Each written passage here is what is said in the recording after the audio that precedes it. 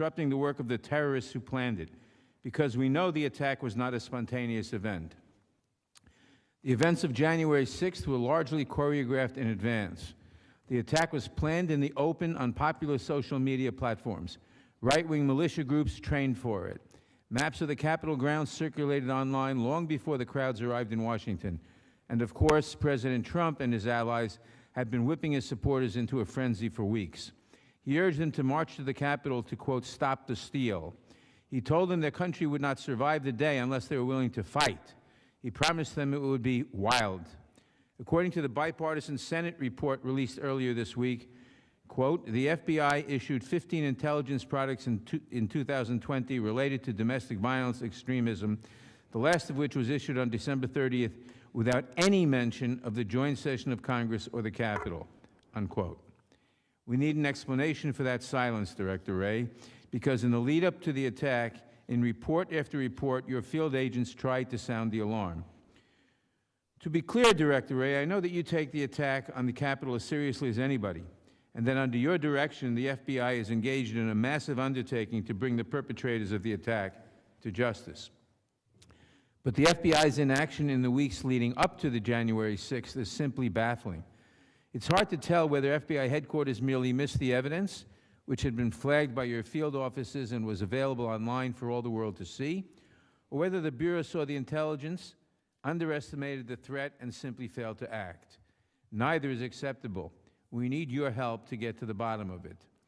We also need your help to get at the root causes of the attack, the extremism and racism that, to be sure, has been with the nation since before its founding, but that former President Trump and others have encouraged and would exploit for political gain. This is not a rhetorical problem. The threat of white nationalism and far-right extremism is very real.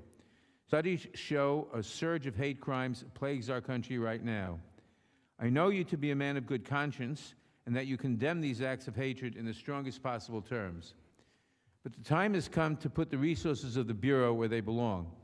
A recent study found that, quote, white supremacists and other like-minded extremists conducted 2/3 of the terrorist plots and attacks in the United States in 2020, unquote. And the time has come for the FBI to confront this threat directly. For too long, the FBI has downplayed the threat of white nationalism, focusing instead on far more distant threats and occasionally on imaginary threats like black identity extremism. And although the FBI no longer uses that particular term, I'm just as disturbed by the Bureau's current practice of lumping together a wide range of activities under the term racially motivated violent extremism, as if there were any equivalence whatsoever between black and brown activists marching for justice and the right-wing extremists who attacked the Capitol Police and tried to hang Mike Pence. The FBI must prioritize this threat. The Bureau cannot be afraid to call these groups by their names. The Oath Keepers, the Proud Boys, neo-Nazis, and other similar organizations pose an immediate threat to my colleagues, my constituents, and my family.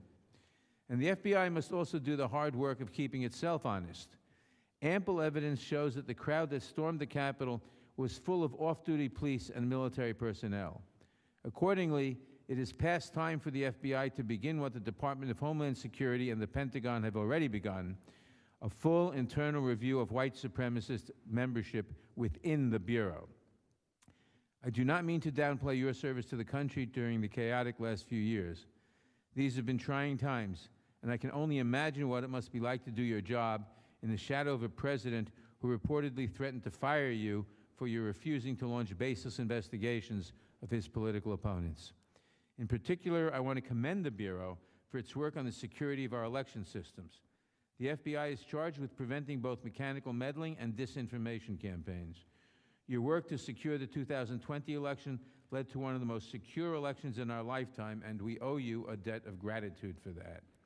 I look forward to hearing more from you on how the Bureau will continue to secure voting systems and to safeguard the right to vote next November. That work is critical because at base, trust in our democracy is what keeps our country vibrant and strong. Faith in our democratic institutions binds diverse people with different values and different backgrounds together in common cause. In the wake of the insurrection, nothing could be more important in your work or mine than rebuilding that trust. Thank you again for being here today. I look forward to your testimony. I now recognize the ranking member of the Judiciary Committee, the gentleman from Ohio, Mr. Jordan, for his opening statement. Thank you, Mr. Chairman. Director Wray, thank you for being here. Over the past several years, Americans have seen their liberties attacked. Every right we enjoy under the First Amendment has been assaulted. Every single one. Your right to worship, your right to assemble, your right to petition, freedom of the press, freedom of speech, every single one. There are places today where a full congregation can still not meet on a Sunday morning. Your right to assemble? 4 weeks ago, I spoke to the New Mexico Republican Party in Amarillo, Texas. They had to go to Texas for freedom because they weren't allowed to assemble in their own state. Your right to petition your government? We sat here today on Capitol Hill having an important hearing with the director of the FBI, but our constituents can't come to their Capitol, lobby their member of Congress to redress their grievances because the Speaker of the House won't let them in. Freedom of the press? Maybe the best example is the president won't go to the border, the vice president won't go to the border. When Secretary Mayorkas went to the border, he wouldn't let the press in the very facilities he was touring. And of course, freedom of speech, we all know what's happened to that. Big tech, censoring conservatives, the cancel culture mob attacking anyone who disagrees with them, deplatforming the sitting president of the United States, Democrats writing letters to the network carriers telling them to take certain news organizations off their network, off their platform. Freedom is under attack, and Director, a lot of Americans think you're part of the problem. Before you got there, the Comey FBI spied on the Trump campaign. Over the last 3 years, the FBI labeled the baseball field shooting where our friend and colleague Steve Scalise was shot, labeled that suicide by cop for 3 years. We know the guy set out to go after Republicans. He had a piece of paper in his pocket with 6 Republican names on it. But somehow the FBI thought it was suicide by cop. Thank goodness you've changed that. More recently, the FBI raided the New York apartment of Mayor Giuliani. The president's personal lawyer, former U.S. attorney, ran the Southern District of New York office. According to press accounts, he said he was willing to give whatever information you all wanted, whatever the Justice Department wanted, but no, you kicked in his door instead. How about the couple in Alaska, Paul and Marilyn Huper? They sure witnessed an attack on their liberty in an up-close and personal way. The FBI kicked in their door, handcuffed them, held them at gunpoint, interrogated them for 4 hours in their own home. There was just one problem. They had the wrong people. Had the wrong people. Took their phones, took their laptop, took a pocket-sized copy of the Constitution. There's got to be some irony in that. And then there's FISA. 2018, FISA court Judge Boasberg said there were major privacy violations by the FBI. 2019, Inspector General Horowitz did two investigations. First one was on the Carter Page FISA application. He found 17 errors in that, 51 wrong or unsupported statements in that FISA application. 17 errors, 51 wrong statements.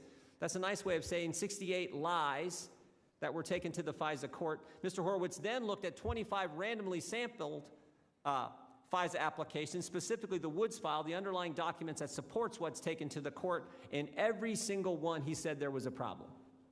All 25. In 4 of them, he couldn't even find the Woods file. But the last time the director was in front of us, February of last year, you told us everything was fine. You said this, quote, Americans should not lose sleep over the FISA application process.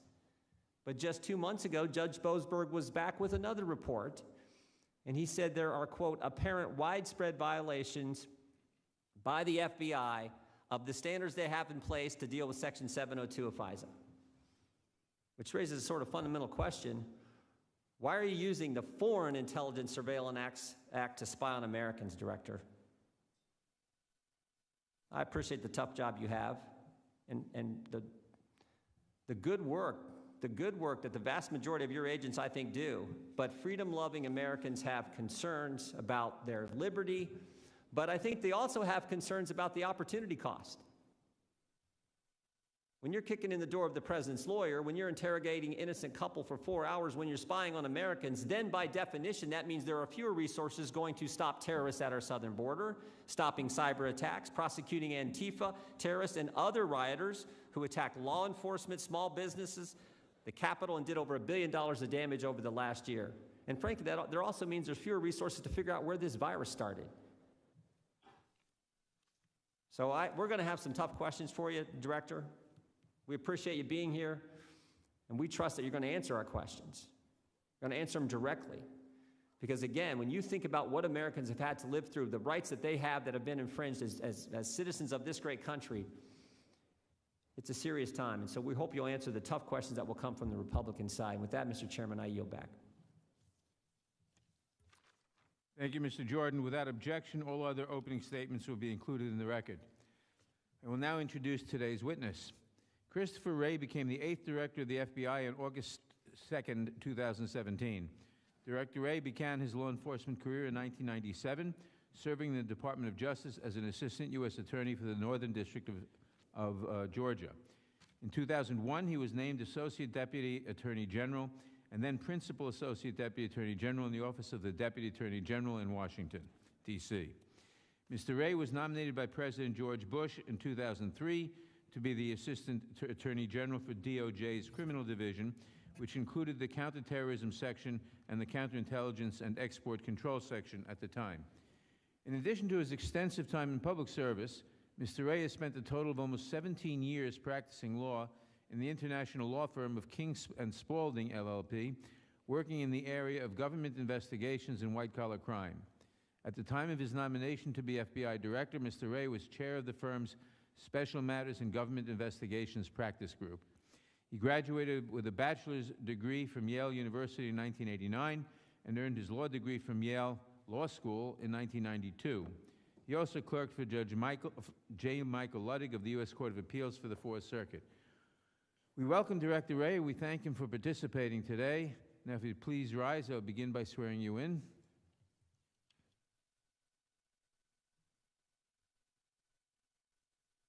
Do you swear or affirm under penalty of perjury that the testimony you're about to give is true and correct to the best of your knowledge, information, and beliefs to help you God? Let the record show that the witness has answered in the affirmative. Thank you, and please be seated. Please note that your written statement will be entered into the record in its entirety. Accordingly, I ask that you summarize your testimony in 5 minutes. To help you stay within that time, there is a timing light on your table. When the light switches from green to yellow, you have 1 minute to conclude your testimony. When the light turns red, it signals your 5 minutes have expired. Director Wray, you may begin. Good morning, Chairman Nadler, Ranking Member Jordan, members of the committee. Thank you for this opportunity to talk about the FBI's enduring efforts to keep the American people safe. As you know, over our almost 113-year history, the FBI has worked tirelessly alongside our trusted partners to confront a host of threats facing our country, from the persistent threat posed by terrorists, both foreign and domestic, to the counterintelligence threat posed by the governments of aggressive adversaries like China and Russia, to the scourge of violence threatening our neighborhoods, to the rising and evolving threat posed by cyber criminals who seek to hold hostage our companies and our critical infrastructure. I suspect we'll be covering these and other topics today, but I'd like to start by discussing an issue that is of utmost concern to me, to you, and to all Americans, which is the prevalence of violence in our country.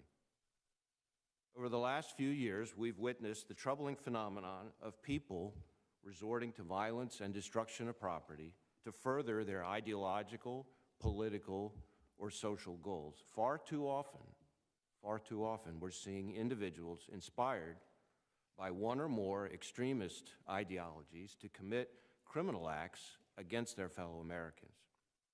Now, the FBI does not and should not police ideology, and we do not investigate groups or individuals based on the exercise of First Amendment protected activity alone.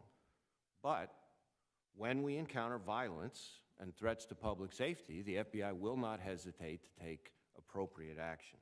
That is not a controversial issue that should force anyone to take sides. We can all agree that violence in any form in support of any set of beliefs cannot and will not be tolerated, because violence undermines one of the most basic freedoms of all Americans, the right to feel safe and secure in our own homes and communities. We saw this kind of extremist violence on January 6th, when an angry mob used violence and the destruction of property to break into the U.S. Capitol in a failed attempt to undermine our institutions of government and our democratic process. An assault where you, the members of Congress, were victims, but where all Americans were victimized, and more than 100 law enforcement officers were injured in just a few hours. Through the dogged work of FBI agents, analysts, and professionals working alongside federal, state, and local partners, we've been able to make close to 500 arrests so far, with more sure to come. We also saw extremist violence during last summer's civil unrest. And although most citizens made their voices heard through peaceful, lawful protests, others, far too many, persistently exploited those protests to pursue violent extremist agendas. In Portland alone, hundreds of law enforcement officers sustained injuries, and damage to federal buildings was estimated in the millions of dollars. Across the country, federal, state, and local authorities arrested thousands of individuals who committed criminal acts surrounding those protests. And nearly every one of the FBI's 56 field offices opened investigations, amounting to hundreds of investigations involving violent and destructive conduct. More recently, we've seen an alarming increase in hate crimes across the country, many targeting members of the Asian American, Pacific Islander, and Jewish communities. In some cases, these crimes are carried out by individuals we characterize as racially and ethnically motivated violent extremists. To confront this threat, we've taken a multi-pronged approach, focusing on our traditional investigative efforts through our Civil Rights Program and our Domestic Terrorism Hate Crimes Fusion Cell that we created about a year and a half ago, but also enhancing our law enforcement training, public outreach, and support to our state and local partners. Our efforts to stem extremist violence are on top of our continued and extensive work to disrupt violent gangs, drug organizations, and human traffickers whose criminal acts devastate families and communities. For many of you, violent crime remains the most significant and most pernicious threat you face in your home district. And in difficult times like these, we must never forget the extraordinary bravery of our federal, state, local, and tribal law enforcement members who risk life and safety every single day to protect the public and keep the peace. And I say that because over the past year, we've seen a troubling uptick in violence against members of the law enforcement community. In just the first 5 months of 2021, 36 officers have been feloniously killed on the job. That's far surpassing the number by this time last year. To put that in perspective, that's almost 2 law enforcement officers shot and killed every week. And that's not counting all those officers who've died in the line of duty facing the countless other inherent dangers of the job, like racing in pursuit of a suspect and dying in a car accident, or drowning in an attempted rescue, or even the scores of officers who've died from COVID-19 because law enforcement, of course, kept coming to work every day, right through the teeth of the pandemic. Nor is it counting all those officers who've been badly injured, but thankfully survived, but whose lives and whose families' lives have been forever changed. Now, the loss of any agent or officer is heartbreaking for their families, for their departments, for their communities that they serve. We in the FBI know that all too well, with the terrible, terrible loss of Special Agents Laura Schwarzenberger and Dan Alfin this past February, shot and killed down near Miami. Each one of the officers and agents we've lost this year were people who got up one morning, picked up their badge, not knowing whether they'd make it home that night. And they did their jobs despite all the hardships they've faced in this almost epically difficult year, because they were devoted to protecting their fellow Americans, both friends and strangers alike. And we owe these dedicated public servants a debt of gratitude. More than that, we owe them our best efforts to help stem the tide of violence. All of us here today have a shared responsibility to take a stand, to protect our communities, to support those who serve in law enforcement, and to condemn violence regardless of its motivation. And we in the FBI are ready to do that exactly, to use all the tools at our disposal to uphold the rule of law and to fulfill our mission to protect every American, because there is simply no place in this country for hatred, intolerance, or violence, regardless of its motivation, ideology, or otherwise. So thank you for taking the time to hear from me today. I look forward to answering your questions. Thank you for your testimony. We'll now proceed under the 5-minute rule with questions. I will recognize myself for 5 minutes. According to documents we've received from the Bureau, the FBI was aware that several violent extremists already under investigation were preparing to travel to Washington in January. In December, FBI Atlanta issued an alert that certain militia groups were preparing for a significant event in January, perhaps on Inauguration Day. And on January 5th, a report from FBI Norfolk warned about specific calls for violence at the Capitol the next day, some of them graphic. Congress needs to hear of glass breaking, doors being kicked in, and blood being spilled. The report also noted that individuals were sharing maps of the tunnels underneath the Capitol complex and listed rally points where the attackers would gather before advancing on the building. We know that the Norfolk report made it to the FBI's Washington field office in advance of the attack. And yet, for days after the attack, the head of that field office insisted that it had received no intelligence suggesting anything other than First Amendment activity. Director Wray, the warnings coming in from around the country were clear. Here in Washington, did the FBI simply miss the evidence, or did it see the evidence and fail to piece it together? Well, Mr. Chairman, as you could imagine, we are just as outraged by what happened on January 6th and just as determined to do our part to make sure that never happens again. Now, the Norfolk report that you referenced was a specific piece of raw, unverified intelligence that emerged on January 5th, the day before, from a source online, unvetted, and despite the raw nature of it, it was quickly passed, not one, not two, but 3 different ways to the Capitol Police. One, an email to their representatives on our Joint Terrorism Task Force. 2, in a verbal briefing in our command post that included members of the Capitol Police, MPD, et cetera. And 3rd, in our law enforcement portal, which all law enforcement partners have access to. So we tried to make sure that we got that information to the right people.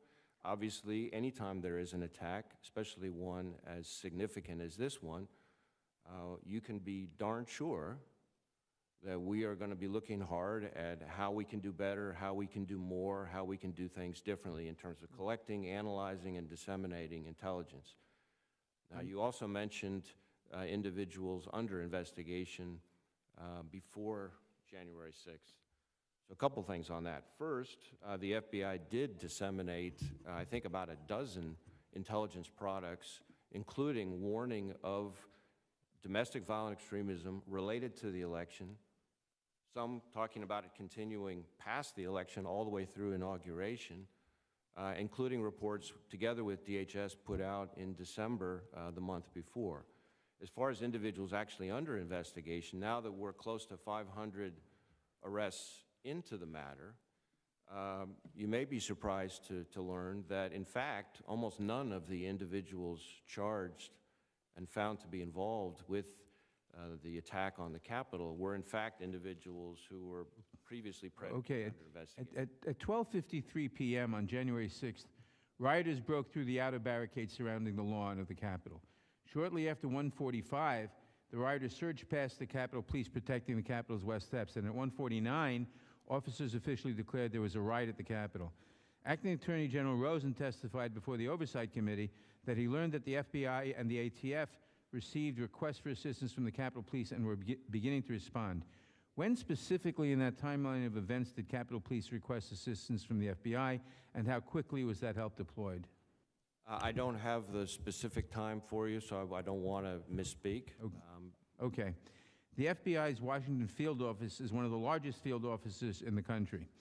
The field office was reportedly found by an internal review in 2019 to be both ineffective and inefficient. Specifically, the review criticized the field office's mechanisms for collecting and analyzing threat intelligence, as well as its procedures for sharing intelligence with other law enforcement agencies, including the Capitol Police. Did the Washington field office's domestic terrorism shortcomings lead to a delayed response in the lead up to and on January 6th?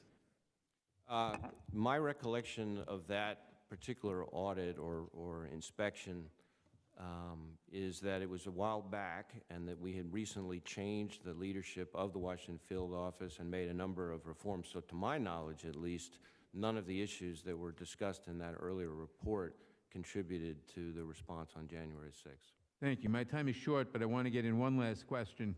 In February, the Secretary of Defense converted senior military officials and civilian leadership of the armed forces to assess the problem of extremist ideology in the military's ranks.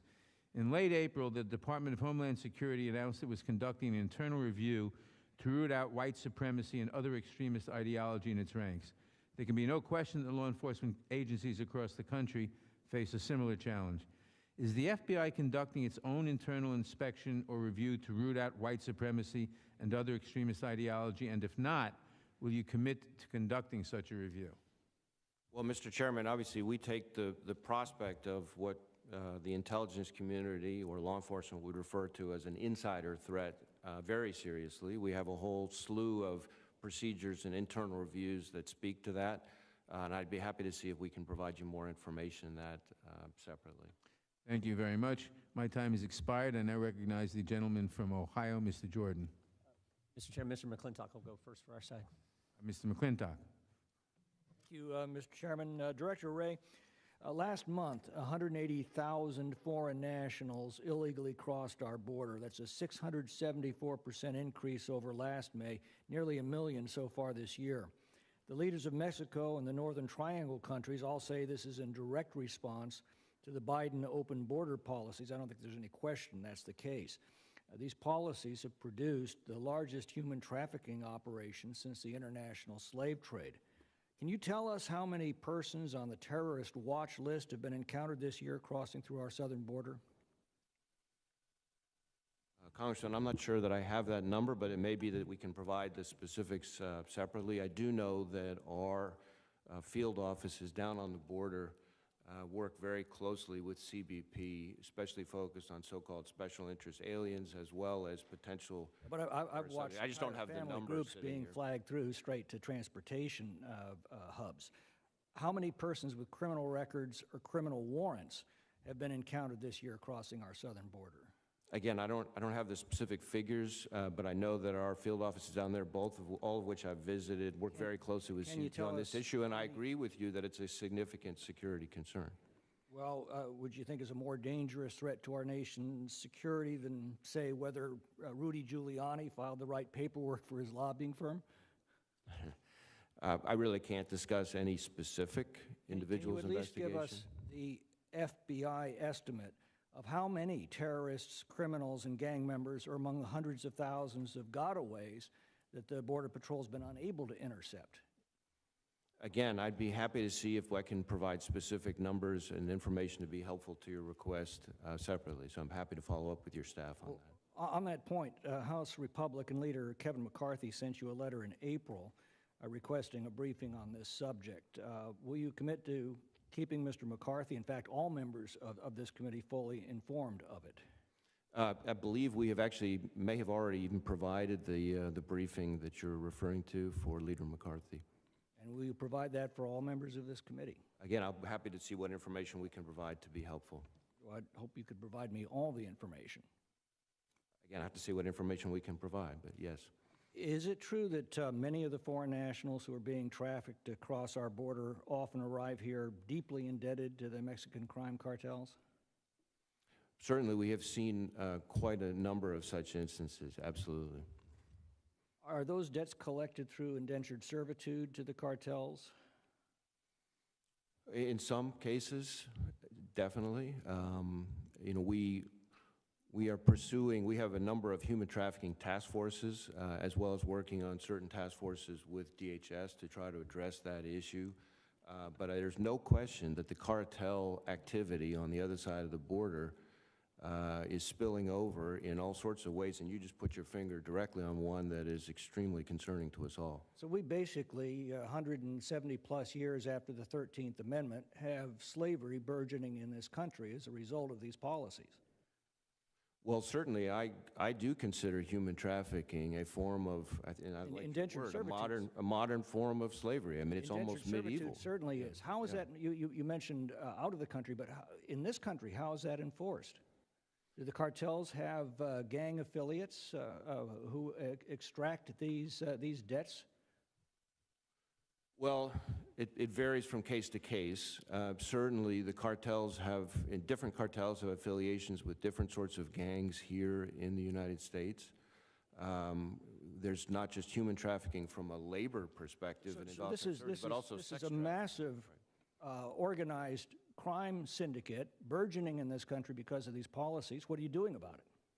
So we are attacking, it's a team effort, right? Obviously, DHS has the primary responsibility for the border itself, but we have Safe Streets task forces that go after the gang activity.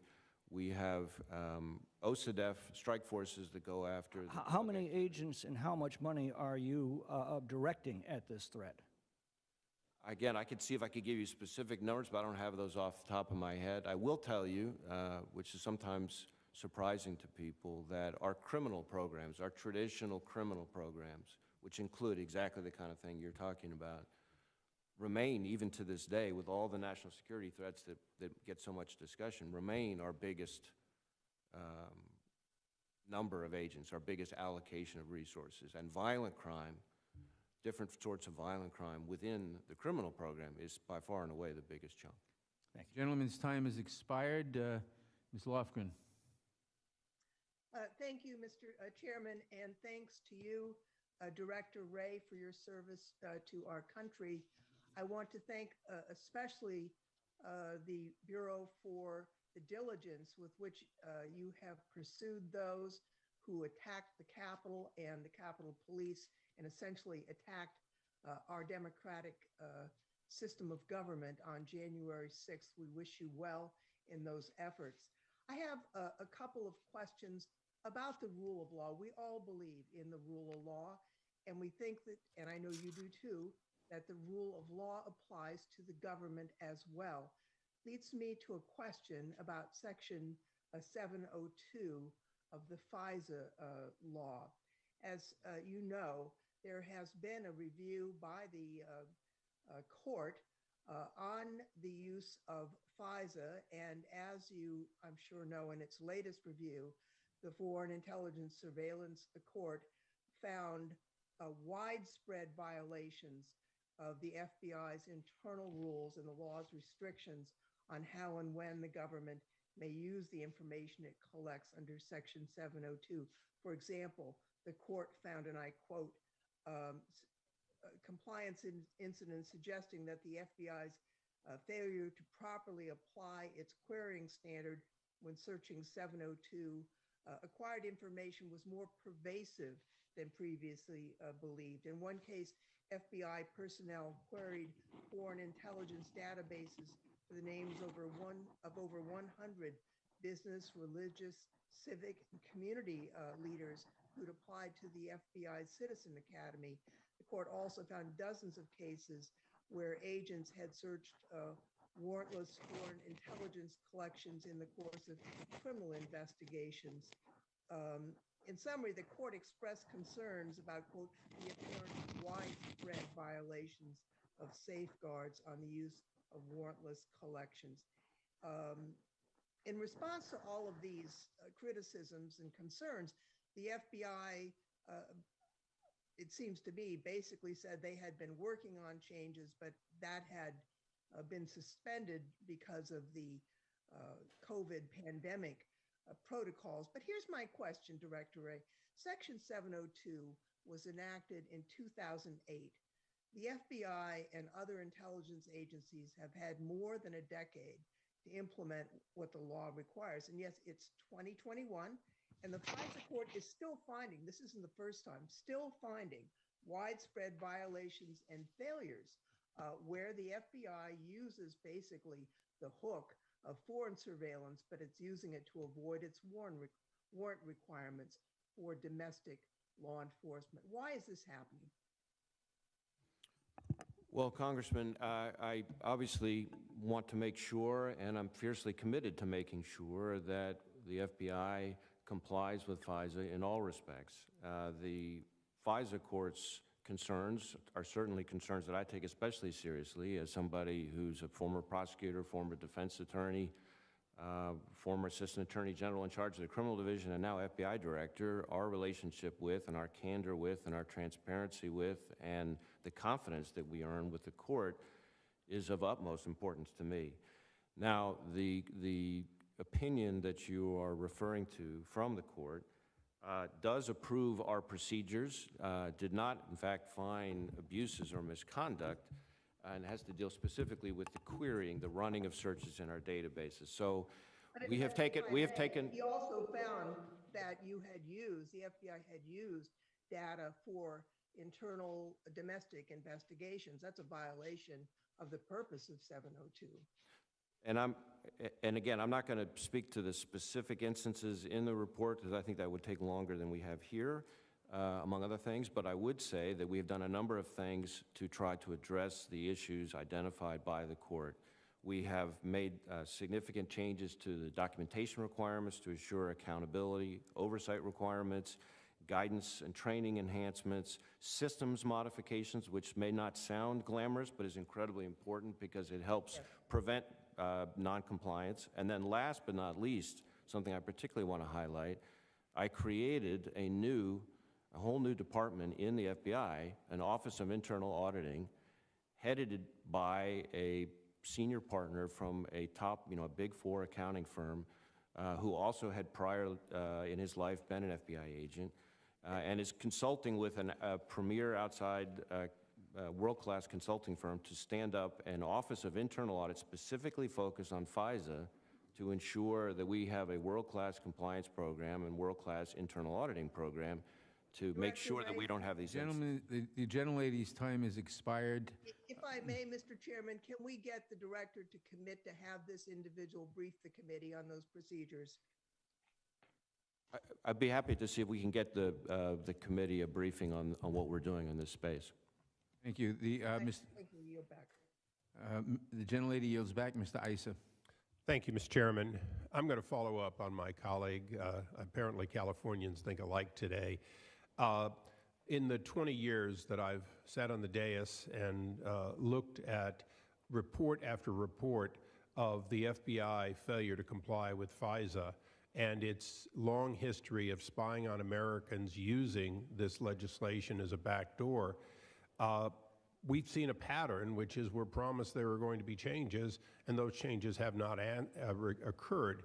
As the gentlelady who just spoke, Ms. Lofgren, would tell you, you're coming up for reauthorization.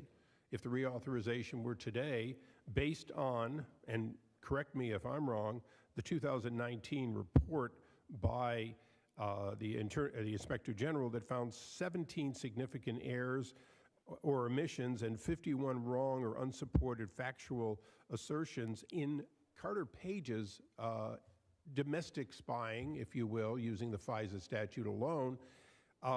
In addition to that, we have numerous people, including judges, who say if they'd known the truth rather than the false statements, they never would have granted those warrants. So now the question is, should we, first of all, do you agree with those findings that at least some of those 68 errors or omissions are accurate, including one of your own that was prosecuted for it? Well, Congressman, first, let me be clear, just in case there's any confusion to anybody watching. Of course, all of these applications were filed before I became FBI director. No, be clear. And to be honest, Director, the reason we're having this conversation, Ms. Lofgren and I both, is that it's your watch. And organizations, no matter how great they are much like airplane pilots. They're not judged on their safe landings, they're judged on their crashes. And this was clearly a crash, wouldn't you say? Well, what I would say is that the Inspector General's report describes conduct that I consider unacceptable, unrepresentative of who the FBI is, and cannot happen again, which is why I implemented over 40 corrective measures promptly after the Inspector General's report came out, accepted every single finding in the Inspector General's report, implemented every single recommendation in the Inspector General's report, went above and beyond, installed an entirely new leadership team at the FBI, created this new Office of Internal Auditing that I just mentioned to Congresswoman Lofgren. I can go on and on and on, but Let me significant changes. not let you go on and on just because of short time and ask you, what assurances can you give us today that a current audit would not find current failures? Well, as somebody who's worked deeply with auditing firms for all sorts of organizations, the point of an audit is to find problems. And so I can't sit here and tell you that no audit would find a problem. That's why we have an auditing program, is to find the problems and fix them. And that's what we're going to do. Okay, some time ago, under your predecessor, he came before this Congress and defended a warrant, an unusual one that ordered the company Apple to develop software to allow for a backdoor, purportedly to be on one iPhone used in San Bernardino by a murderer, a terrorist, but in fact they were asking for software that allowed it to be external. Your predecessor claimed that you did not have the technical capability to decipher it. Shortly after that, a college professor showed that for about $300 you could have done it, and yet you paid $1 million to an Israeli firm who did it. Today, can you assure us that you have the tools that you apparently did not have, or would we have to assume that you'd have to ask a professor for a $300 solution or the Israelis for $1 million solution? Well, as you could imagine, the technology continues to improve both for the bad guys and for the good guys. And so it's not a static situation. But Well, even knowing that, and knowing that there have today, been 2 recent failures in cyber attacks, what assurances can you give this committee that you have the resources and a plan to be on the leading edge of cyber rather than the trailing edge of cyber, which appears to be where we are in a number of areas? we constantly need more resources to get further and further ahead of the bad guys in this particular space. The technology in terms of encryption, which is sort of the point you're getting at with the Apple example, has continued to advance in a way that's actually making it harder and harder for law enforcement, not just the FBI, but all across this country, to get into encrypted devices and certainly encrypted messaging platforms. We saw that, for example, down in Congressman Gates's district in Pensacola with the Naval Air Station attack there. And we tried to get into Apple's iPhone, the device that the terrorists there used. And by the way, he took the time in the middle of the attack to shoot the phone. Think about the presence of mind that he has to have in the middle of that to do that, to try to prevent us from getting into his phone. Our folks were able, in that instance, to reconstruct the phone. And because of a fluke in that particular instance, we were able to actually get into the device. But it took months and months and months and hours and hours and hours and hours and lots of taxpayer money to get there. And only then, after not having gotten the cooperation that we really could have used from Apple at the front end, we found out that that particular terrorist had been in communication with al-Qaeda in the Arabian Peninsula right on up till the night before the attack, not known at the time that the attack was disrupted. So it's an illustration of what a challenge this is for law enforcement, and it affects terrorist investigations. It affects an issue that I know is near and dear to every member of this committee, child sexual exploitation investigations.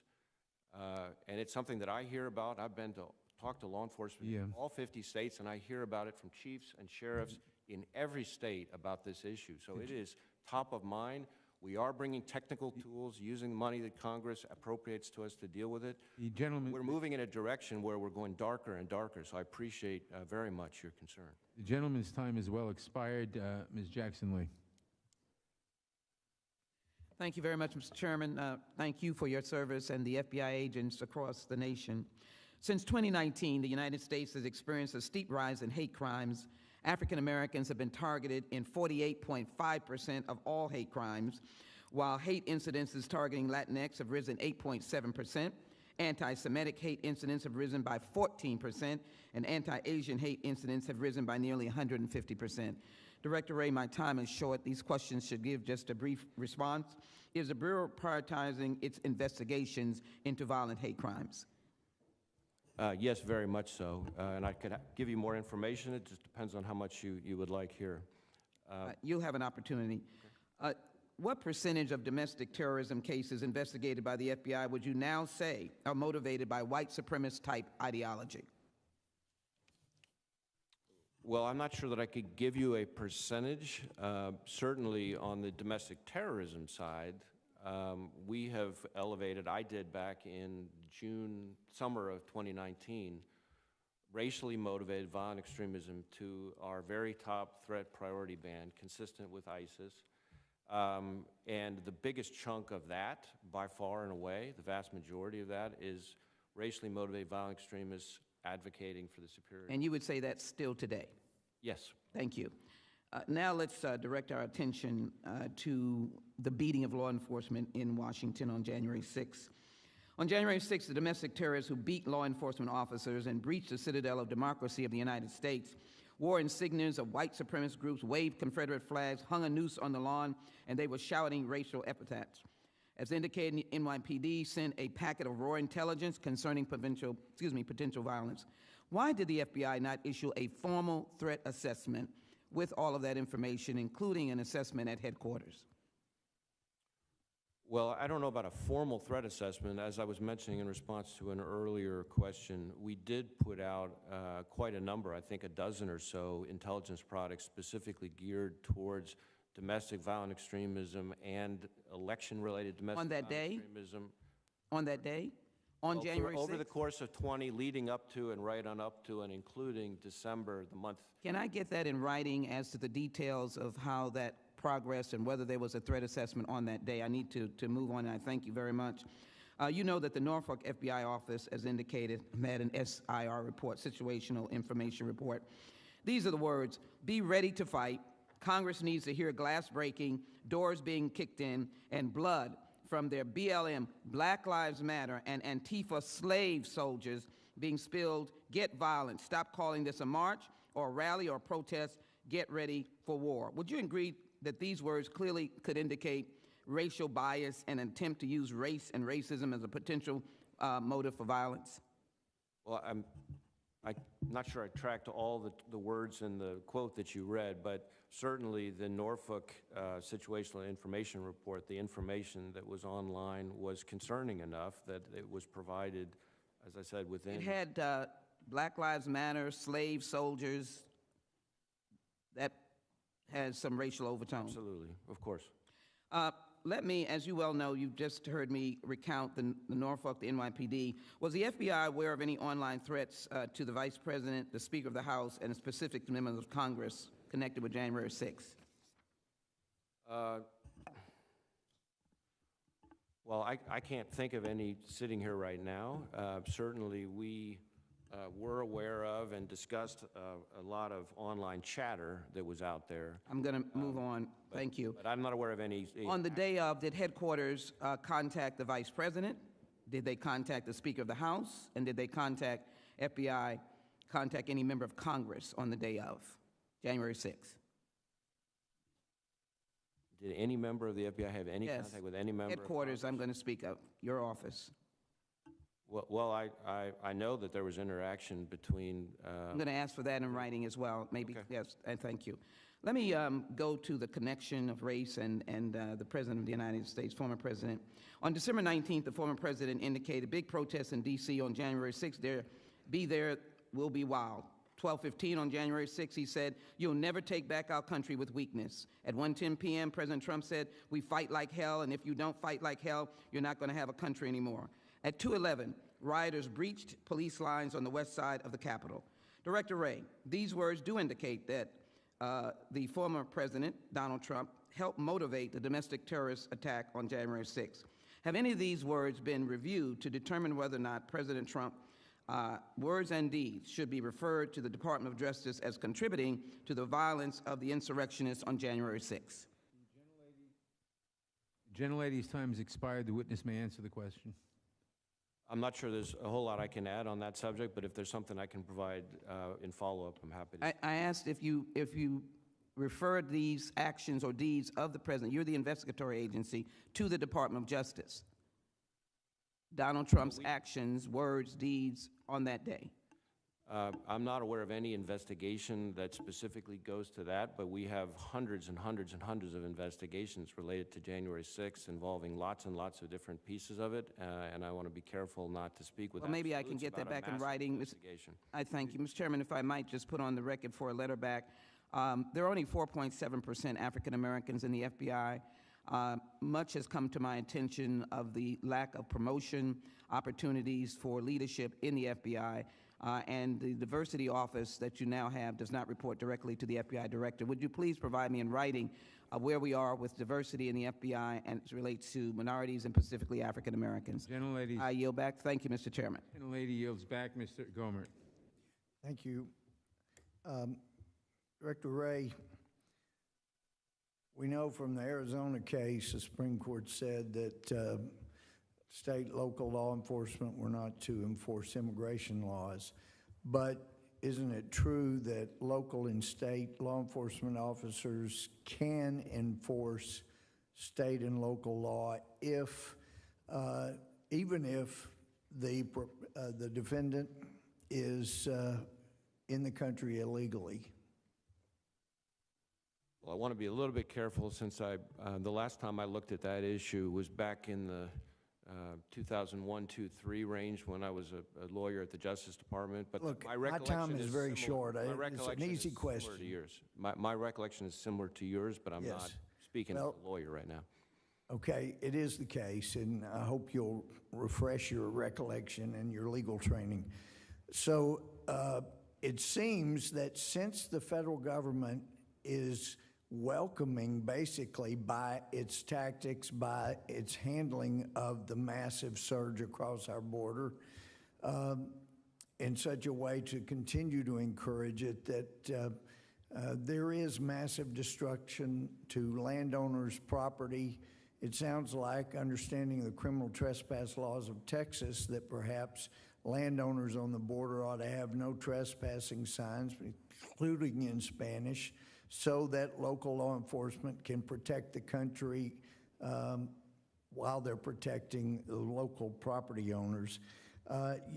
There was a question about also the FISA court, and I'm still, as a former judge, particularly disturbed that no FISA judge felt strongly enough about people not lying in applications for warrants that they took action for contempt of court. But should DOJ officials that sign applications for warrants before the FISA court actually read them before they certify that they're true and correct? Certainly, it's my practice when, as FBI director, I'm signing applications to. You do read them. I do review them, yes, absolutely. And I would commend you for that. And I would ask you to look into. They're not short, by the way. Yeah, and they're usually lengthy. Yeah. But I would commend your looking into Mr. Rosenstein's inability to testify that he actually read those regarding the Trump campaign before he signed them. The night before January 6th, January 5th, that evening I was talking to Capitol Police officers, and I said, you know, let's face it, most of the conservatives that come, they don't have any intention of being violent. And they said, well, we've been briefed today that there's a good bit of, it's understood, online activity, that there are people that are going to be coming that hate Trump, but they're going to dress up in red, MAGA, Trump paraphernalia to try to blend in and create trouble. We had Capitol Police Chief Son testify that they got no information from U.S. Intel or from the DOJ, FBI, of any threat of the nature that came about, did the FBI have information about the violent threat that occurred on January 6th, on January 5th? Well, the answer to that is complicated, unfortunately. So we've already talked about a little bit here this morning. It shouldn't be complicated. You either had information or you didn't. That was my question. So there's different kinds of information. We had the online chatter that we just talked about, and the so-called Norfolk SIR, Situational Information Report, has that. But what we did not have, to my knowledge... Did you pass any of that information on to Chief Sund? We passed the Norfolk information onto the Capitol Police in 3 different ways, as well as to Okay, well, MPD. you were careful to note that most of the protesters who were leftists last summer were basically peaceful, but you haven't said that about the 200,000 people that showed up on January 6th. Do you know how many people actually came into the Capitol on January 6th that were unauthorized? I don't have an exact number. I do know that we've now are approaching around 500 arrests. But to be clear, to your point about peaceful, the way I think is a fair description of January 6th is there's sort of 3 groups of people, almost like an inverse pyramid. First group, biggest number of people who showed up kind of outside, maybe not on the Capitol grounds, were peaceful, maybe rowdy, but peaceful protesters. Then there's a second group that were people who, for whatever reason, engaged in, let's say, the next level of criminal conduct, trespass, et cetera. And that is criminal, that is a violation, and those laws need to be enforced. And then there's the third group, which is where you're seeing a lot of the arrests and a lot of the more significant charges that are coming out of our work right now, which are the people who brought all sorts of weapons, Kevlar, tactical vests, bear spray. Firearms? What's that? Anybody bring firearms? Gentlemen, I can think of at least one instance where there was an individual with a gun inside the Capitol, but for the most part, the weapons were weapons other than firearms. But there's 3 groups, and it's hard to paint with one broad brush every single individual. the gentleman's time has expired. Mr. Cohen.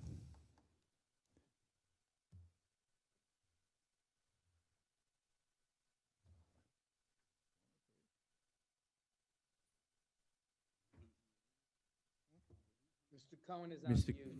Mr. Cohen? I'm unmuted now. Okay. Thank you, Mr. Chairman, and thank you, Director Ray. You've done an admirable job so far, foot soldiers in the January 6th insurrection. Kind of like going after Al Capone and getting all of the lottery sales tickets, the people that do the bootlegging in the street. You, to the best of my knowledge, haven't done anything to go after the people who incited the riot, the big bosses, the leaders, which is Donald Trump.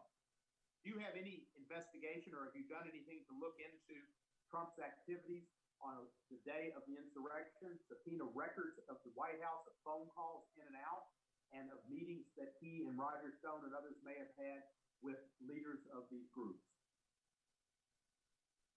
Well, again, Congressman, somewhat along the lines of something I said earlier, because we have not one, but now close to 500 pending criminal cases, all of which are in the hands of judges who feel very strongly about how much I discuss pending cases. I want to be careful about that. We have brought, in addition to what you're describing as kind of the lower level type offenses, we have now started to bring a number of conspiracy charges of various individuals. Yes, I think there's about 30 plus individuals who have been charged with conspiracy. Ray, Yes, sir. I appreciate and understand that, but I'm talking about Mr. Big, number 1. Have you gone after the people who incited the riot? Well, I don't think it'd be appropriate for me to be discussing whether or not we are or aren't investigating specific individuals. I just don't think that's appropriate. I'll accept that and understand that, but I would urge you to do it. He said, come to Washington on the day of the Electoral College, a month earlier, no other day. And he said, it will be big and it will be wild. I read that as violence to occur. And I was with a Capitol policeman on Sunday who said, yes, they had information that said it was going to be violent. You and the FBI did not make the case. You should have warned and you had a duty to do that. Let me ask you this. Have you seen Mr. McGann's testimony yet? No, sir. I urge you to look. I don't know if you can do anything without the direction of the Attorney General, but it appears Mr. McGann was told to lie by the president about wanting to fire officials that would have resulted in obstruction of justice. I urge you to look at it. Can you act on that testimony independent of the Attorney General? Well, I think we have very specific rules about predication and approval on certain kinds of investigations, so I'd have to look at whatever information you wanted to send our way, and we can take a look at the information and evaluate whether or not there's action we could take. It's in the deposition, and it's clear that McGann said that the president told him to lie, and the president also lied. I would urge you to look at that and talk to Director Garland, Attorney General Garland, about that. Did you infiltrate the crowds of the BLM Black Lives Matter protest in Washington when they were in Washington? Congressman, we don't infiltrate protests as a general rule, certainly. When it comes to criminal activity, we have specific rules covered by the Attorney General guidelines and the so-called DIAG, which is our implementation of the Attorney General guidelines that cover what we can and cannot do. And we would have followed those scrupulously, not just in general, but in the specific period that you're talking about. We don't investigate First Amendment activity. We investigate threats of criminal activity. Thank you, Director. I know First Amendment activity is protected, but was your activities on January 6th different from what it was with Black Lives Matter? Did you observe? Did you try to get more knowledge about what was going on after you had the Norfolk information about the January 6th insurrection? Well, the Norfolk information that we've talked about here arrived essentially the night before or the afternoon before January 6th and was promptly passed on. At that point, it was raw, unverified information that we hadn't yet had a chance to vet. But of course, we decided that even though it was raw and unverified, we needed to pass it on to all of our partners, both in the command post and throughout the Joint Terrorism Task Force, to make sure they had it. Director Wray, thank you. I only have a few seconds left. You have compared ransomware to 9/11. Ransomware is awful and it's a problem. 9/11 was awful. But the insurrection on our Capitol, unlike anything known since the Civil War, is also awful. Where would you compare the insurrection? And would you admit that it was an insurrection on our Capitol with the assault on our country on January 11th? The gentleman's time has expired. The witness may answer the question. Thank you, Mr. Chairman. Well, first, let me just say that I don't think any attack, ransomware or January 6th, can fairly be compared to the horror of September 11th and the 3,000 or so individuals who lost their lives that day. And that attack and my engagement with the victims in my last time in government was a big part of why I came back into this role in the first place. My reference to September 11th in context of ransomware was not about the attack, but about how the country came together in response. Now, certainly, when it comes to January 6th, it's a unique type of attack, not just in terms of the number of individuals, but in terms of the effort to disrupt a key part of our constitutional system and the peaceful transition of government, which is such a hallmark of our country. So it's a very significant attack in of its own right, and certainly we have, as we've already talked about, close to 500 arrests. We have all of our field offices fully engaged, and the amount of manpower devoted to it is extremely significant for one attack, absolutely. The gentleman yields back. Mr. Shabbat. Thank you. Director Wray, since you last testified before this committee, our country has faced increased threats, be it malware and ransomware to our computer networks, gang members crossing our southern border and committing horrific crimes here within the United States, groups like Antifa attempting to burn down federal courthouses, the January 6th attack, as we've mentioned, on the Capitol, and the surge of illicit drugs killing so many Americans. we are facing multiple national security threats, all of which need the full attention of agencies like the one that you oversee, the FBI. I'll first ask you about cyber attacks. Ransomware terrorists have brazenly disrupted the operations of countless hospitals, schools, city governments, emergency services, even our congressional offices, and an untold number of businesses because they typically pay the ransom quietly. Last fall, cyber criminals were able to compromise patient records and personal information from a hospital and a senior living community in my district. And more recently, high-profile ransomware attacks on Colonial Pipeline and JBS, a meat processing company, caused major disruptions to our oil and food supply. I've seen it estimated that there's a victim of a ransomware attack every 11 seconds, that they're already costing us $20 billion a year, and that you've compared the challenge, as Mr. Cohen mentioned, to the September 11th, 2001 attack on our nation. Mr. Director, the Biden administration basically, I mentioned the attack on the Colonial Pipeline, basically gave a wink and a nod to paying off the thugs. And I know some of that money was gotten back, but don't we need to clarify the policy relative to paying off criminals? Aren't we just inviting more attacks when you pay off these thugs? Well, Congressman, I appreciate the question, and I share your concern about, and that's partly why I've made some of the comments that I've made publicly about the effect of ransomware and the threat that it poses and the challenge and what it requires from all of us to deal with it.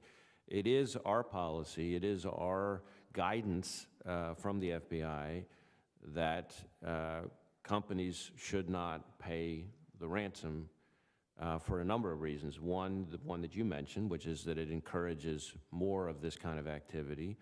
But then there's second, some more practical issues, which sometimes the encryption or the locking up of the system that the actors engage in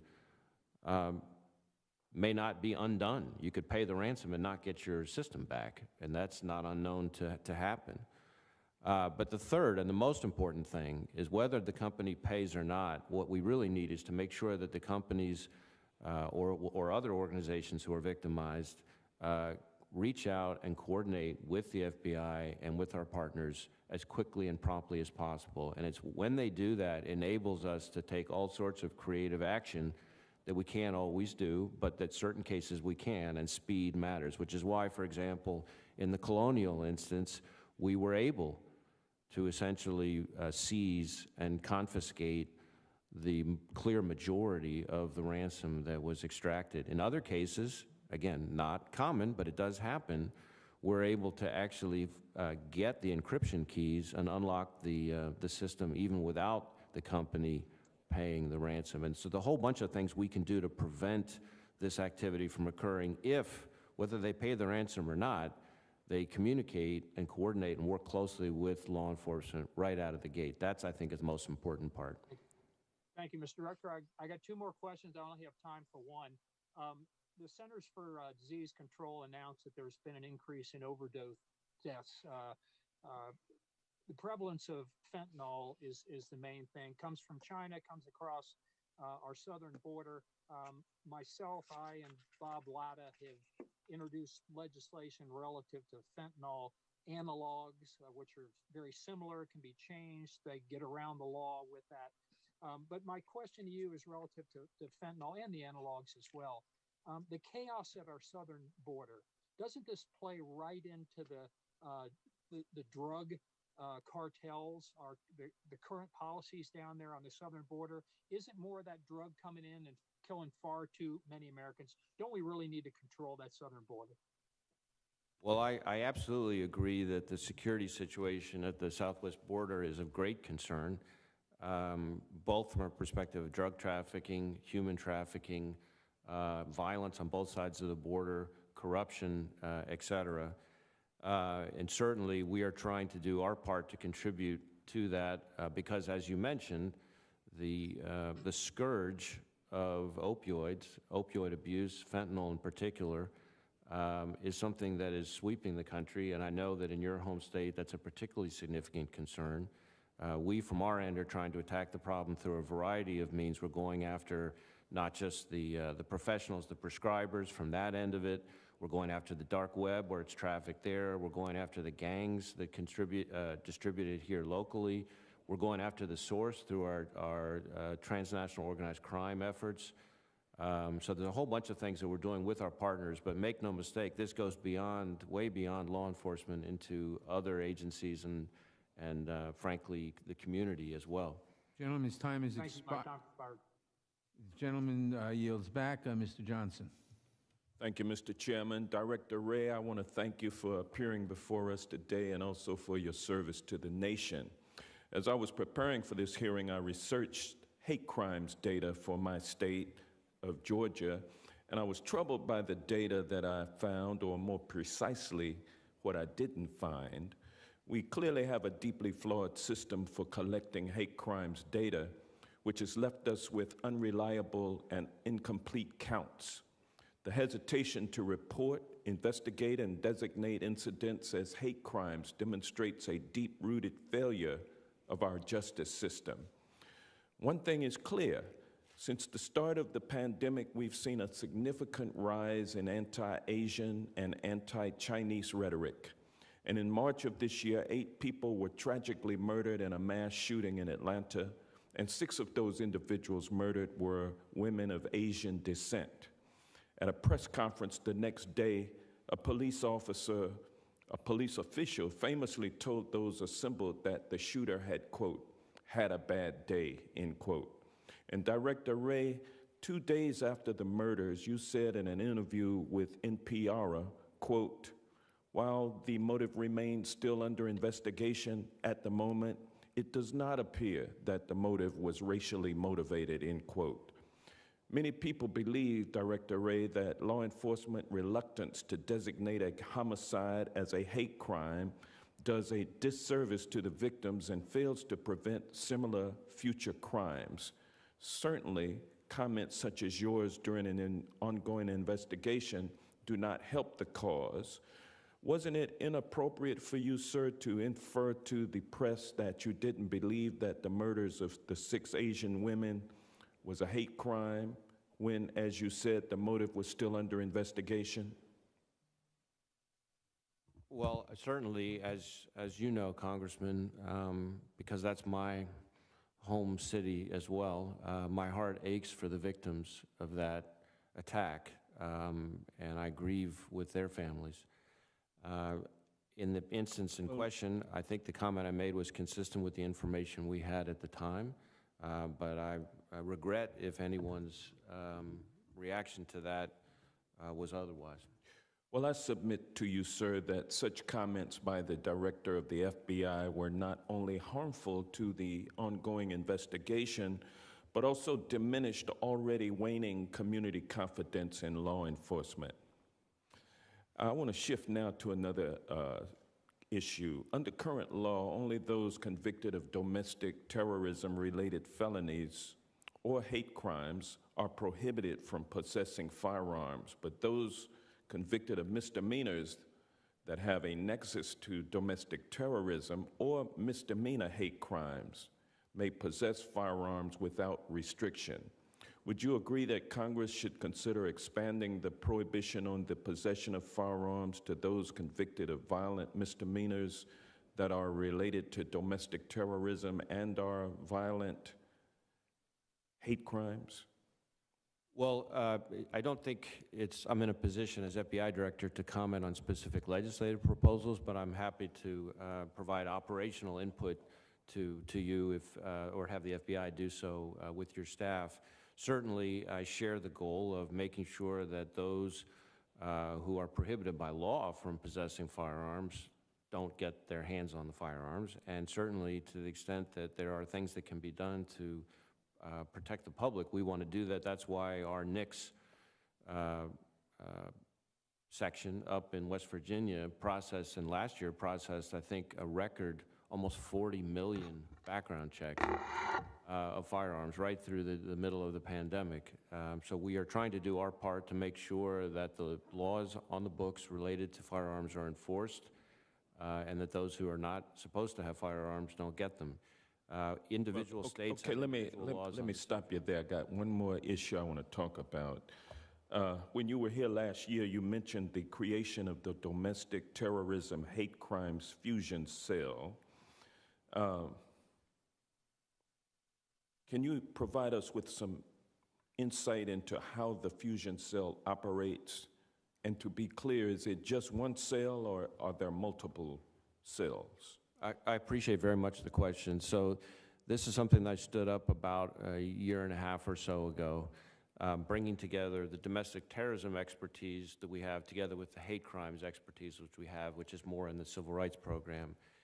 And together, the goal was to try to be more proactive and to try to do a better job of anticipating and preventing hate crimes. And so, for example, we're very proud of the success that that cell helped create in Colorado, where we were able to prevent an attack, a hate crime against a synagogue, I forgotten the city in Colorado, but that was a big part of what came out of that fusion cell. The fusion cell is one cell in headquarters, but it works with all of our field offices and helps coordinate that effort. And again, the whole goal is to try to be ahead of the threat. That's the point of it. Gentleman's time has expired. Mr. Gates. Thank you, Mr. Chairman. There has been a cover-up regarding the origins of coronavirus. We see it in the Fauci emails. We see it in the G7's call today to renew an inquiry into those origins. We see it in the Biden administration's efforts to squelch investigation into the origins of the coronavirus. And I want to figure out what side the FBI is on. On April 28th, Dr. Li Mingyan landed at LAX. One of your agents interviewed her at that time. She then traveled to New York. Your agent from Los Angeles followed her to New York and sought an interview on both the 1st of May and the 2nd of May in 2020. The FBI took Dr. Li Mingyang's phone, on which the doctor showed evidence of WeChat communications between herself and the director of the CDC in Beijing, all the way dating back to December of 2019, regarding the Chinese military's involvement in the development of the virus and specific links to the Wuhan Institute of Virology. Director Wray, when did you become aware of your agency's interface with Dr. Yang? When did you review those WeChat messages? I'm not sure that there's much I can say about any specific investigation. I will say that a couple things. One, as I think you know, and I think the committee knows, I have been very vocal, and I intend to continue to be very vocal about the counterintelligence threat, which takes a wide variety of forms from the People's Republic of China and the Chinese Communist Party. And I think it's one of the most significant threats facing this country. Is Dr. Yan part of that threat? Well, again, don't want to speak specifically about any particular investigation. But the second thing I would mention is that... Well, here's why that's important. Yeah. On the first thing, Director Wray, back in April and May of 2020, we didn't have nearly 600,000 people dead as a result of the coronavirus. On October 14th, 2020, FBI agent Andrew Zitman brought a scientist who was working with the FBI to meet with Dr. Yan in New York on October 14th. They met for nearly 6 hours. Can you tell us anything about that meeting and what it tells us about the origins of this virus? It is simply unacceptable to sit here a year later and say you're not going to tell us whether or not there was information about the origins of the virus when it is so central to the safety and health of our fellow Americans. I certainly understand the point of the question. Again, I have to be careful not to discuss specific investigations. I will say that in addition to our investigative work, as I think has been recently publicly stated by the DNI, and I think even the President himself, the intelligence community has been looking at this issue. There are differences of view within the intelligence community about the origins of the coronavirus. Totally understand all that. I'm trying to resolve those differences. Deeper dive on that subject. Director Wray, we are unable to hold the Chinese Communist Party accountable if we throw our hands in the air and say, well, there's differences of opinion. We have to assess whether those differences are similarly rooted in fact. That's why I need the facts from you. Will you provide to this committee any scientific analysis that the FBI has done regarding Dr. Yan's claims, regarding the messages she provided to you, regarding Beijing's knowledge of the origins of this virus, their military's involvement, and even efforts to try to present to the world a fake genome sequence at the beginning of these developments?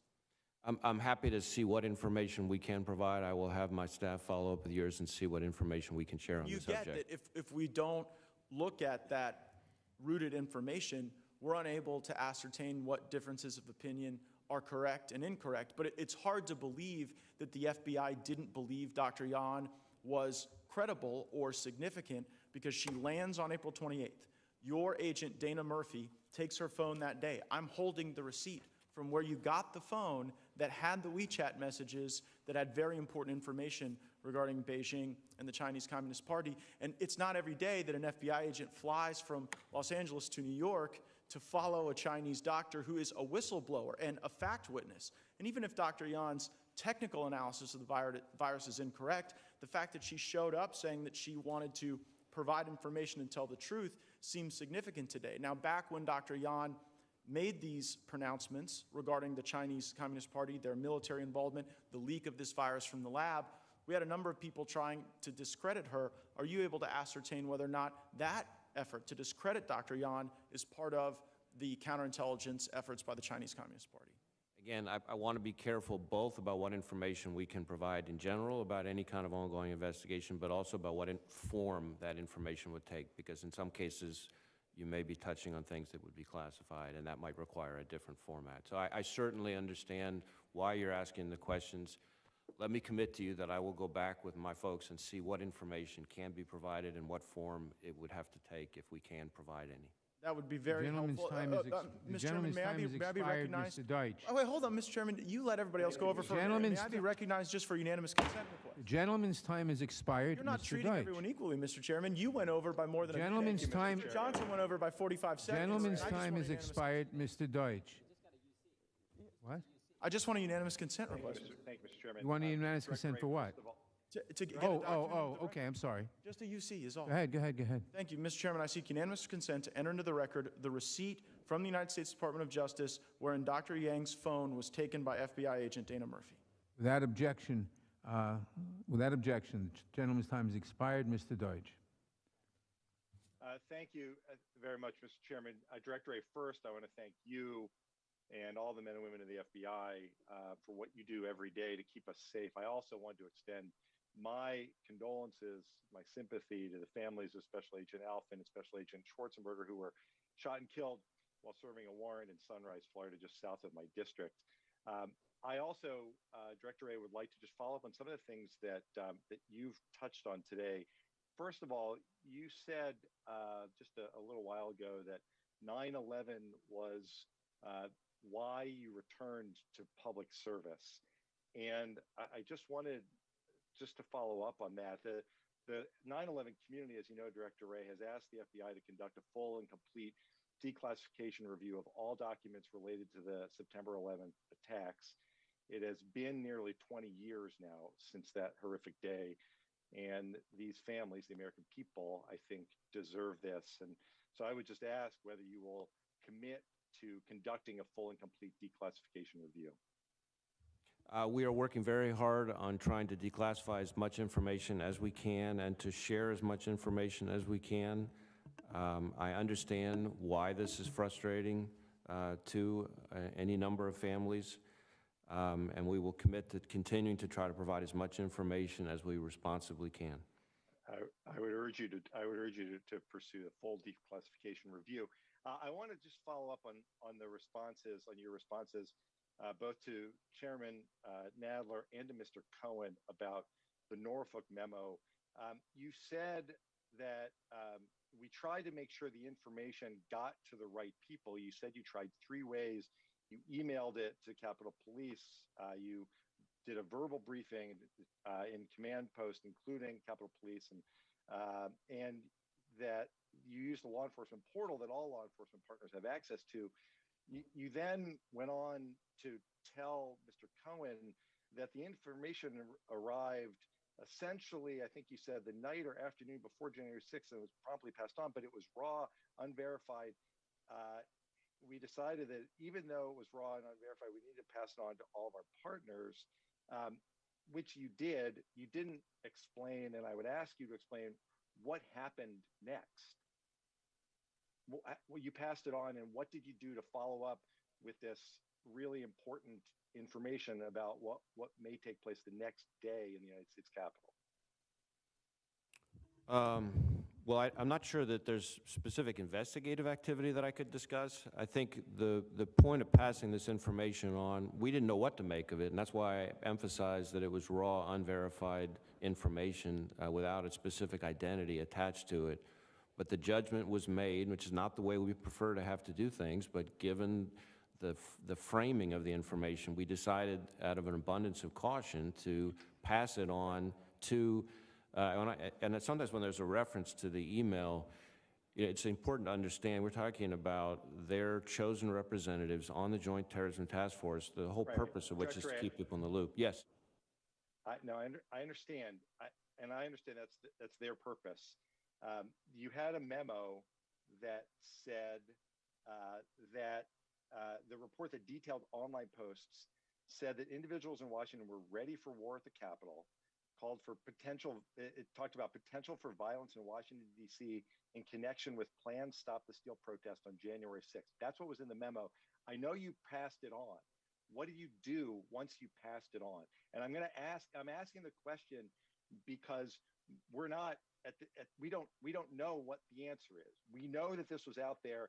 We don't know whether you did anything other than pass it on through these channels. And it was damning enough information, certainly it seems in retrospect, that though raw, you would have then followed up to make sure that every step was followed once you passed on the information. So what happened after you passed it on? Well, I guess the way we look at it is we passed it on not one, not two, but three different ways in order to make sure that it got through to the people who needed to have that information to exercise their responsibilities to engage in the physical security, which is not what we do. I may be missing the point of your question. I think so. Director Wray, respectfully, I think you are. When you say it's not your responsibility to ensure physical security, you had this memo that foretold or at least suggested what might happen. And I'm going to finish with this, Director Wray. The reason this is so upsetting to me in particular is because it just reminds me too much of the two tips that the FBI got before the mass shooting at Marjory Stoneman Douglas High School. One to someone in Mississippi who saw a troubling YouTube comment, the other after receiving a 13-minute-long voicemail with troubling details about the shooter. That was closed as having said there was no lead value. I understand you thought that this was worth passing on, but it seems like there should have been more than simply saying it was the night before, it came in late, we just passed it on through our channels. That's all we really have responsibility to do. I yield back. Thank you, Mr. Chairman. Gentleman yields back. Mr. Johnson. Thank you, Mr. Chairman. Director Wray, you articulated in your opening statement that perhaps the top concern in our country right now is the prevalence of violence and violent crime in our communities, and I think we all agree with that.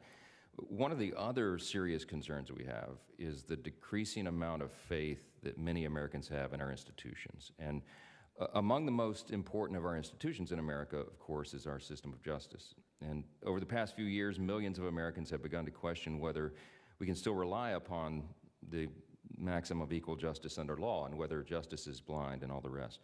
One of the reasons for this is the very real perception that some individuals within the DOJ and FBI have abused their authority and engaged in selective enforcement of certain statutes. One example that comes to mind is the Foreign Agents Registration Act. So I wanted to ask you if you're aware that during Special Counsel Mueller's probe, there were at least 5 indictments of conservatives under FARA, and if you know how that compares to the prevalence of previous FARA prosecutions since the enactment of that statute more than 80 years ago. I'm probably not the right person to provide a whole lot of information about Special Counsel Mueller's investigation. I'd rather, that's probably better referred to what's left of that office, I suppose. But certainly FARA that you're referring to is an extremely important tool that we in the FBI have been pushing for a while to be using more aggressively, in particular against the Chinese threat, because so much of it is reflected through people engaged in activity that we think could appropriately be pursued under FARA. So exactly how it compares, I'm not sure I have that information. Well, here's the point. We agree with that, and I think we need to be aggressive against the CCP for sure. We're all on the same page there. But according to reports, there were as many FARA prosecutions during the previous 40 years as there were during the 18 months of the Mueller probe. George Papadopoulos, for example, stated that he was given the choice to either, quote, accept the charge that I lied or face FARA charges, and that while FARA has been widely ignored for years, the special counsel's office has dusted the statute off as a prime weapon to get members of the Trump circle to talk, right, unquote. The FBI and the Justice Department used FARA throughout their investigation into Lieutenant General Michael Flynn, but nothing ever came from those charges. The Justice Department stated in its motion to dismiss the case that the FBI's closing communication, quote, made clear that the FBI had found no basis to predicate further investigative efforts into whether Mr. Flynn was being directed and controlled by a foreign power, Russia in that case, in a manner that threatened U.S. national security or violated FARA or its related statutes, unquote. So the question is, it seems to a lot of Americans that alleged FARA violations were used as either a pretext to investigate those with ties to President Trump, or that FARA charges were used to pressure those conservatives in a bid to find a connection between the Trump campaign and Russia. So regardless of the details of the Mueller probe, I get that you're not the expert on that. The question is, how could anyone see this otherwise? Doesn't it look like that was selective enforcement? I certainly understand the purpose of the question, the point of the question. I'm not sure that I can really speak to what people would perceive. What I can say is that, again, separate from the special counsel's investigation, which is really, respectfully, probably not my place to comment on, I do think that more aggressive use of the Foreign Agents Registration Act is something that former Attorney General Barr and I, for example, discussed quite a bit, and trying to use it more aggressively than it had been used in the past, partly for the reason we've already talked about. On June 3rd of this year, Politico reported that the Justice Department is now investigating a Democrat lobbying firm for failing to comply with FARA and its representation of Burisma Holdings while Hunter Biden served on its board.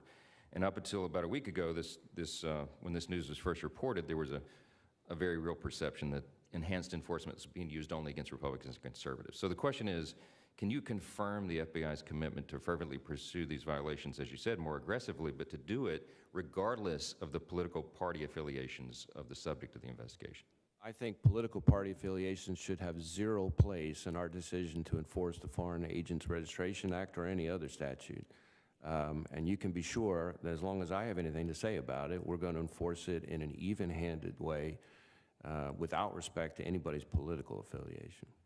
I got 19 seconds left. I'll just say that even hand in this perception that we're talking about is increasingly important in our republic, because if people if they don't have faith in the system of justice, if they think that Lady Justice is the symbol, has the blindfold up and she's peering beneath it, then we lose an important element that holds the republic together. I'm out of time. I yield back. Thank you for your time. Gentleman yields back. Ms. Bass. First of all, thank you very much for your service, Director Wray. And I also want to thank you for finally abandoning the category of Black identity extremists likely motivated to target law enforcement. My understanding now is that there is a new category, racially or ethnically motivated violent extremists. And I'm actually concerned about this as well. And I'm concerned about it because of the FBI's long history of collapsing Black activism in the fight for civil rights, and especially against police abuse, with terrorism. So even in this document, several Black individuals and one organization is included along with well-known white supremacist domestic organizations, domestic terrorist organizations. The FBI says from 2015 through 2019, approximately 846 individuals were arrested for domestic terrorism. And I wanted to know how many of these were African American? Congresswoman, I appreciate your comments about the changes we made in response to some of the conversations we had early in my tenure on the so-called BIE issue. The particular document you're reading from, I'm not sure sitting here right now that I'm certain which document you're referring to, so maybe the best thing to do there would be for us to have my staff follow up with yours and be sure that I'm answering. Yeah. Let me ask you several other questions. Do you know of any Black domestic terrorist organizations?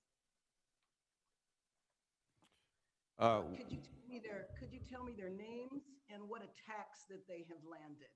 I wanted to know if you consider, or if the movement for Black Lives or Black Lives Matter is considered a racially motivated violent extremist organization.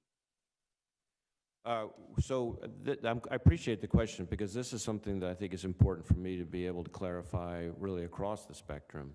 So the first point that's really important here is that we don't designate domestic terrorist organizations, period. Unlike on the foreign terrorist enforcement side, where there's a specific statutory scheme for designating terrorist organizations, there is no such scheme for domestic terrorism, whether it's on the in the end that you're talking about or any other end. Having said this, but can I? Sorry. Organizations as domestic terrorists? Sorry. White, Black, or otherwise? I couldn't hear that.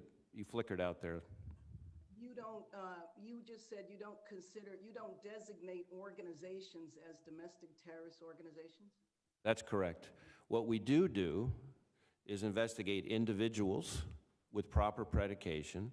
In some instances, those individuals will conspire or engage in criminal conduct with each other. And in some cases, we will open a conspiracy investigation or a so-called enterprise investigation. Do you have investigations of Black individuals or activists that are involved in the movement around police abuse or civil rights in those categories? And the reason why I'm asking that is because there's a number of Black Lives Matter individuals, leaders who have been visited regularly by the FBI in their homes, who have been asked about their plans for various protests, et cetera. Some of those individuals might not be aware that if they misrepresent certain facts to the FBI, that they could in fact be committing a crime. And so I wanted to ask you specifically about your surveillance of these organizations. And it's my understanding that there were a couple of protests where the FBI did surveillance and used surveillance aircraft, actually, with organizations that were protesting in Washington, D.C. and Baltimore. So we're talking about a few different things here. So the first thing is we do investigate individuals for criminal activity that occur and violence that occurs in the middle of protests, regardless of what the basis of their protest is. And I really can't speak to specific cases because I would need to know the facts, and I would also need to make sure that I wasn't talking about an ongoing investigation. We do not investigate First Amendment groups. We don't investigate people for speech, for association, for assembly, for membership in domestic First Amendment groups. We have had a few cases that I can think of off the top of my head in the last 2 years involving individuals who committed we would consider domestic terror attacks, justifying their attacks, lethal attacks I should add, justifying their attacks based on their interpretation of the so-called Black Hebrew Israelite faith. That's probably the best example that I could give you, but that's about the only thing that comes to mind as we're sitting here talking right now. The gentlelady's time has expired. Mr. Buck. Thank you, Mr. Chairman, and thank you, Director Wray, for your service to our country. And I want to personally thank you for the great work of the FBI and the case that you mentioned earlier, the synagogue in Colorado. Director Wray, I think it's important that the world knows that the people on this committee, certainly I condemn white nationalism, white supremacy, Nazis, and I don't think anybody accepts the fact. Many of our relatives, my father fought in World War II to rid this planet from the scourge of Nazi Germany and Nazis generally, and it's upsetting to see any form of Nazi philosophy come back in this country or anywhere else. But there is, in the chairman's opening statement and in some other comments, there seems to be this link between white nationalists, white supremacists, Nazis, and hate crimes, as if only white supremacists commit hate crimes. I have seen a number of videos online recently, and it appears to me that hate crimes are much broader than that, and I want to get into some other questions, but if you could just let me know, is it true that the only hate crimes committed in this country are committed by white nationalists? No, certainly. We've seen hate crimes committed by a variety of individuals. Okay. And one of the concerns I have, and I agree with my friend Mr. Johnson from Louisiana's comments about the perception in the public about the even-handedness of law enforcement. I was in law enforcement for 25 years.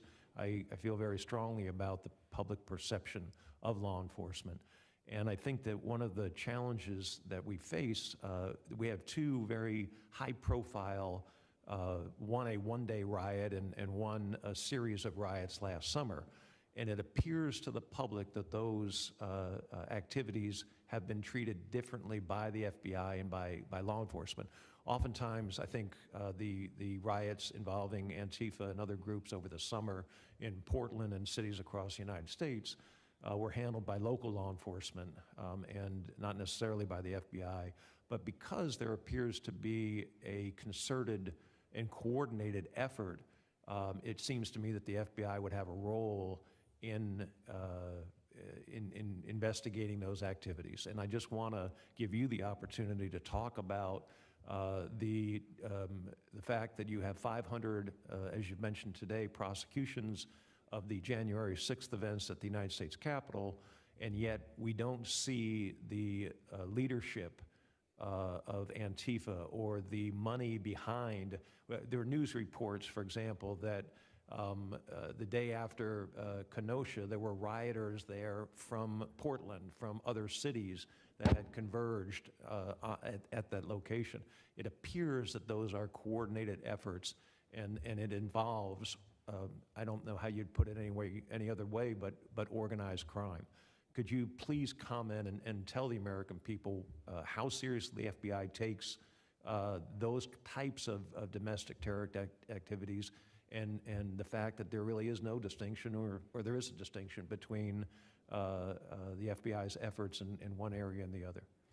So first, to be clear, the FBI has one standard for both, right, which is based on the law, based on the evidence available, based on our effort to protect the American people and uphold the Constitution. I can certainly understand, though, why people might formulate an impression, and part of that has to do with the fact that in a lot of the hundreds of investigations we've been conducting related to activity over the course of the summer, in some cases, the most readily provable offense is a state or local charge rather than the availability of a ready-made federal charge.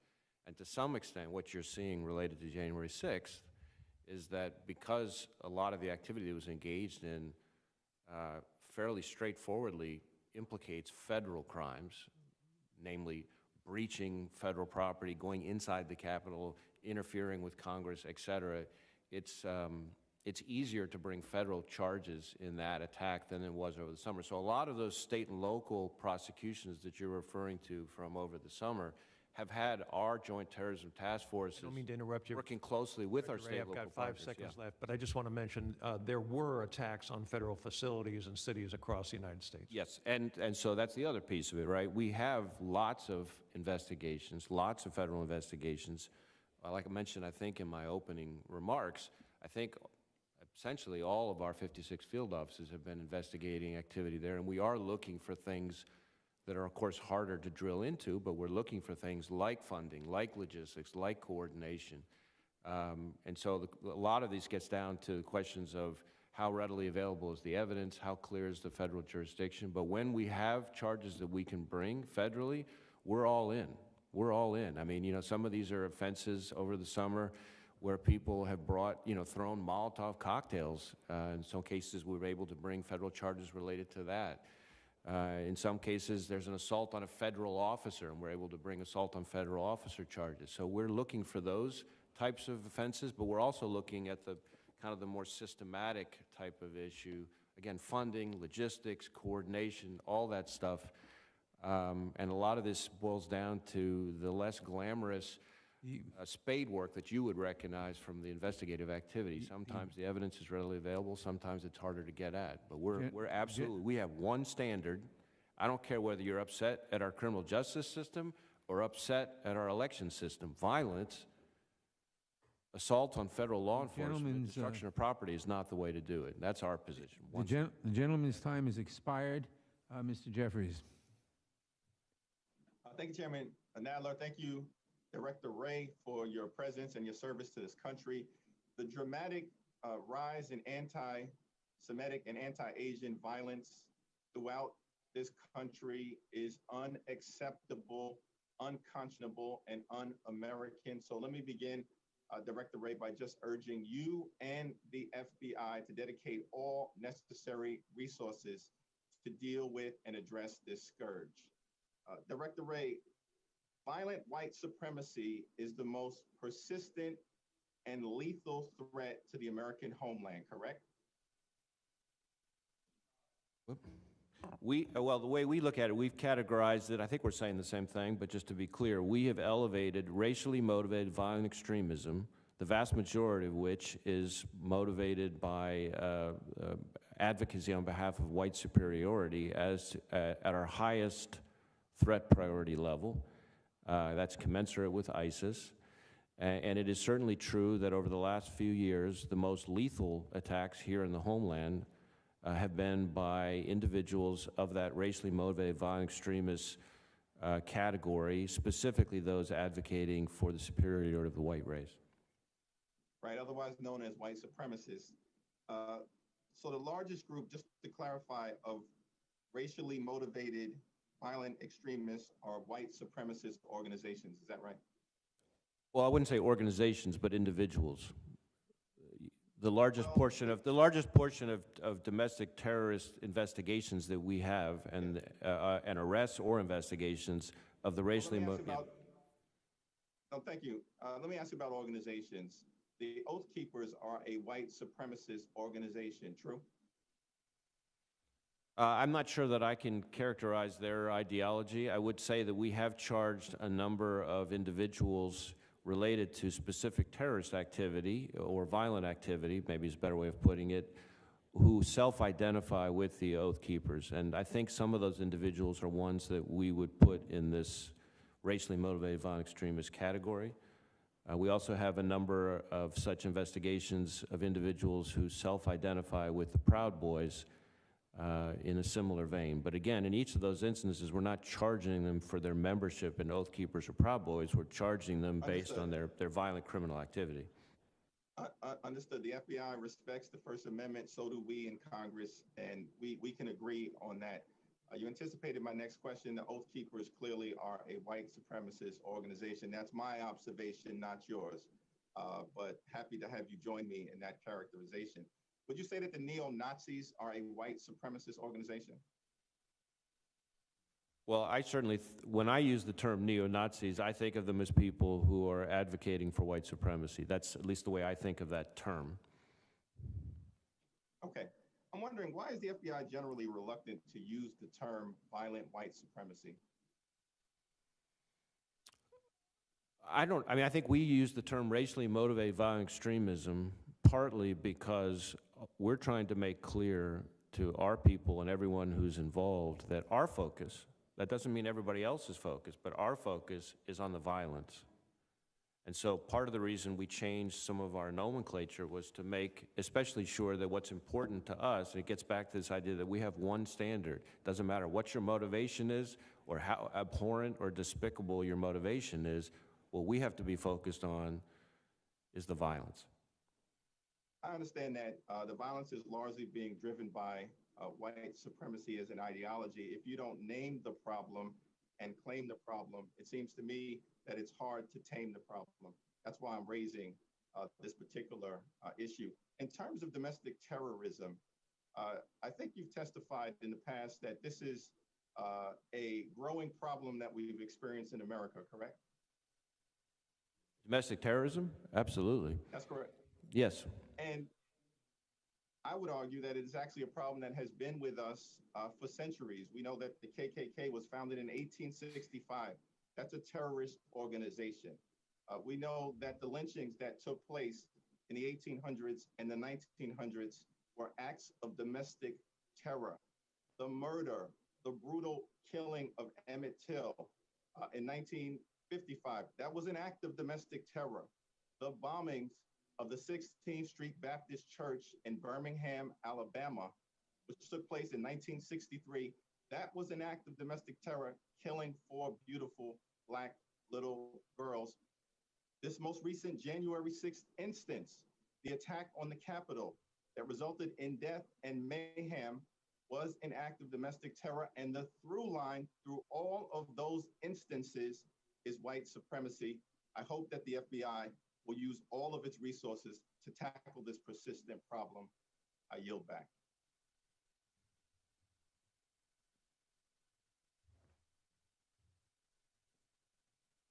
The chair recognizes Ms. Sparks for 5 minutes. Thank you, Madam Chair. Thank you, Director Wray. I just wanted to follow up on some questions that my colleagues from California brought up related to the Fisk opinion and the use of Section 702. Interestingly enough, I also had a letter with my colleague from Congressman Ted Lieu from California, so there is some common ground between California and Indiana on some issues. But and I appreciate that your assistant director sent in the response last night and on a few other letters. But one thing that he didn't respond, and we also request a briefing, and I think my congresswoman from California did too. Would we be able to get a briefing by the end of this fiscal year? Briefing on what we're doing to respond to the questions from the Fisk opinion? Yes, that, and also on your internal audit initiatives. Sure, we were happy to provide a briefing, but Okay, certainly before thank the you end so much. Because as you know, the Foreign Intelligence Surveillance Act 1978 was legislated by Congress to really address unlawful executive branch surveillance of U.S. citizens. And 2008 law created some loopholes, which given exemptions for surveillance of non-U.S. citizens on foreign soil. And as you know, it's been a decade. Application was very rough. In 2018, when Congress renewed this legislation, they explicitly required, documented all of the instances when it was violated. And as you know, the court also, the Fisk also, in a report in FISA court in the 2018 opinion found that the FBI procedure were in violation of the Fourth Amendment and due process, and you instill in all these new procedures and everything else. And in 2020 report, pretty much the court had still significant concerns with FBI implementations. Violations were more pervasive than previously believed, that FBI never applied to the Fisk for an order, lack of written justification for bulk queries is particularly concerning, technical violation unaddressed for nearly a year, default choice architectures. There are a lot of different concerns, but in their opinion, court pretty much said there is, we are concerned about the apparent widespread violation, but we don't have an evidence due to due to the pandemic, we couldn't do this really audits. So this, due to the absence of evidence to the contrary, court is willing to certify this process. Do you know, I used to be a Big Four auditor. If a PCIB would come to my engagement and they say, okay, you know what, you audited this engagement, there is no evidence, nothing is documented, but generally, since we didn't find, nothing was documented, no evidence provided, it's okay that you said that this is audit statements, is material respect, seems to be fair and not materially misstated. I know that you mentioned that one of your internal audit partners is Big Four auditor, and I'm sure he would tell you I would be fired if PCOB would come to, to my audit and inspect my audit, because ultimately whatever not documented is not done. So do you believe that federal agency should be also held at the same standard as we hold private entities? It's not about the law. Do you believe it should hold it to the same standard? Well, the whole, can you hear me? The whole question about how auditing should be done is, of course, as you alluded to, a dense one. The internal auditor that we hired, the Big Four. But I'm talking like external, because it's internal audit, and I have to disagree in your statement when you said to Congressman Issa, what is audit done for?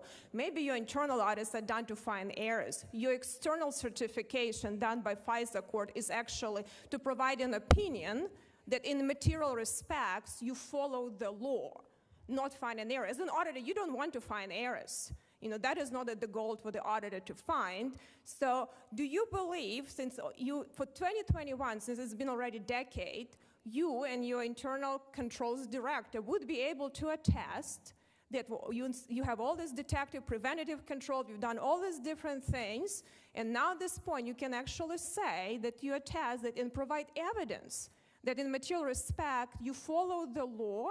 And if you don't follow, what in the error rate you accepting to be able to say, I violated Fourth Amendment right for how many citizens it's acceptable to violate it? Would you be able to attest it for your 2021 with all of the new procedures and provide for FISA court when they do new report, this evidence?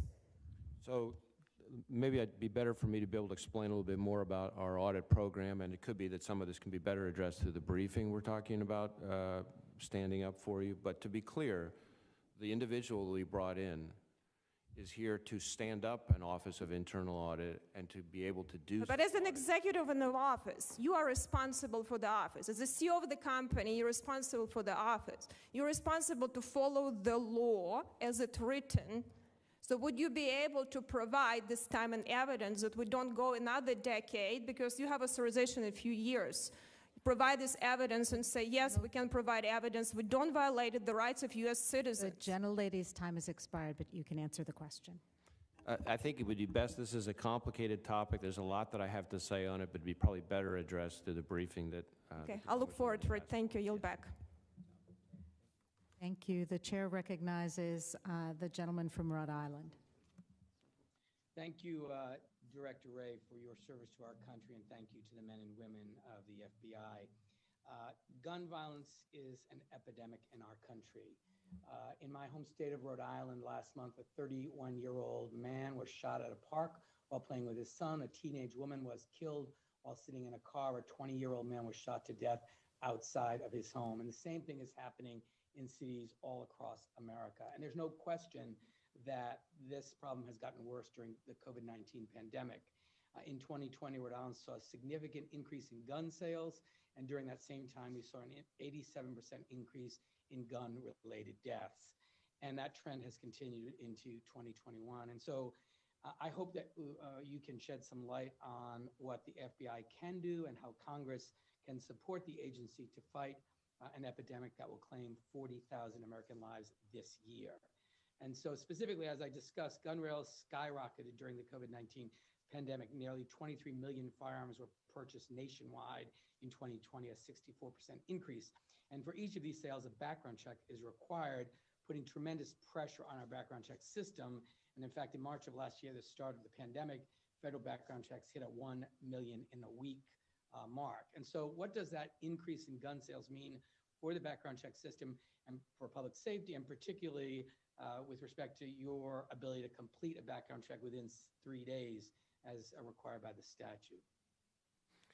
So, Congressman, I appreciate the question for a number of reasons, not the least of which is our folks at NICS, the background check systems, have worked incredibly hard this past year in particular, right through the teeth of the pandemic, and had to be very creative in terms of how we kept people socially distanced, rotating shifts, et cetera. We lived in fear that we would suddenly lose the ability to be able to continue to process the checks because we could potentially wipe out, in terms of having to quarantine an entire room full of cubicles of people. We processed last year 40. Yeah, my question, I guess, is would additional resources be helpful in order to keep up with this pace so that we don't have the 3-day period passing before the background check can be completed?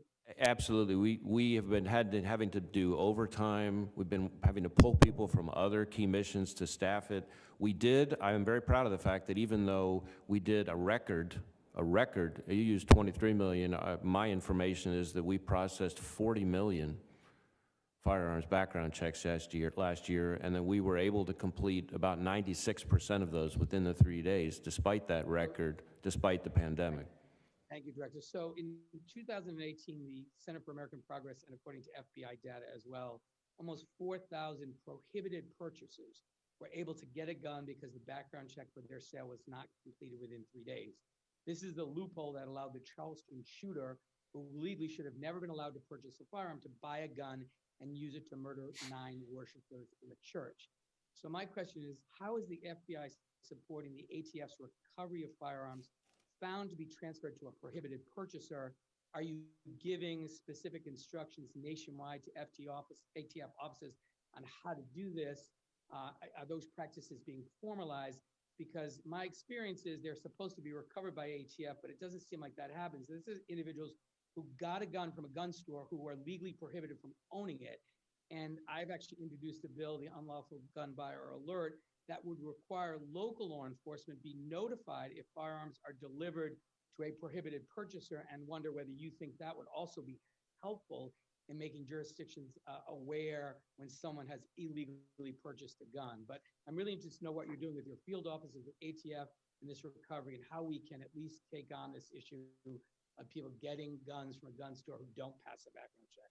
I think it may be better for me to offer to have my staff provide you more information about the details of how we work with ATF. They have a very, very tough job, as you alluded to, in recovering the guns that are sold to people who are prohibited by law from having them. Maybe a briefing on that, Director, because that'd be very helpful to. We'd be happy to set up a briefing on that subject. And my last question, Director, is since September 11th, the FBI has provided tens of millions of dollars of counterterrorism training and resources to state and local law enforcement agencies. How is the FBI reallocating this support to state and local partners to address the rise of white supremacist and anti-government groups? And is the Bureau also giving guidance to the Joint Terrorism Task Force to address white supremacist extremism? So a couple things there. One is we absolutely are providing domestic terrorism training to state and local partners, and we've actually recently been providing some of our more advanced training to the state and local officers, of whom there are hundreds and hundreds and hundreds who are task force officers on our joint terrorism task forces. As to the prioritization of the joint terrorism task forces on domestic terrorism and specifically racially motivated violent extremism, when I elevated that to our highest priority level back in summer of 2019, the effect of that was to make sure that not only that all 56 field officers are collecting intelligence and disseminating it on that subject, but also to make sure that all 200 plus joint terrorism task forces and the 4,500 or 5,000, whatever it is, investigators that are on them have domestic terrorism, and specifically that part of domestic terrorism, squarely within their sights. The gentleman's time has expired. Mr. Jordan. Thank you, Mr. Chairman. Director, why did you take their copy of the Constitution? I'm sorry, take copy of whose The couple in Alaska that turned out to be the wrong couple. You kicked in their door, you held them at gunpoint, handcuffed them, interrogated them for 4 hours. You took their phone, you took their laptop, and you took a copy of their pocket-sized Constitution. Why'd you take the Constitution? Well, Congressman, as you know, I can't discuss a specific investigation. I'm not sure whether your characterization is accurate or not, but I can't provide specific information about a pending investigation. It's been reported in the press. Our staff has actually talked to these individuals. That's what, they tells us exactly what happened. I'm just curious, I see what you had the wrong couple, but if you take their phone, their laptop, I'm just curious why you take the Constitution. Again, I can't comment on a specific investigation and what the context Have you personally talked was. to the Hoopers? Have I talked to whom? Have you talked to this couple in Alaska? Again, the couple who had their door kicked in, damage to their door. The FBI has now repaired their door, held at gunpoint, handcuffed, and interrogated for 4 hours. Have you talked to him personally? No, I have not. If you find out it's really, I think it's obvious based on what we've discovered that this was the wrong couple, that these weren't people who did anything wrong. If you find out they are, will you call them? I'd have to look at the circumstances of what happened, but it's an ongoing investigation. That's all I can really say on it at this time. If it turns out you've sent their phone back to them, the laptop back to them, if it turns out that they are the wrong couple, as I think that is pretty obvious, what happens to the data on the phone that you have? I'm sorry, can you explain a little bit more what you're asking? You keep a record, like you returned the phone to them, but the data on the phone, do you have like copies of their text messages, emails, anything on their phone? Did you keep all that? Well, when we return people's information, my impression is that we don't keep that information, but it depends on the circumstances of the investigation. It's an innocent couple. Your impression is you're not going to keep information? Well, again, I can't discuss a specific investigation.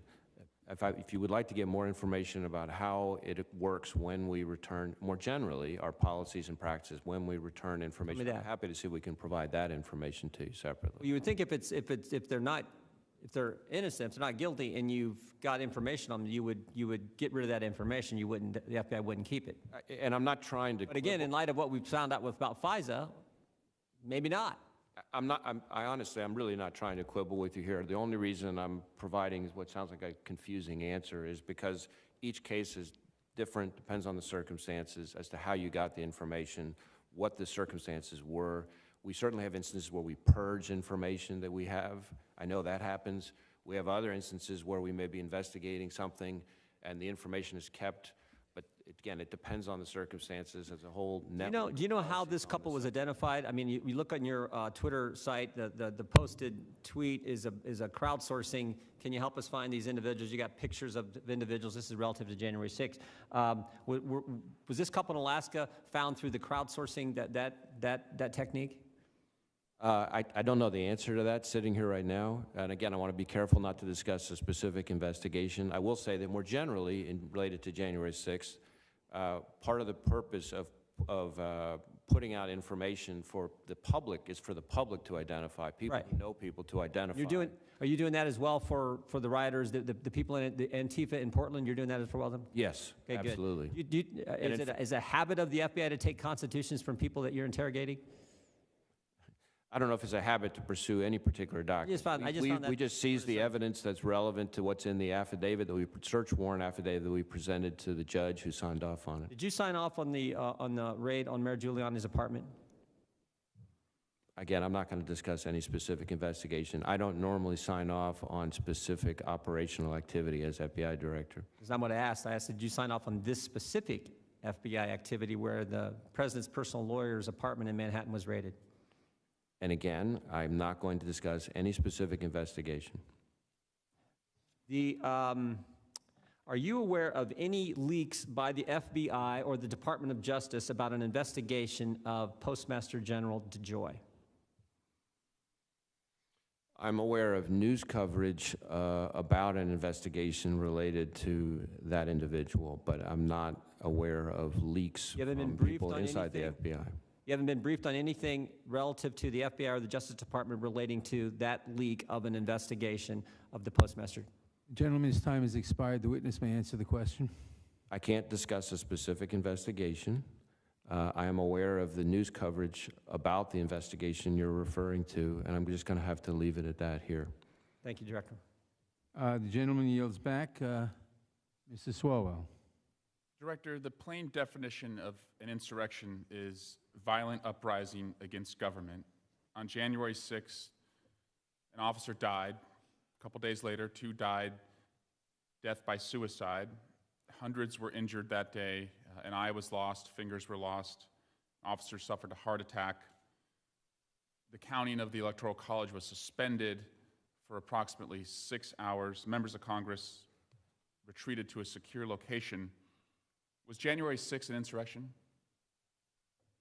Well, Congressman, I certainly understand why you would describe it that way. In my role as FBI director, because that's a term that has legal meaning, I really have to be careful about using words like that and not getting ahead of both prosecutors and judges who have very strong opinions on what kind of public commentary, as you may remember from your past life, I can engage in. So I certainly understand why you're asking the question, given the circumstances both you described and a lot of the other details surrounding the attack. We are treating it as an act of domestic terrorism and investigating it through our Joint Terrorism Task Force. We are, as you know, now in the midst of bringing any number of conspiracy charges, which are particularly serious. But this is a very ongoing investigation, and there's a lot more to come, and I would expect to see more charges, and some of them may be more serious charges. Director, we're all grateful when we saw the FBI's SWAT team and its forensics team on the floor after the attack. But before the attack, you told the Intel Committee that you were looking for and through social media as a key part of investigations, and that you would get tips from social media companies. Prior to January 6th, did the FBI receive any tips from social media companies about threats to the Capitol? Well, we've had so much information now, I'm reluctant to sort of answer any question about the word any, especially because we're now, 500 arrests into an investigation and after the fact. Certainly we were aware of online chatter about the potential for violence, but I'm not aware that we had any intelligence indicating that hundreds of individuals were going to storm the Capitol itself, to my knowledge. Do you believe the Bureau has the ability to monitor publicly available social media or open source intelligence collection? Can you just repeat the question? I want to be sure I answer it. Yeah, do you have the authority and ability to monitor open source intelligence collection? So, for example, any website, chat room, where consistently groups there are posting about threats, whether it's to the Capitol, whether it's to law enforcement. Do you have the ability and can you monitor open source? So the answer to that, unfortunately, like so many things, is complicated. There are Attorney General guidelines as implemented through the so-called DIAG that have been around for many, many years now that govern what we can and cannot do in this space, all of which are geared towards protecting the First Amendment. With proper predication and an authorized purpose, there are a lot of things we can do on social media. But what we're not allowed to do is just sit and monitor social media and look at one person's posts, just looking to see if maybe something would happen just in case. That we're not allowed to do. Well, in the public realm, we are learning that this attack on the Capitol was not a 500-year storm. In fact, as we speak right now, there's a count going on in Arizona related to the 2020 election where claims are being made that the outcome was fraudulent. The former president is telling people that he plans to be reinstated in August. And so you can see that when you have those statements, that count, social media may be a place to look as far as intentions to try and reinstate the president. Knowing that a storm may be coming, Director, what can we do to make sure that an attack like that does not happen again? So what we can do, and we benefit very much from, is getting tips and leads about things that are on social media, from everything from social media companies themselves to members of the public. You often hear the expression that DHS coined of if you see something, say something. And most people imagine when they hear that, the unattended backpack in a Greyhound bus terminal or something. And obviously, we want people to say something then too. Well, what we're trying to communicate is if you see something that looks like criminal activity and threat of violence, say something, including if you see something on social media, we need you to say something. And that's what our tip center is partly there for. But you can contact law enforcement, state and local law enforcement. And has your judgment, The committee's, Thank you, Director. Has your gentleman's judgment changed that there was not widespread fraud in the 2020 election? As former Attorney General Barr and former Acting Attorney General Rosen have both said, we looked, but we didn't see evidence of fraud sufficient to change the outcome of the presidential election. Thank you, Director. The gentleman's time has expired. At this time, the committee will stand in recess for about half an hour. We will resume promptly at 1 p.m.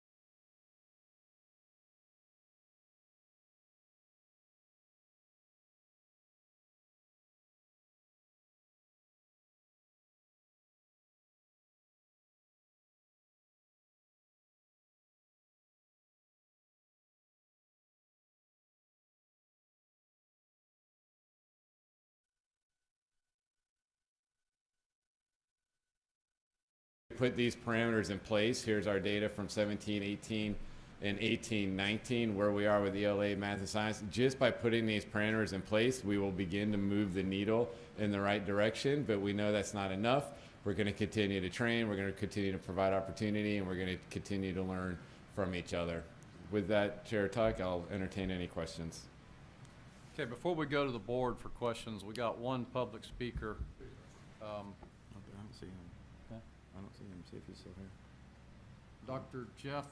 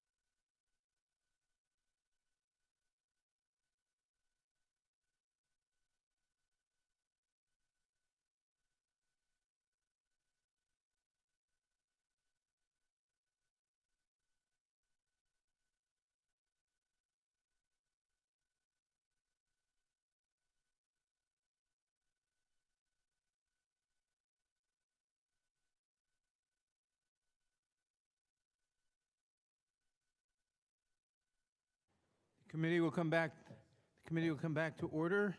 Mr. Liu.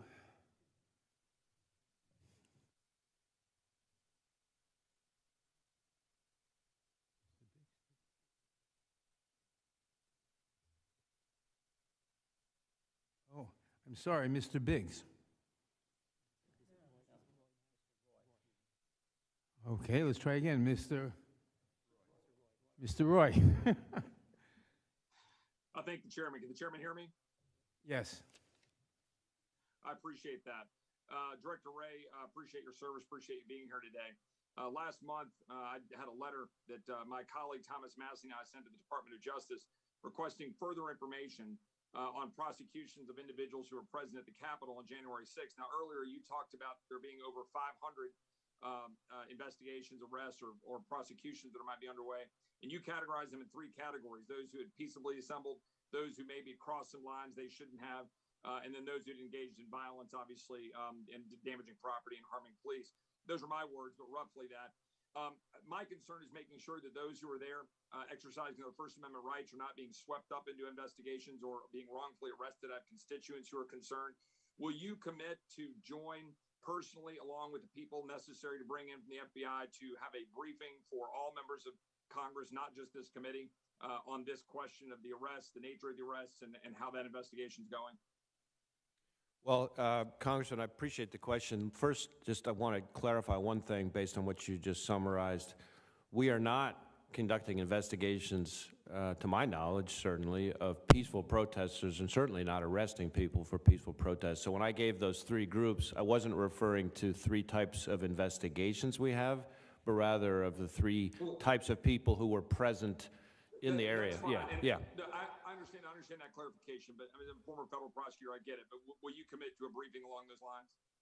I'm happy to see what kind of briefing we could provide to the committee. Obviously, as I alluded in some of the response to some of the earlier questions, because we have now something like 500 cases pending in front of different, very particular federal judges, I really have to be careful about what I can commit to share. I understand that, but a briefing for members of Congress on what happened on January 6th so we can understand the investigations of citizens, both for those of us who want to ensure people have the law fully enforced to engage in activities they should have, as well as citizens who might be being wrongfully targeted. I think we ought to have that briefing. I want to turn my attention to the border. Does the United States have operational control of our southern border? I'm not sure I'm really the right person to address that. I think that's a better question for the Department of Homeland Security. But as the director of the FBI and someone keenly aware of the illegal and dangerous activities going on with cartels along our border, would you say that the United States has operational control of our southern border? Well, I hesitate to use words like operational control. What I would say is that the border security issues are of great concern, and they span everything from violent crime associated with the border, drug trafficking associated with the border, human trafficking associated with the border, et cetera. Yeah. Along those lines, Director, I'm sorry, our time's limited. I hate interrupting, but are you aware that we've had over 700,000 apprehensions since January 1? I don't have the exact number, but I know there are quite a few, to put it mildly. Does it sound right that maybe 300,000 gotaways and releases have occurred, according to sources on the ground? Are you aware that, I'm going to ask a series of questions, you can kind of answer them in mass. Are you aware that through May, the fentanyl numbers for 2021 are 7,400 pounds intercepted at the border compared to 4,700 pounds for all of 2020? Do you agree that fentanyl is one of the most dangerous drugs in the world? And do you agree that that it is infiltrating our communities and our schools, and that synthetic drugs, including fentanyl, are by far the fastest part of the opioid epidemic, and that we're at unprecedented overdose deaths in the United States at 91,000, according to the CDC, from October 19 to October 20? Does that all sound consistent with what you know about what's going on with our drug communities and our border situation? Well, given your past background, you will understand when I refer to what you just asked as a compound question. But suffice to say that I totally agree that the drug issues related to the border are extremely significant. That fentanyl, the problem with fentanyl coming into this country from elsewhere, including from the southwest border, is something that I think can fairly be described as an epidemic. Two last questions.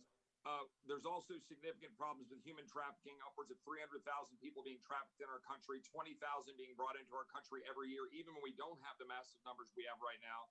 The cartel Jalisco New Generation, Operation Los Zetas, have recently taken over control of Tamaulipas. They're driving fentanyl. We now have had an 800% increase in Texas of fentanyl seizures. That is a massive number because it's coming into Texas. So my question for you, and I'll close because I'm out of time. My question is what is the FBI doing? Have they provided assets directly to CBP to help work to stop the dangerous reach of cartels, fentanyl, human trafficking into Texas and the rest of our country? The gentleman's time has expired. The witness may answer the question. I'll provide a brief answer, and then maybe we can supply some more information after the fact. So certainly, we are very actively engaged with CBP across all of our border divisions, Texas, all the way over to California. And we are working together with human trafficking task forces, Safe Streets and Gangs task forces, OCDF strike forces.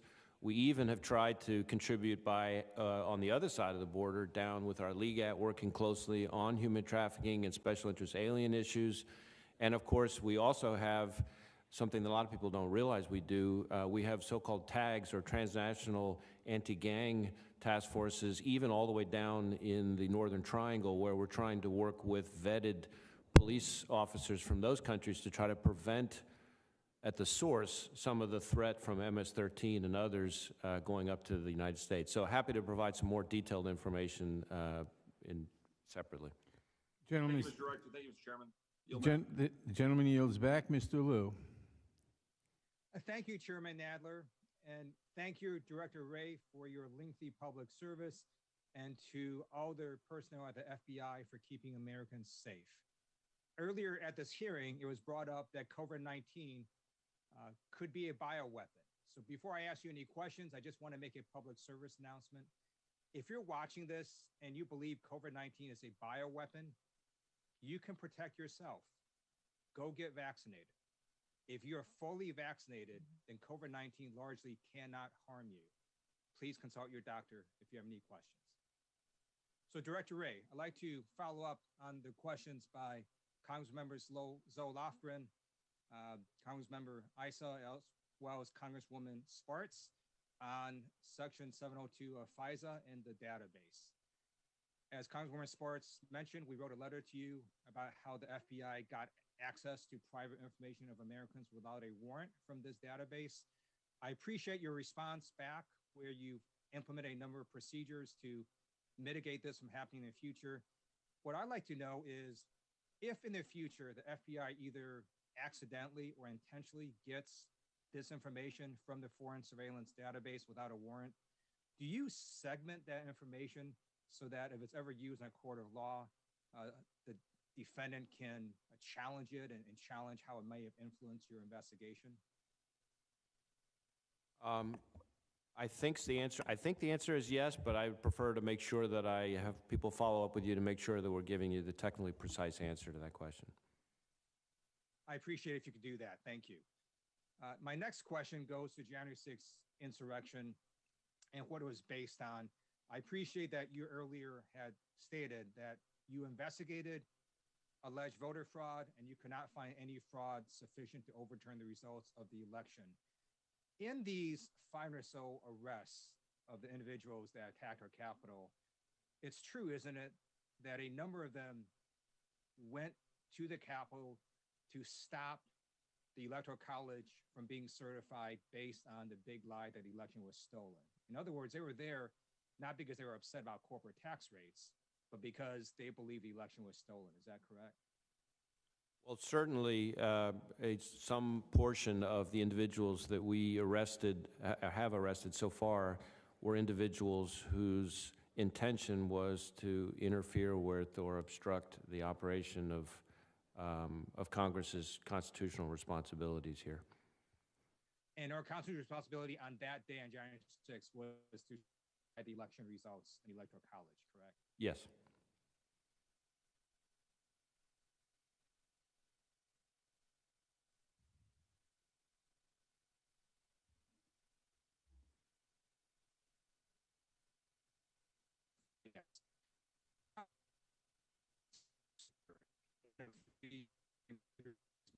hackers have done, it seems like in the 21st century that these cyber attacks are only going to increase. Would you agree, Director Wray, that we're likely going to see an increase in cyber attacks against both the public and private sector? Yes, we think the cyber threat is increasing almost exponentially. I mean, ransomware alone, the total volume of amounts paid in ransomware, I think, has tripled over the last year. We're investigating, I think, 100 different ransomware variants, and each one of those 100 has dozens, if not hundreds, of victims. And that's just ransomware. That's just ransomware. We obviously are investigating scores and scores and scores of nation-state intrusions and other kinds of cyber criminal attacks. So the scale of this is something that I don't think this country's really ever seen anything quite like it, and it's going to get much worse.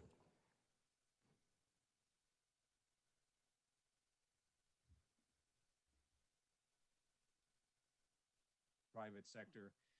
That's why I've introduced legislation to provide incentives for people to go into the cybersecurity field. We're simply going to need more of these cyber workers in order to protect Americans in the future. Now, some of these hacker groups appear to either be in Russia or operate with either the complicity of Russia or directly at the behest of Russia. Would you agree that there is some state action involvement in some of these hacker groups? Well, it, of course, varies from intrusion to intrusion. We know the Russians have a very active, clearly state-sponsored cyber campaign, including things like the SolarWinds intrusion, which we have now publicly attributed to the SVR. In the past, there have been other indictments where we've brought against other members of the Russian intelligence services. Separate from that, there are, of course, cyber criminal actors, any number of whom operate, quite a number of whom operate on Russian soil. The degree of nexus between those cyber criminals and the Russian government is not something I can discuss in an open hearing, but I will say that the most recent actors, the so-called dark side actors involved in the Colonial Pipeline attack, are individuals who, perhaps not coincidentally, specifically target English-speaking victims. The gentleman's time has expired. Mr. Bishop? Mr. Biggs? Thanks, Mr. Chairman. Appreciate it. Thanks, Director Wray, for being here.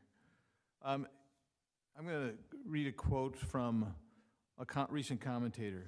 Quote, "We can continue playing compliance whack-a-mole, but at this point it's reasonable to ask whether this sort of large-scale collection on a general warrant model is inherently prone to these problems in a way that resists robust and timely oversight. We've seen this movie before. The court wags its finger at systemic noncompliance but ultimately decides to give the FBI yet another chance," close quote. And of course, this commentator is referring to the opinion from the Fifth Court which came out in November, which was just recently released about April 20th, I believe, April 21st. And in that opinion, the judge said, while the court is concerned about the apparent widespread violation, it lacks sufficient information at this time to assess the adequacy of FBI system changes and training. And so Congressman, the ranking member, Jim Jordan, and myself wrote to you on May 4th, and we presented 3 questions to you. The first one was, please explain why almost a year after the OIG's report about FISA abuses, the FISC found the FBI to still be abusing its warrantless surveillance authority under Section 702. And I think we brought that up because in one example, you had at least 40 individuals surveilled who had nothing to do with foreign intelligence whatsoever, and that was a finding. The second question was, please provide a detailed accounting of every instance since December 2019 in which the FBI has queried, accessed, otherwise used information obtained pursuant to Section 702 for purposes unrelated to national security. And the third question was, please explain what actions you have taken in the wake of the FISC November 2020 memo opinion in order to prevent the FBI from using its Section 702 authorities to surveil, investigate, or otherwise examine U.S. citizens. So we sent that on May 4th, and then over a month after that, last night, we received the response. It wasn't from you, it was from your deputy, or your assistant director, excuse me. And that, that letter was primarily focused on question 3, which I get. And you've mentioned that several times today, and I appreciate the efforts that you're trying to make to clean this up, or at least provide some kind of effort to prevent the kind of systemic abuses that we've seen in the past. But Director Wray, I think it's imperative that we understand answers to questions 1 and 2, which I reiterated to you. And you don't have time to answer them all here. It would be better if we could have a dialogue, for sure. But what I want to know is, can you provide us a detailed accounting of every instance since December 19 in which the FBI's queried, accessed, or otherwise used information obtained by 702 for purposes unrelated to national security? I can look and see if there's more information we can provide you, perhaps in a classified setting. I will say that the summary that you just gave, it's important, I think, for people not to confuse two different issues. The Inspector General's 2019 report has to do with surveillance. Right. And we've talked about that at great length, including in a prior hearing in front of this committee. The 702, the Fisk opinion, has to do with querying, which is running searches in a database. There's nothing having to do with surveillance. All that is lawfully collected information, so it has nothing to do with surveillance or anything like that. That does not mean that we don't consider the findings in the Fisk opinion incredibly important, which is why I'm putting in place all these measures. The judge found them so troubling that he required now, and I was going to ask you about this, he requires you to provide a report every quarter about minimization, querying, your efforts there. Have you provided the first quarter's report to the Fisk? I'd have to check. I know that we deal with the Fisk fairly regularly and provide all sorts of reports to them. It's important to note that the court approved our procedures, our minimization procedures, our collection procedures, our querying procedures, did not find misconduct. Didn't find misconduct, right. but it was still, it found widespread I'm going to use the word improprieties, but he was very concerned about widespread improprieties, and that's why he wants the report. Wanted it going forward is to find out what you guys are doing. So I want to know if Congress is going to get a copy of that report. The gentleman's time has expired. The witness may answer the question. I'm happy to see what information we can provide you. The court, though, does not speak in terms of improprieties, and I think the court knows how to use that term when that's what it thinks it's found. The gentleman yields back. Mr. Raskin, rather. Thank you, Mr. Chairman. Welcome, Director Wray. Thank you for your service, and thanks also for reminding us that if we see something, we should say something. And I see Donald Trump telling his followers that he is about to be reinstated as President of the United States in August. So I wanted to make sure I said something so the FBI can be on top of that situation, given that he's incited violence against the government before. But I wonder if you can help us understand what the FBI did on June 1st, 2020 versus what it did on January 6th, 2021.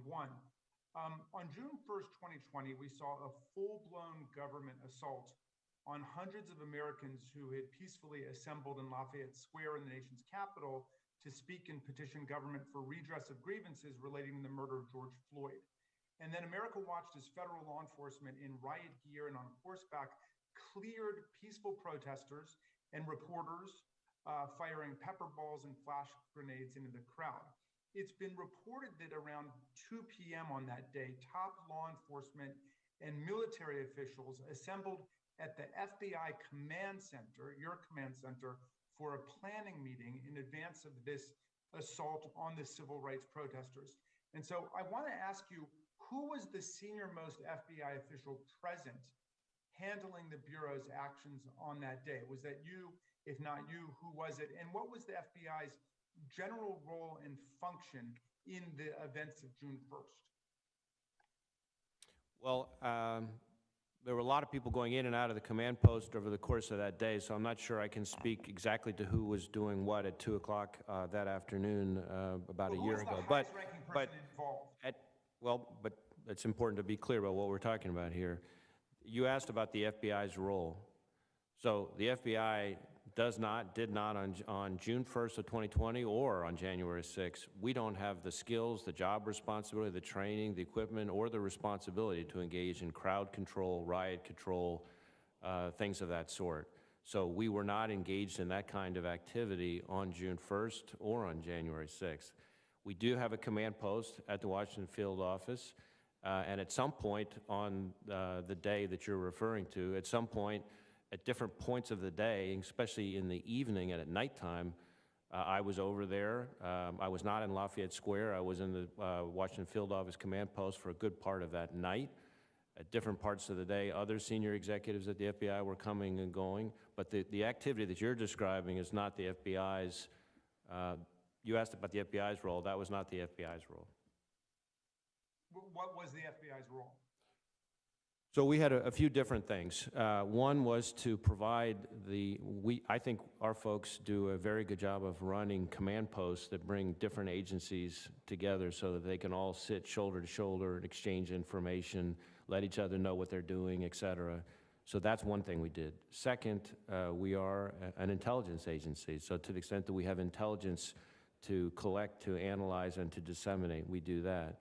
Third, we have tactical response. So if there is an incident that occurs where there's a crime being committed, we in certain instances have the ability to send a SWAT team to respond, and we sometimes do that. And then last but not least, we investigate criminal activity. We are, after all, the Federal Bureau of Investigation, not the Federal Bureau of Security, not the Federal Police, the Federal Bureau of Investigation, and so we do that. And so our folks would have been in a variety of ways providing support to our partners using the skill sets that we have, which are extensive but not the same as a lot of our federal partners. Okay, so I wonder if you would just translate those four functions that you played on June 1st, 2020 to January 6th. Did you activate the command post on January 6th? Were you operating as an intelligence agency? Was there tactical response? And were you doing investigation on that day? So as a general matter, all four of those same things applied on January 6th as well. We had the command post, just like we did back in June. We had the command post stood up at the Washington field office. We also had, just like we did back in June, a national command post stood up at our SIOC at headquarters. We were collecting, analyzing, and sharing intelligence when we had it. We had SWAT teams at the ready to deploy, and as we all know now, at the appropriate time or at some point in time over the course of the afternoon, we were asked to send our SWAT team, and we did. And we did investigative activity.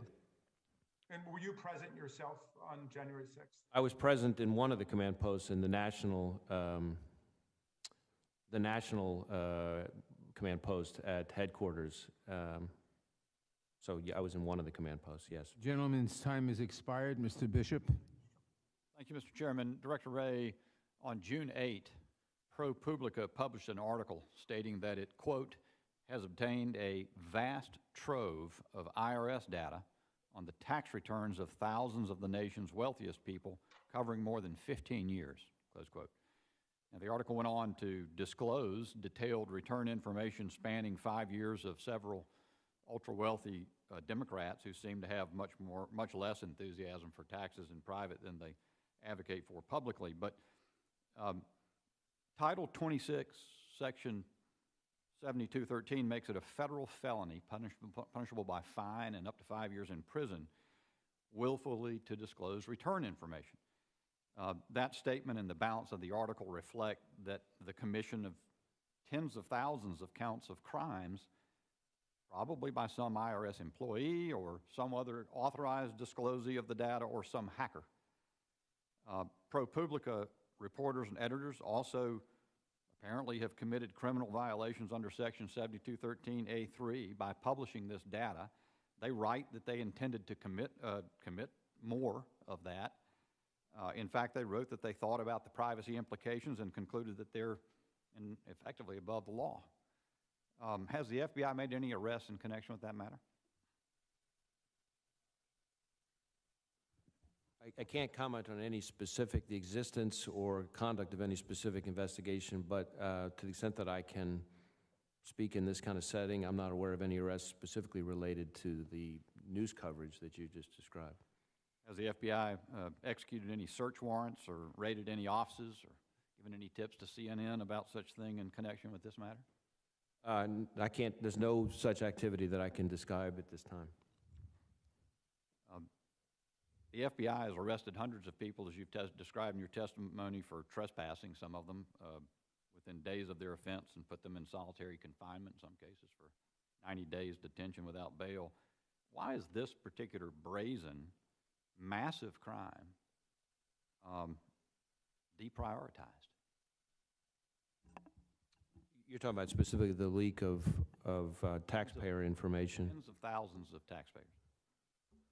Well, I don't think I'm not suggesting any lack of prioritization. There is responsibility for activity of IRS employees that also involves the IRS Inspector General. And so there may be a difference in areas of responsibility as compared if you're comparing it to January 6th, where when it comes to acts of domestic terrorism, that's squarely something that we're expected to prioritize, and I think as the committee would want, counterterrorism is the FBI's #1 priority. Director Wray, have there been any arrests in connection with the New York Times publication last September of the details of Donald Trump's tax information? I'm not aware of any. Did any criminal charges ever get brought against Lois Lerner?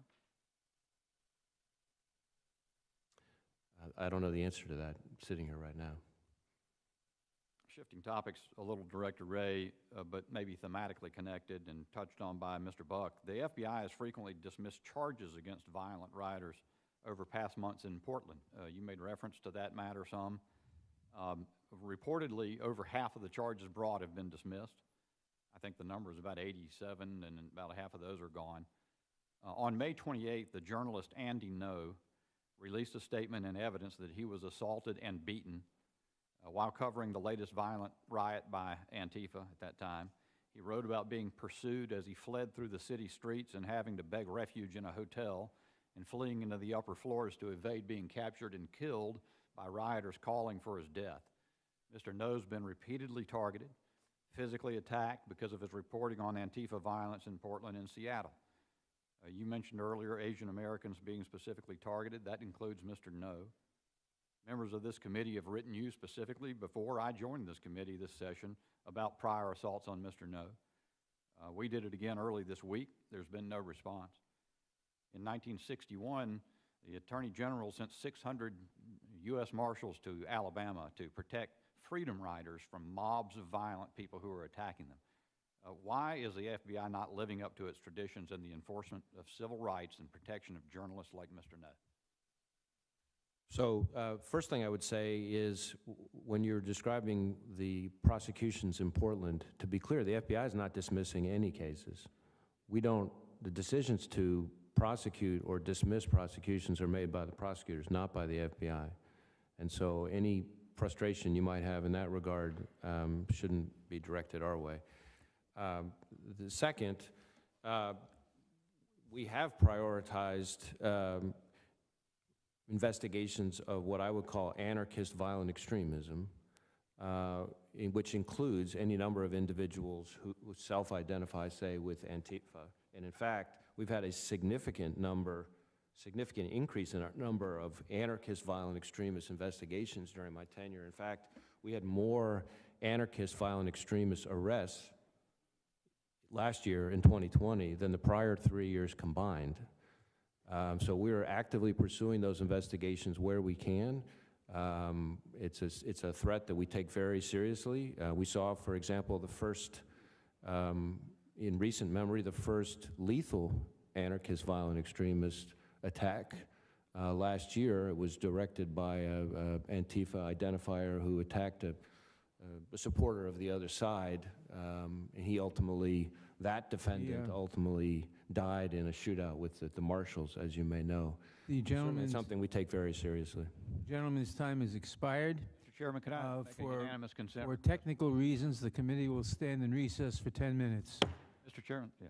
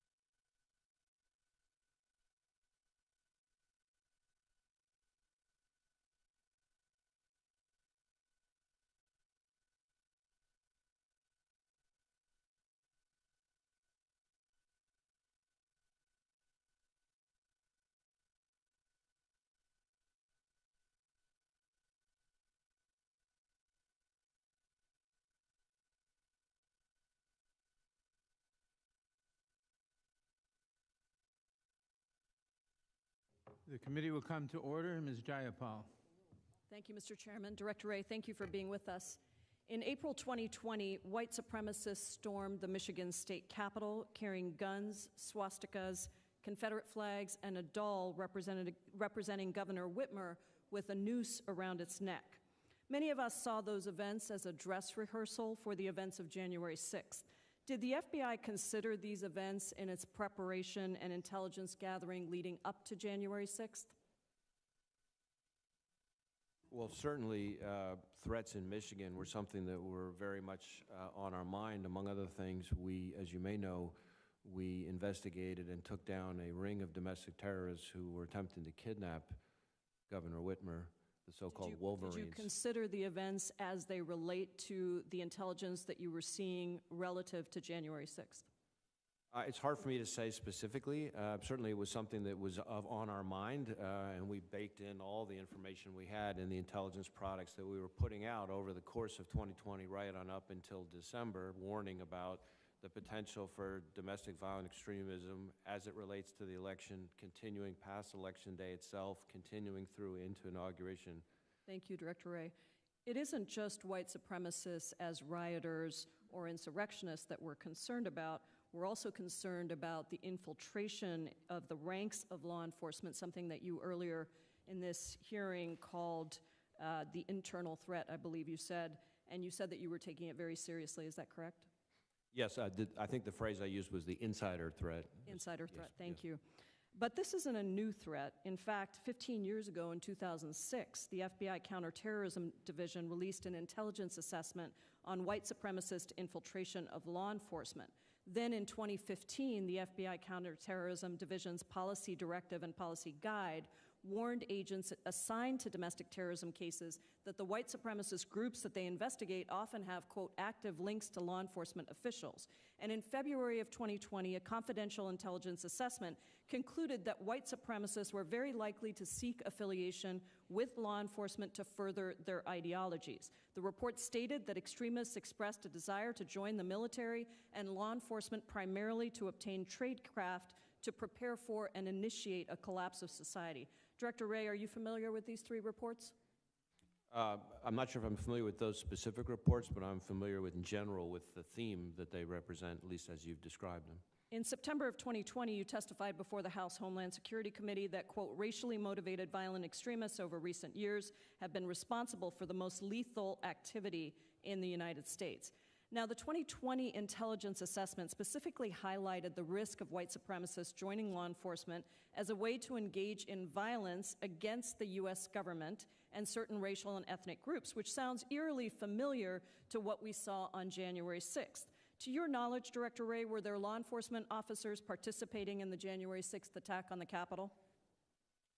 Well, there were a whole variety of types of individuals involved in the January 6th Were there law siege of the enforcement Capitol. officers? I'm about to finish my answer. There were, among the many that we have investigated and arrested, there have been current and especially former members of military and law enforcement. And among the things, which I think is where you're going with your question, that we're doing and have been doing for a while now is working through our joint terrorism task forces, which often have representatives of both the military and various police departments, law enforcement departments. So we work closely with them because we're obviously particularly concerned about anybody engaged in domestic terrorism, but especially somebody who might be in a position of trust and responsibility, like a member of law enforcement or military. We have all kinds of engagement with DOD, for example, to try to help Let me keep going because Yes. I want to get to a couple of specific questions. An independent journalist actually documented at least 45 law enforcement officials in attendance on January 6th that have been publicly reported. And since 2000, law enforcement officials with alleged connections to white supremacist groups or far-right militant activities were exposed in 14 states, and hundreds of federal, state, and local law enforcement officials were exposed participating in racist, nativist, and sexist activity. Has the FBI, under your leadership, and maybe you were getting to some of these specific points, distributed guidance to state and local law enforcement to assist them in weeding out white supremacist officers? We have engaged with our partners about better identifying domestic violent extremism, including in particular giving them information about things like symbology, tattoos, that kind of thing, things to be sort of on the lookout for that may be indicators of individuals who have mobilized to violent extremism. And that is something that we have tried to put out intelligence products, and as you mentioned, but then others as well. And we've done a lot of training and engagement with our partners on some of these topics. My time is expired, but I was hoping that you could provide us with specific steps that you've taken to ensure that we are weeding out these white supremacists within local law enforcement. So perhaps we can get a briefing on some of those specific things you're doing, including collecting statistics on white supremacist affiliation with local law enforcement. Thank you, Mr. Chairman. I yield back.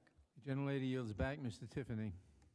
Director Wray, let me start by highlighting national security concerns. Border Patrol recently arrested 2 Yemeni men at our border who were on the FBI terror watch list and no-fly list. It's my understanding one of your field offices interviewed them. What was gleaned from that interview or interviews? I can't discuss the specific ongoing investigations. Certainly, we are concerned about, and our Joint Terrorism Task Forces, which I think is what you're driving at, have been lashed up with both CBP at the border and to some extent working across the border with our LEGAT office in Mexico City with a specific focus on special interest aliens. We're looking in particular at Yemenis, for example, who may have tried to come in. But I'm not sure there's anything I can share about specific interviews in this kind of setting. People from countries of particular concern for terrorist activity, you mentioned a few of them, Yemen, Pakistan, Somalia, Iraq, Syria, Afghanistan, and Iran have been coming. I witnessed it recently during my trip to the Darien Gap in Panama, and I would just say, when you talked about, your quote was the source of the problem, which you cited the Northern Triangle, I would go a little further south than that, because when I went down to Panama, I saw it down there. And the invasion coming into the United States has exploded as a direct result of President Biden's promise to all comers that he will grant them unobstructed catch and release into the United States. Should Americans have national security concerns with the exponential increase in the worldwide migration occurring as we speak across our southern border? Well, certainly we consider security threats at the border to be an opportunity for potential terrorist activity. I would not want to leave you with the impression, though, that as we're sitting here, that we're tracking any specific credible terrorist threats coming from recent individuals crossing the border. That doesn't give me a lot of assurance when you have tens of thousands of people basically invading our country. The numbers are staggering. They're coming out every single day. That would not be reassuring to me if I heard that answer as an American. I want to go on to a second issue I'd like to cover. Our two-tiered justice system. This is something I hear regularly back home. Time and again, Americans have witnessed justice being carried out in unequal ways. I'll give you a couple of examples. Secretary Hillary Clinton destroying evidence, no consequences. Hunter Biden allegedly lying on his firearms background investigation, no consequences.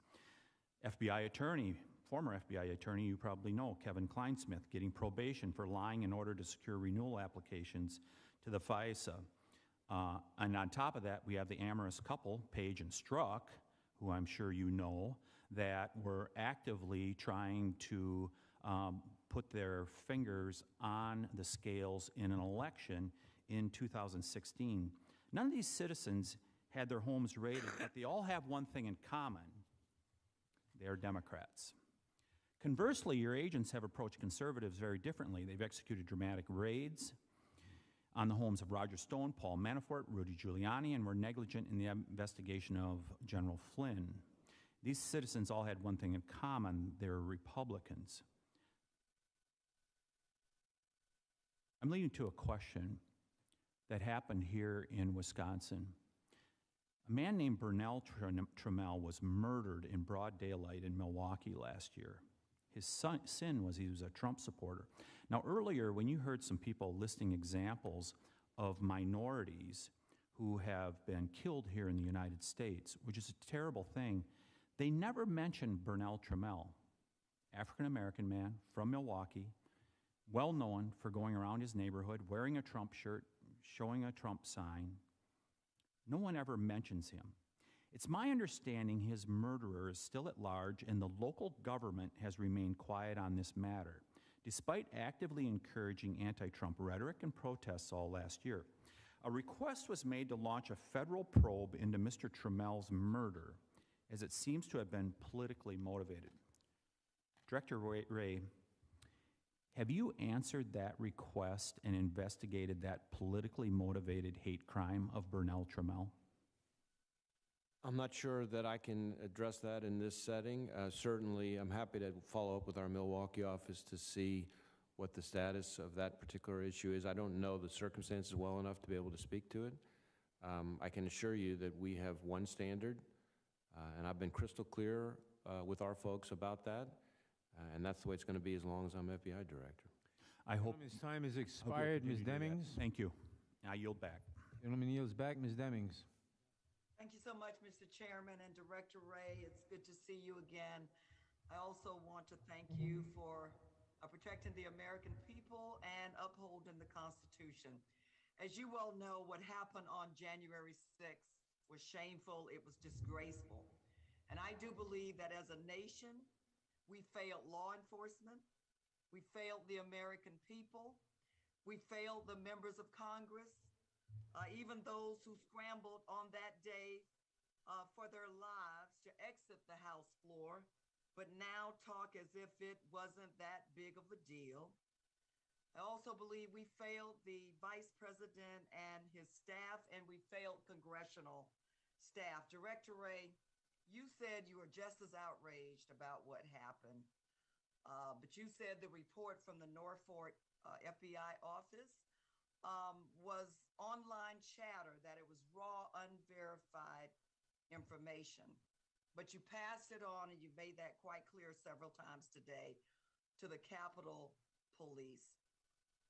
Director Wray, as you know, and I certainly do too, the FBI is viewed as the premier law enforcement agency, and other federal, state, and local agencies look to you, and I think rightly so.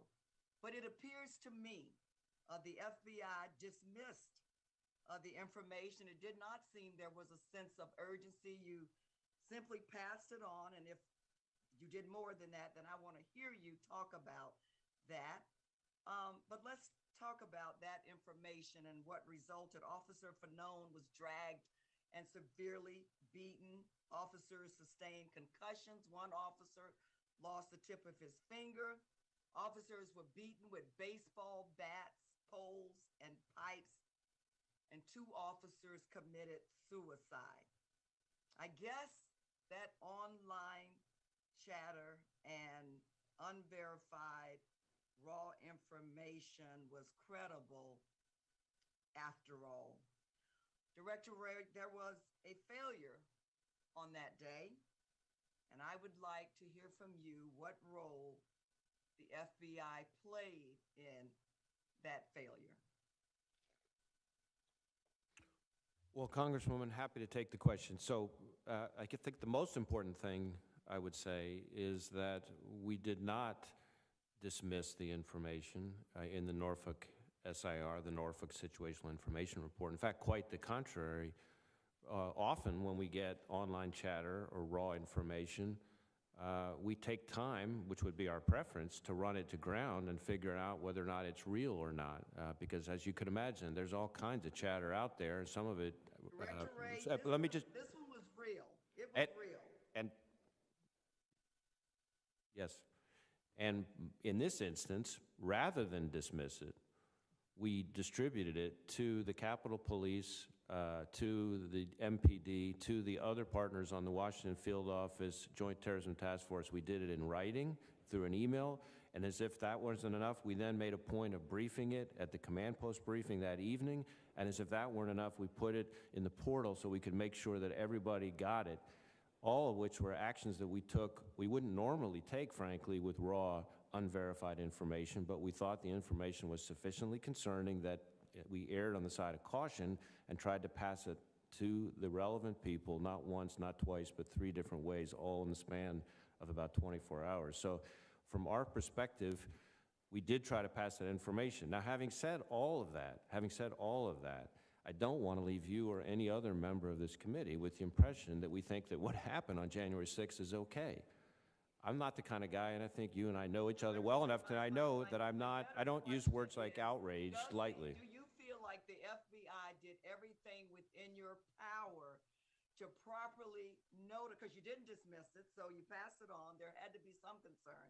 Do you feel that you did everything within your power to adequately and properly notify law enforcement so that they would be adequately and properly prepared to deal with all hell breaking loose at the U.S. Capitol? So anytime there is a successful attack, much less an attack of the kind of scale and significance that occurred on January 6th, you can be absolutely sure that we are asking what else we can do, what we can do better, what we can do more of, what we can do differently in terms of collecting information, analyzing it, and disseminating. I'm not aware of information that we didn't share that we should have. I am concerned that we need to get better and better at developing human sources to be able to anticipate acts like this in the future. And so that's one of the things that we're looking at, but we're going to be looking at a whole slew of things because our goal is to bat 1,000, and we do not consider what happened on January 6th to be remotely acceptable. And we're determined to do our part with all of our partners to make sure it never happens again. Gentlelady's time has expired. I yield back. Gentlelady yields back. Mr. Massey. Thank you, Mr. Chairman. Director Wray, as you know, the world's largest social media companies took the unprecedented step of canceling, blocking, or otherwise banning the president's social media accounts after January 6th. To the best of your knowledge, did anybody at the FBI or anybody representing the FBI or any other branch of the U.S. government consult with these social media companies before they took these actions? I'm not aware of any such consultations, no. To the best of your knowledge, did the FBI or representatives of the FBI or any other branch of the government consult with the social media companies before they took the actions of canceling tens of thousands of accounts in that following week? Well, again, I'm not aware of any conversations that are the way you've just described them. Certainly, we do engage with social media companies where we pass them information just like they pass us information, and sometimes information that we pass to social media companies prompts them to then, under their terms of service, take certain action. But whether that happened in this particular instance, I can't say because I don't know. So you're not aware of any? I'm not aware of any action of the sort you've described. From at least 2007 through 2016, the FBI conducted an investigation into evidence that the Saudi government agents provided essential assistance to the first arriving 9/11 hijackers, and the FBI and DOJ have publicly acknowledged that 3 Saudi government agents are primary subjects of that investigation, which is named Operation Encore. We passed a law in Congress, JASTA, to ensure that the 9/11's families' case against Saudi Arabia could proceed. The 9/11 families issued a subpoena in 2018 for records from the FBI's 9/11 investigative files that are critical to that lawsuit. According to lawyers for those families of the victims, the FBI has refused to search its complete files for responsive documents, claiming it would be too burdensome to do so, and the FBI has withheld certain key documents and significantly redacted others, despite the fact that the records concern events that occurred 20 years ago. Will you commit today that the FBI will conduct a review of all its relevant 9/11 files on an expedited basis to identify documents relevant to the family's lawsuit and to produce them to the fullest extent possible without sacrificing justice for the victims in the name of diplomacy? Well, I will make sure that our folks are doing everything they possibly can consistent with our responsibilities. Obviously, there are matters that involve classified information. There are matters that involve grand jury information. I do know that the Justice Department has asserted the state secrets privilege, and that I understand that that's been upheld by both the magistrate judge and the district judge about some information.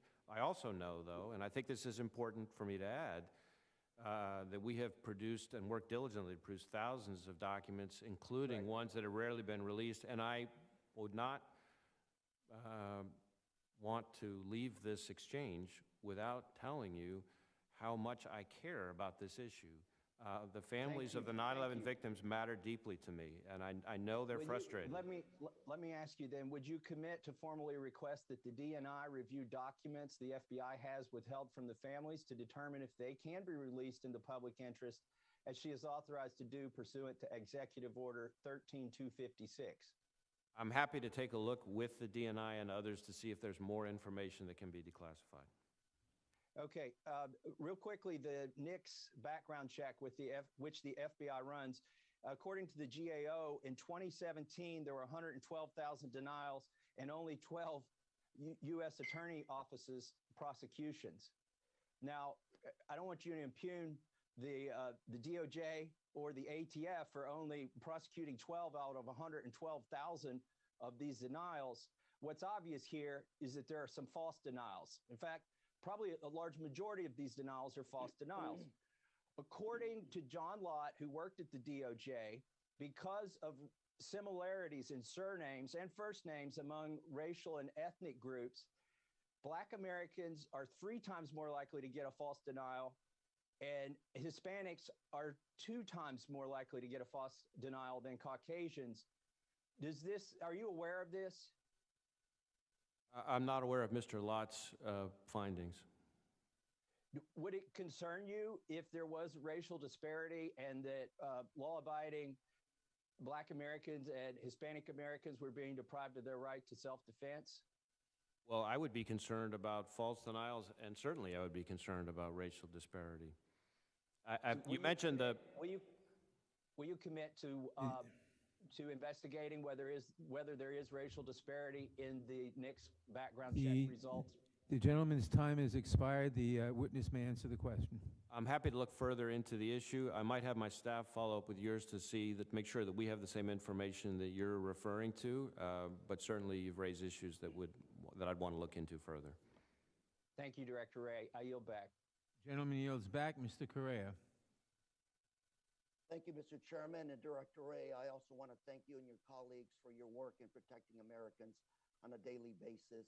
I sit on Homeland Security, and I have a special appreciation for your work. If I can turn our attention a little bit to cybersecurity, you mentioned that part of your job was to protect us from foreign nations like China and Russia. A very difficult job, an important job, and a job that our national security depends on you doing it right the first time around.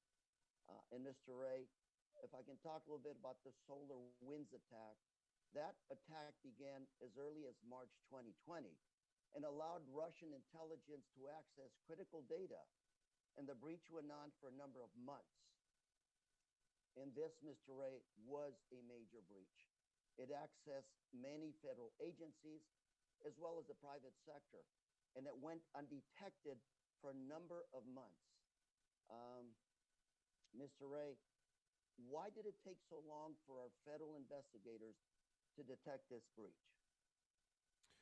Well, the SolarWinds breach or intrusion that you're referring to, I think it's fair to say, is one of the most sophisticated cyber campaigns ever. And it is a sobering reminder of the lengths our adversaries are willing to go to.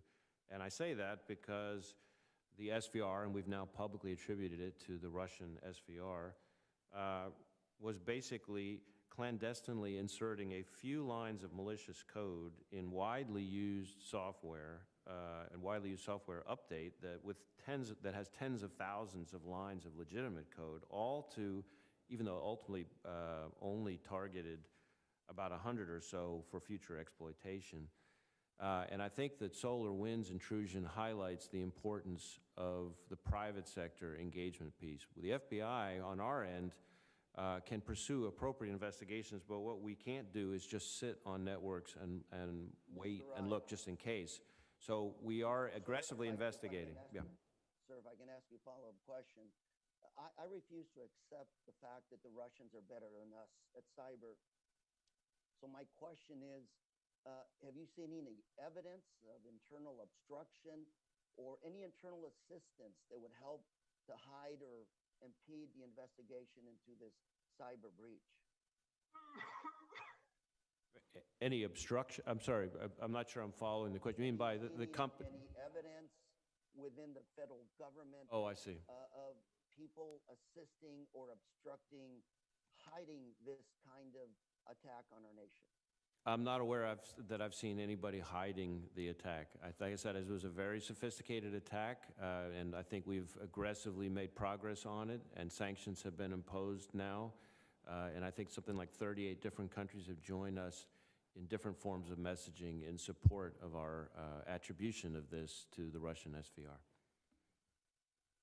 And I would say, Director Wray, that we're in a very tough situation given that such a major breach occurred in our federal government. Recently, Biden administration signed an executive order, President Biden signed an executive order to improve the nation's cybersecurity and to increase federal capabilities to respond and get federal agencies to better coordinate their efforts in this area. Can you speak as to how the FBI is working to implement this executive order? So I think what the executive order really highlights is the whole of government approach and frankly the whole of society approach that we need to take to the cyber threat. The FBI, I've heard some people refer to cybersecurity and the cyber threat as kind of the ultimate team sport.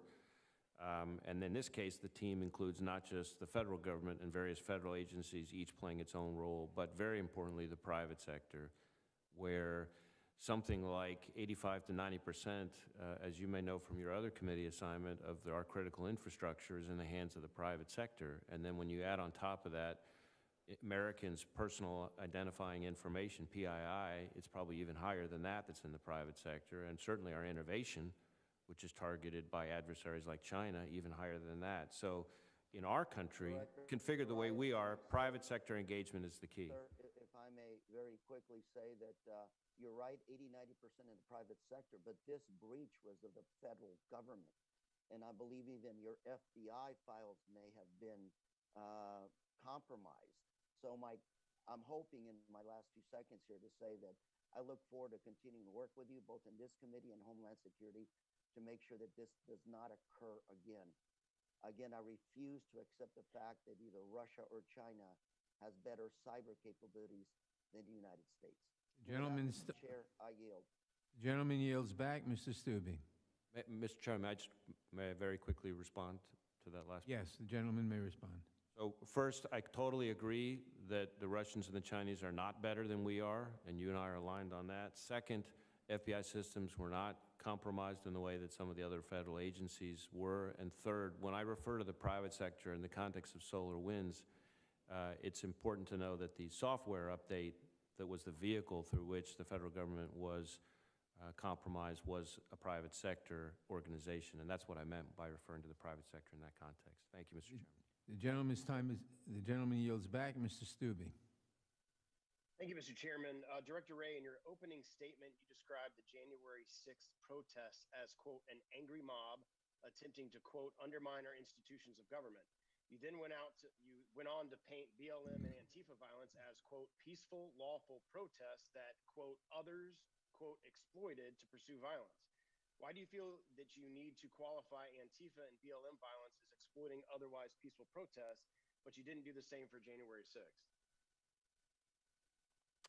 Well, when I was referring to the civil unrest and the violence that occurred among the civil unrest, I was speaking obviously of a period that covered an entire summer in protests across multiple cities, whereas of course in the January 6th instance we're talking about a single event of massive significance, however, in the course of one afternoon. And as I alluded to in response to earlier questions, there were, I think I've already said a couple times this morning, that there were on January 6th, not people who were under investigation, but there were peaceful protesters who were rowdy, and then there were the other two groups, and it's the other two groups that we're investigating and bringing criminal charges against. In one of those on January 6th that was in the Capitol, Ashley Babbitt, an unarmed protester and Air Force veteran, was shot and killed in the Capitol by a police officer. Director Wray, yes or no, was the FBI involved in the investigation into Ashley Babbitt's killing? I'm not sure I can answer that. I know that the decision to close the investigation was made by DOJ. The officer involved. The officer involved was not. You were involved in it, and you can answer whether the FBI was involved in it or not. I'm not sure that we were involved in that one, but I just sitting here right now, I can't remember for sure, so I don't want to misspeak. Okay, well, on June 2nd, 2020, just days after the George Floyd incident, you gave a press conference in which you detailed the ways the FBI would assist with the Floyd investigation. Subsequently, the DOJ brought civil rights charges under 18 U.S.C. 242 against the officers involved. In a May 7th, 2021 press release, DOJ publicly commended the FBI for its investigative efforts on the Floyd case. Yet in Ashley Babbitt's case, where civil rights charges under 18 U.S.C. 242 were also being considered by DOJ, the FBI didn't assist at all, and you're not sure that you were even involved in this investigation. So why did the FBI assist with the investigation into George Floyd's death, but not into Ashley Babbitt's death that occurred in the Capitol complex? Well, our decision to assist in the George Floyd case was based on, obviously, discussions with the Civil Rights Division under the prior administration and the Justice Department there. And the Ashley Babbitt case, I'm not trying to create more confusion than is warranted. I'm just sitting here right now. I can't tell you for sure what role, if any, we played in that decision. So that's all I can really say on that one. Well, if you're not sure, then it obviously wasn't a very active role if you're not sure what involvement the FBI had on that. I'm not sure I would say that, sir. We actually have 37,000 employees conducting thousands and thousands of investigations, and though I do my best to try to stay on top of as many of them as I can, sitting here right now in the span of everything we're talking about, I can't say for sure whether or not we were involved. And how you were in the command center. So you would probably know if the FBI was involved in an investigation that occurred in an officer-involved shooting of an unarmed person on the Capitol complex if you were involved. As I said, we've had hundreds of investigations. On the FBI's Most Wanted website, there's an entire section entitled Capitol Violence, targeting individuals who came to protest in D.C. on January 6th. Comparatively, little or no attention is paid to violent BLM and Antifa extremism. BLM and Antifa attacked the White House with President Trump inside of it last May and laid siege to the Mark O. Hatfield Federal Courthouse in Portland last summer. And the FBI doesn't seem interested at all. Can you explain what would appear to be a politically motivated discrepancy on the FBI's Most Wanted website? We used social media and putting out information and videos to the public, much as we have with January 6th, in connection with the violence among the civil unrest over the summer. We got thousands and thousands of tips from the public in relation to the violence over the summer and followed up on them. In both cases, we used almost all 56 field offices. In both instances, we opened hundreds of investigations. In both instances, we conducted hundreds of arrests. We consider them both extremely serious, and as I've said several times over the course of this hearing today, we have one standard. And I don't care whether you're upset at our criminal justice system or whether you're upset at our elections. There's a right way and a wrong way in this country to do it under the First Amendment, and committing violence, assaulting federal law enforcement, and destroying property is not the way to do it, and that's my standard for the FBI. Gentleman's time has expired. The gentleman's time has expired. Ms. Scanlon. Thank you, Chairman. And thank you, Director Wray, for being here today. I'd like to focus my questions on foreign influence in our elections over the last several cycles and how that's contributed to the rise of extremist violence, which you highlighted in your opening remarks. I'm particularly interested in how Russia's escalating disinformation campaigns attacking the integrity of our American elections and our government contributed to the January 6th attack on this building, those who serve here, the brave officers who protected, and the very foundations of our government. And I'm interested in the role that Russian disinformation and the use of American proxies in spreading that disinformation is playing in continuing efforts to contest Mr. Trump's loss of the 2020 election and efforts by state legislatures to enact laws inspired by conspiracy theories and lies about election fraud. Now, Russian disinformation is a particular concern for the Commonwealth of Pennsylvania, which I represent, because our election system and even our electoral college votes have been attacked repeatedly by Russian agents and their domestic proxies, spreading propaganda and outright lies. The fact and the extent of those attacks has been detailed by multiple judicial, law enforcement, intelligence, and bipartisan congressional investigations, including the Special Counsel's report in 2019, the bipartisan Senate Intelligence Report last August, the indictment of more than a dozen Russian government agents, and the National Intelligence Council's report on foreign threats to the 2020 elections in March of this year. Since this propaganda appears to have motivated people to participate in the Stop the Steal rally and the attack on the Capitol, and continues to motivate efforts in our state legislature to make it harder to vote, I'd like to direct your testimony to the longstanding and apparently continuing Russian efforts to undermine American confidence in our elections. And to start, I'd like to get one thing off the table, the difference between election interference and election influence. As I understand it, and referring to your prior testimony and the National Intelligence Council's report, election interference is defined as efforts to manipulate the mechanical aspects of voting, such as voter registration and election results. Is that right? That sounds right. I don't have the report in front of me, but I agree with you that it is important to make the distinction between interference and influence. Thank you. Well, I can give you a copy of the report if you'd like. I'm not going to get that far into it. But specifically, the March report said there was, quote, no evidence, end quote, not through intelligence collection on the foreign actors themselves, nor through physical security and cybersecurity monitoring of voting systems across the country, not through post-election audits, and not through any other means that a foreign government or other actors had compromised election infrastructure to manipulate election results. Do you stand by that conclusion? We contributed, obviously, to the National Intelligence Estimate and stand by that estimate. Thank you. So my concern is not fictitious election interference, which we know didn't happen, but actual election influence, which is propaganda designed to impact public opinion, and notably the long-standing Russian efforts to undermine public confidence in election processes and results by claiming that voting systems have been compromised.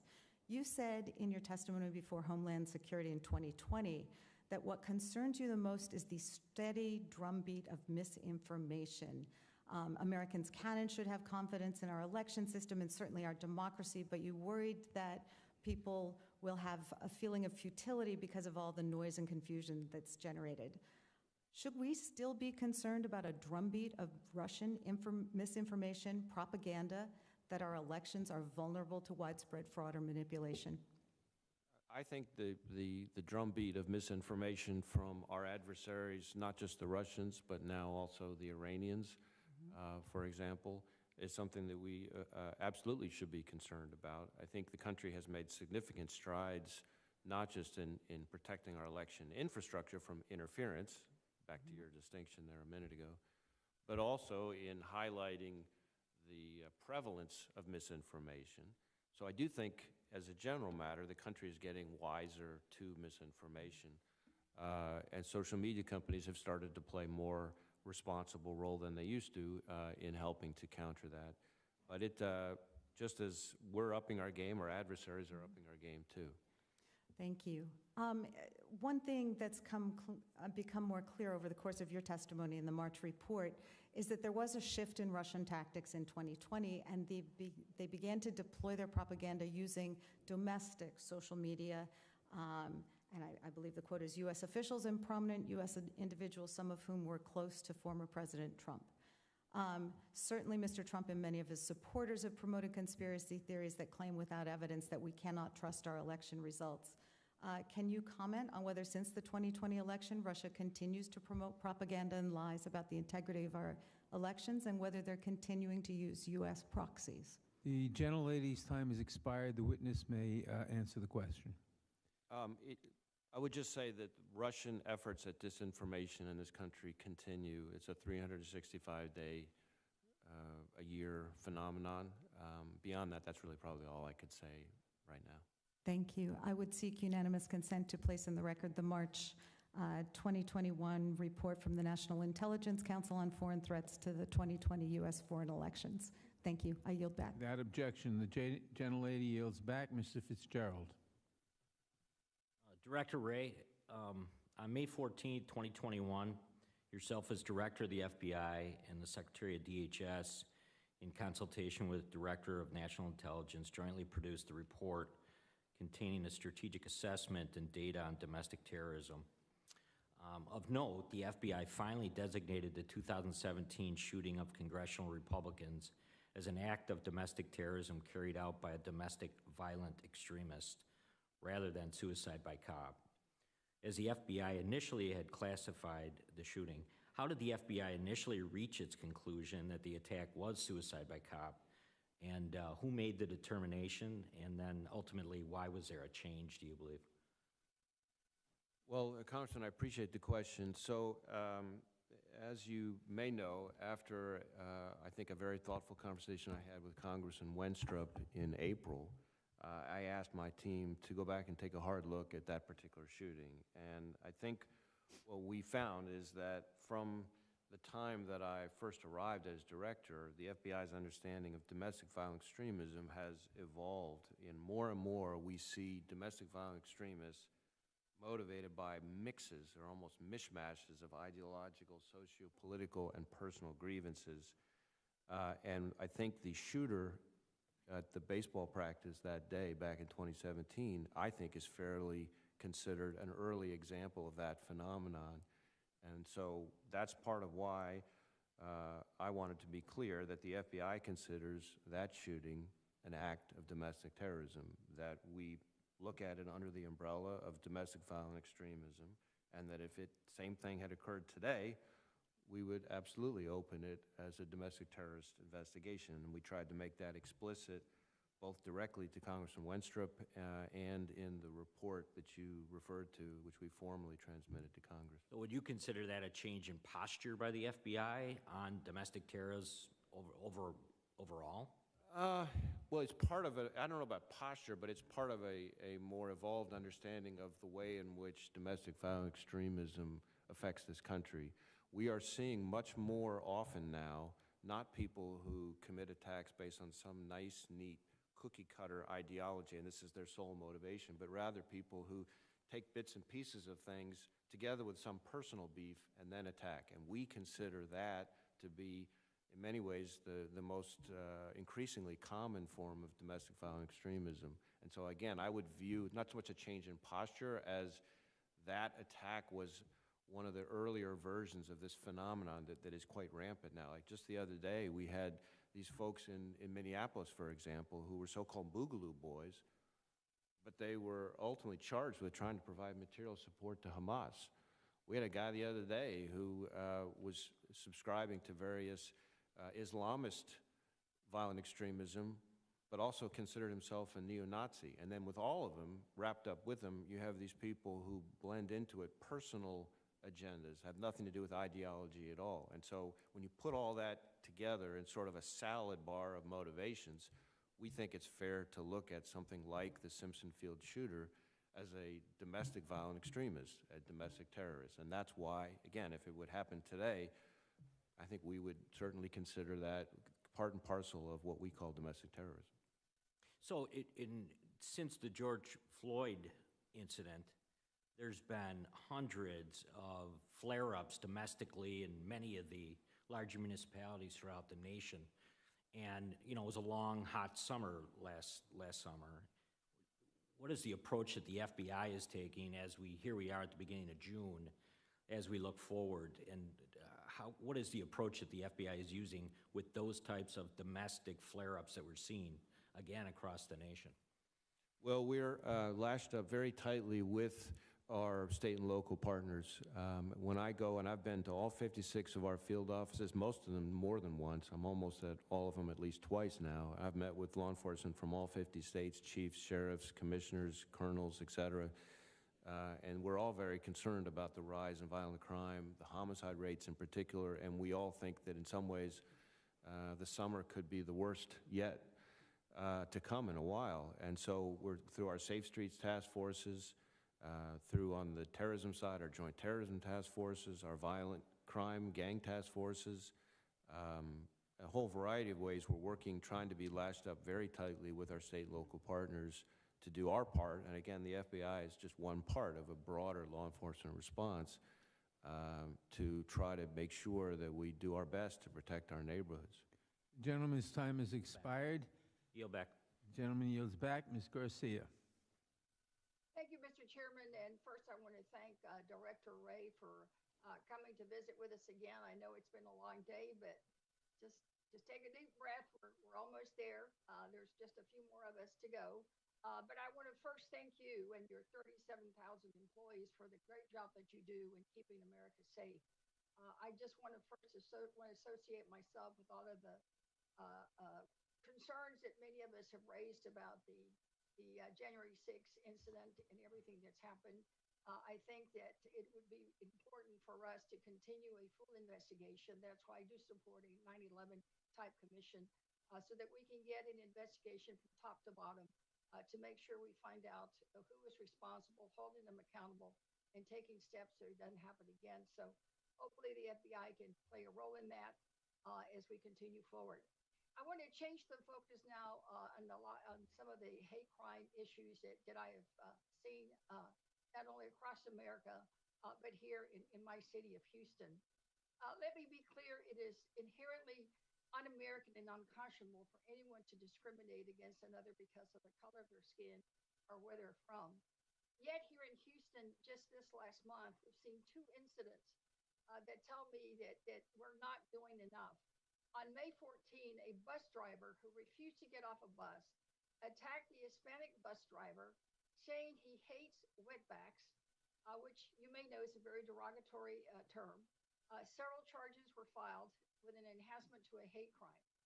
Now, this was February 14th. 2 days later, May 16th, at a mall where they had one of these carnivals that kind of come and go, a group of carnival workers punched and kicked a man after they pulled him out of his vehicle and yelled racial slurs. They told the victim that they do not like, quote, black people, and they threatened to hang him. 2 reported incidents almost back to back, and both charges were filed for some other things, and they were all enhanced to hate crimes. This tells me that it's still happening and happening too much. Our police department's hate crime report indicates that in Houston, the hate crimes have almost tripled in the last 50 years. And many of the crimes here in Houston have been more related to attacks against Latinos, or as the incident I mentioned, May 14th, people thinking they're quote unquote wetbacks. So my question to you is, how is this a trend that you're seeing nationally of more attacks against Latinos or immigrants? And if so, what has that caused you to do to reallocate your resources and to make sure that the FBI has what they need to investigate? I'm sure my comadre, Veronica Escobar, will later maybe talk about the most horrific about the hate crimes, which was the gun shooting in El Paso. But what are y'all doing to step it up to make sure that we protect everyone, no matter where they're from? Well, I appreciate the question. Hate crimes are certainly a high priority for us. We, in fact, had from fiscal year 19 to fiscal 20, a 63% increase in FBI hate crimes investigations opened. And this year, fiscal year 21, we've had the highest number of hate crime investigations initiated in the past 5 years. That's about 370 or so hate crimes investigations pending, and they cover the waterfront. You also heard me refer earlier, I think, to the domestic terrorism hate crimes fusion cell that we created to try to capture the synergy between those two, so that's part of it. As far as, and we also do a lot, we're trying to do a lot to engage with the community and with state and local law enforcement, because one of the things we know about hate crimes really across the gamut is that they are historically underreported. So a big part of it is trying to get... Right, but my question was, have you seen an increase in the attacks against Latinos, and what are you doing to reallocate your resources to get to the root causes of that? Well, I'm not sure about investigating root causes. We are investigating hate crimes, including against Latinos. I don't have the figures for you about increases by demographic, but yeah. You also mentioned, because my concern is that if we don't do enough, then we'll see what's happened here in Houston, that even victims don't report because they're scared, number one. and two, there's language barriers. And they don't see enough outreach from the FBI for people being able to know. And you told us earlier if we see something, we need to say something. But unless you tell that to people in Spanish, or you make sure you let them know that if they're victims of crimes that they should report it, it's just not going to happen. I agree that public outreach Lady's is time has expired. important. The witness may answer the question. And certainly, I know, for example, with the rise in hate crimes against the Jewish community, we have, for example, in New York, done an advertising campaign recently in both in Hebrew and in Yiddish to try to make sure we're reaching people there. And so it may be that a similar approach is underway from the relevant field offices. I know in El Paso, I personally visited the crime scene myself as a measure of how seriously I take that attack. Thank you, and I yield back. Gentlelady yields back. Ms. Fishbach. Thank you, Mr. Chair, and I would like to yield my time to the ranking member, Mr. Jordan. I thank the gentlelady for yielding. Director, it always seems that the leaks from our institutions and government agencies benefit Democrats. I mean, we just had as Mr. Bishop pointed out, we just have the fact that the IRS leaked the personal tax returns of U.S. citizens. Just happened to be at the time that Democrats are trying to raise taxes on the American people. And then, of course, there's what happened, someone from the FBI or DOJ leaking information about the fact that Mr. DeJoy, at least it's been reported that Mr. DeJoy is under investigation for, if you can believe what's written in the press, for alleged campaign finance violations that took place between 2004, I think, and 2015. So even if he did it, it seems to me the statute of limitations has run. So I want to ask about that in particular. Is there an internal investigation at the Justice Department, or more specifically at the FBI? I know you have an inspections division. This is the division, my understanding, that looked into Andy McCabe's issue when he leaked information that he shouldn't have leaked. Is there some kind of internal investigation going on? Well, as you by now have probably come to expect from me, Congressman, of course, I can't confirm any specific investigations, but what I can tell you... I'm not talking about an investigation that the FBI is, I'm talking about an internal investigation to actions that someone in your division may have leaked information to the press regarding the Postmaster General. Likewise, I wouldn't confirm a specific investigation. We have our inspection division has a unit dedicated to internal investigations, and we put some of our best people in it because of how important it is. We also have, that I stood up in the last administration, in our counterintelligence division, a dedicated leak unit to pursue criminal investigations where that is appropriate. In some cases, they work with each other, because there's an administrative side and a criminal side. But really, that's all I can say. I can't really confirm specific investigations. No, I understand. You've given that answer to us. And look, I get that. You give that answer to us 1,000 times a day and 1,000 times, and the other times you testified. I understand that. But when we're talking about the Postmaster General of the United States, we're talking about the tax returns of American citizens. Again, all conveniently timed, it seems to me. I mean, last summer, many Democrats called for the Postmaster General to step down. The left had all kinds of protesters at his house last summer in the whole debate about mail-in voting. And then we see this story sort of out of nowhere that supposedly he's under investigation. I just was curious if you'd tell us if it's internal. Does the FBI give critical race theory training to your agents and employees? Not to my knowledge. We certainly provide different kinds of diversity training, just like almost any organization these days, but certainly I've never heard of any kind of critical race theory training. But is that a yes or a no? Is there critical race theory training going on at the FBI, yes or no? And my answer is not that I'm aware of. Not that you're aware of, okay. How about this, the issue of this, Washington Post reported back in April that FBI had sent, quote, geofence search warrants to Google and got information about January 6th phone numbers of folks here on Capitol Hill. And that include members and staff and others who were authorized to be in the Capitol on that date. How did you distinguish?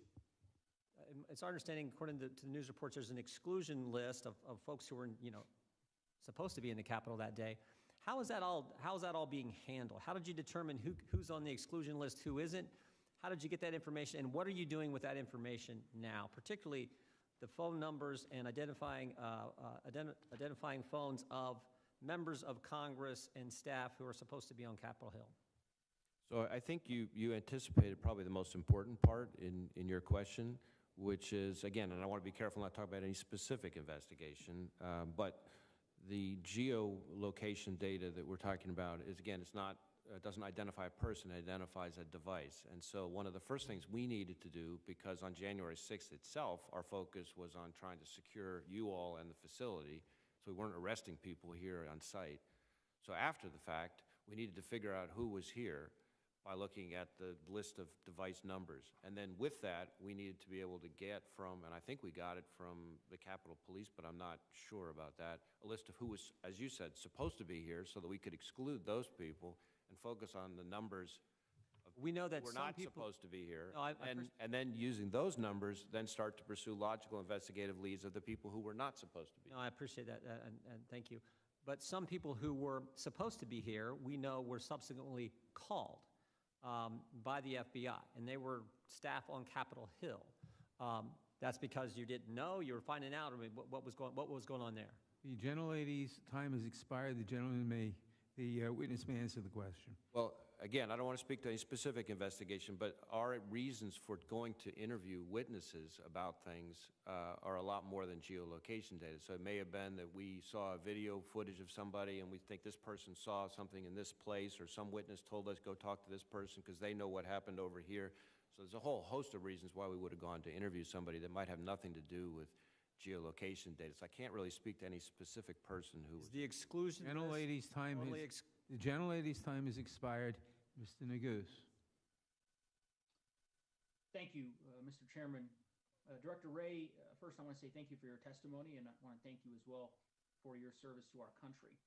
Several years ago, as you might be aware, a young man named Elijah McClain died in Colorado, my state, after being placed into 2 chokeholds by police officers and then being administered ketamine by paramedics during an arrest. Nearly 1 year ago, on June 30th of 2020, the Colorado U.S. Attorney's Office, the Department of Justice, and the Denver Division of the FBI announced that in 2019 they had begun reviewing the facts of this case for potential federal civil rights investigation. And I'll quote from their statement. They said, quote, "The standard practice of the DOJ is to not disclose the existence or progress of investigations. However, there are specific cases in which doing so is warranted if such information is in the best interest of the public and public safety. Recent attention on the death of Elijah McClain warrants such disclosure," end quote. Given that statement, Director Ray, can you confirm whether the DOJ has opened up a federal civil rights investigation into this matter? I would need to consult with the department about what information we can provide in response to that question, but I'm happy to have my staff circle back to you after we've done that. Thank you. I appreciate that, Director Ray, and we'll follow up with your team. As I mentioned, Mr. McClain was administered the ketamine by EMS personnel. In your opinion, are there any acceptable non-medical reasons for law enforcement officers to administer or encourage attending EMS personnel to use sedatives or other medications to subdue a person under arrest? I'm really not comfortable trying to answer a hypothetical that cuts across such a broad range of possible scenarios. So I'm afraid I'm going to have to decline to really offer much on that particular subject. I'm not sure I'm the right person to speak to it. Well, I appreciate that, Director Ray. I'd simply say, in my opinion, it's not acceptable for law enforcement to administer EMS personnel to be administering ketamine to subdue a person under arrest outside of a hospital setting. And it's why we'll be introducing legislation to ensure that ketamine is used for medical purposes only and not as a tool of restraint. And we'll look forward to working with the FBI and other law enforcement agencies on that legislation. I want to turn to a different topic, which my colleague, Representative Cicilline, touched on earlier. You'll recall, Director Ray, during the morning portion of today's hearing, which is the epidemic of gun violence in America. On March 22nd of this year, a gunman killed 10 people, including a police officer, at a grocery store in my district in Boulder, Colorado, allegedly using an AR-15 style pistol, which fired rifled rounds and had been modified with an arm brace. The AR pistol brace attachment, as you know, allows a shooter to fire an easily concealable pistol with rifle-like accuracy and firepower.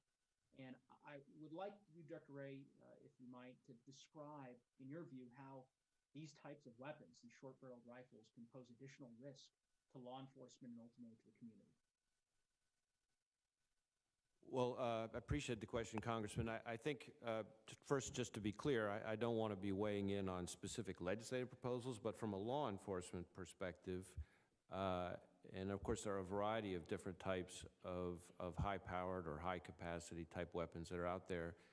Those are things that can be of particular concern to anytime there's an operation that law enforcement is conducting. It's something we have to be particularly mindful of. And of course, this hits particularly close to home for me and for us at the FBI, because the two special agents that I mentioned in my opening, Laura Schwarzenberg and Dan Alfin, were shot and killed by an individual, a child pornography subject, using an AR-style weapon.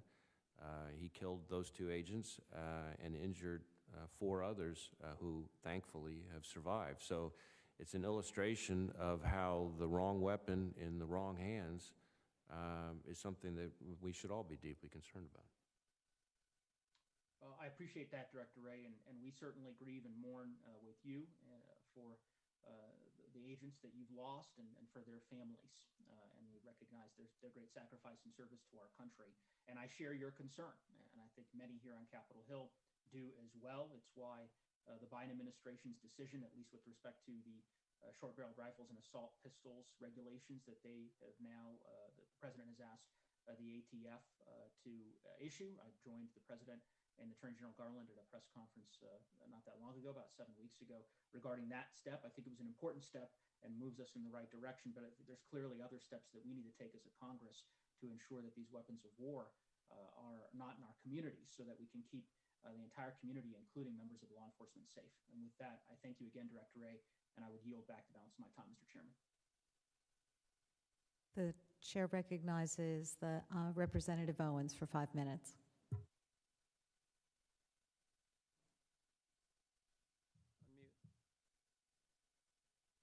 Can you, Or just need can you unmute? Sorry, okay. According to the USA Today, last year, 2020, the United States tallied more than 20,000 murders, the highest total since 1995, and 4,000 more than 2019. Preliminary FBI data for 2020 points to a 25% surge in murders, the highest single year increase since the agency began publishing uniform data in 1960. For the record, hate is hate, hate is evil, regardless of the color. To the victims of hate and their families, it makes no difference the color of the perpetrator. The result is the same, death. Looking at the numbers, I'm going to guess that white on black crimes are up, black on white crimes are up, black on Asian crimes are up, attacks against Hispanics and Jewish community are up. And for sure, black on black crime is up. 90% of the black crimes perpetrated on black Americans are done by other blacks. This evil of hate has become so prevalent that too many Americans, both black and white, simply shrug their shoulders, think it's normal, and turn the page. I keep hearing from my friends across the aisle about white supremacy. Well, based on the unconscionable high death tally of black Americans in our own communities, it's evident that evil white supremacists is not the greatest threat. It is evil black perpetrators, predators living among us. I ask my fellow lawmakers not to continue to think this plague of evil is normal, shrug our shoulders, and turn the page. It's time for us to work together to end the policies that's keeping too many poor black Americans living mostly in urban cities, living in fear, illiteracy, joblessness, hopelessness, and anger. With that, I want to turn the remainder of my time over to Mr. Jordan. I thank the gentleman for yielding. I appreciate his important points. Director, earlier you said, and I think I'm quoting accurately here, we pass information back and forth with social media companies. Can you explain that? Because, I mean, just read maybe out of context, I think people have concerns about that. Can you tell me what that means? I appreciate the question, and as I think back to my answer to that question, I was fearful that it might get misconstrued, so I appreciate you asking. What I was referring to is a couple different things. So one, in connection with foreign misinformation, election influence stuff from, for example, the Russians, there have been instances where we will, based on intelligence we've received from overseas or other places, pass that to social media companies saying, hey, you know, we know this particular account is actually controlled by some Russian troll farm, for example. And then the social media companies then take action against that account, but they then do their own internal investigation, and that then sometimes leads them to Are we talking other about a accounts. foreigner or an that they shut American? down. What's that? Are we talking about a person? And if we're talking about a person, is it a foreign person or an American? Well, the classic example, the one that I just gave, is a foreign source who is essentially posing as a U.S. Voice. And that's the essence of the Russian troll farm that's gotten so much attention. So then in turn, the social media companies take action. They often will find other accounts linked to that account and take appropriate action. We've seen the same thing to some extent with the Iranians in connection with the last election. You may remember when Director Ratcliffe and I did a press conference. Right. There's a little bit of that going on there. So that's kind of the essence of the back and forth of the social media companies that I was referring to. There are other situations where sometimes social media companies see a threat to life, a violent threat of some sort on their platforms, that they will refer to us, which is the responsible thing to do. Thank you. So I just want to be clear, there are times at the direction of the government, social media companies take certain action. Not at the direction, no. Well, you just said you give them information. You said we're concerned about this, who we believe to be a foreign actor. I mean, let me step back a second. I think the broader concern is we just recently saw communications that were largely redacted between Dr. Fauci and the head, the CEO or the head of Facebook, most of it redacted, and we know what the result of all that was a year ago. It was keeping information that they at the time deemed misinformation, but in fact wasn't. In fact, very credible information that they kept from the American people. And so that's my broader concern. It sounds to me like this is something different potentially, but that's the concern we have, I think, as members of the Judiciary Committee, and frankly, I know American citizens have. So when you say passing information back and forth, working with these social media companies, we're in the context now of this communication, this email communication between Mr. Zuckerberg and Dr. Fauci that is largely redacted, but we know that they colluded to keep information from the American people. Yeah, I understand your concern. We're talking about two very different things. First off, social media companies aren't taking action under their terms of service at our direction. Some days I wish they might, but that ain't happening. I don't wish. I'm nervous kidding. about all of it. I'm being a little flippant, but I get it. but no, we pass information. We're investigating. We ask them for information, and in the course of passing information to them, they then use that information and sometimes make decisions. Again, they would tell you. If this information involves an American citizen, there would have to be a warrant involved, right? Gentleman's time has expired. You can answer this question. Thank you. I'm sorry, could you repeat the If question? information involves an American citizen, there would have to be some kind of warrant involved. The government's asking for information from a social media company. There would have to be some kind of warrant involved for you to get that information. Well, there's a variety of kinds of legal process, subpoenas, et cetera, where we pass information, where we're asking for information from them. They provide information in response to legal process from us. A lot of the engagement that we're talking about is not that different from the engagement that we have with lots of other industries as well, financial services, et cetera. Thank you. The gentlewoman from Texas, Ms. Garcia, is recognized for unanimous consent. Madam Chair, I ask for unanimous consent to submit 3 documents for the record. One is a Click to Houston report on, they threatened to hang him, carnival worker charged with hate crime after punching, kicking man in parking lot of Alameda Mall. The second is from Channel 13, Metro rider charged with hate crime enhancement after allegedly attacking bus driver and 2 officers.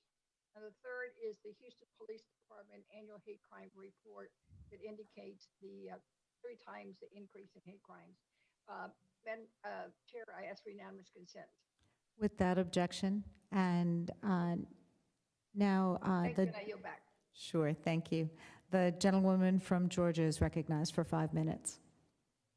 Thank you, Madam Chair, and thank you so much for conducting this oversight hearing today. And thank you, Director Wray, for being here. We really appreciate your time and effort. And I represent Georgia, where we have unfortunately had some very high-profile incidents of violence in the very past few years, and including the Ahmaud Arbery killing as recent, and also 8 individuals, and including the 6 women of Asian descent that just happened this past March.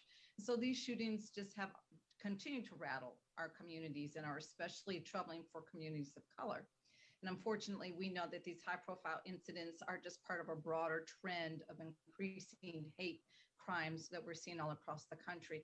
And my colleagues have already earlier today just mentioned the startling statistics from the FBI's annual report showing the increases in hate crimes against Latinos, Jewish people, and also those of Asian descent.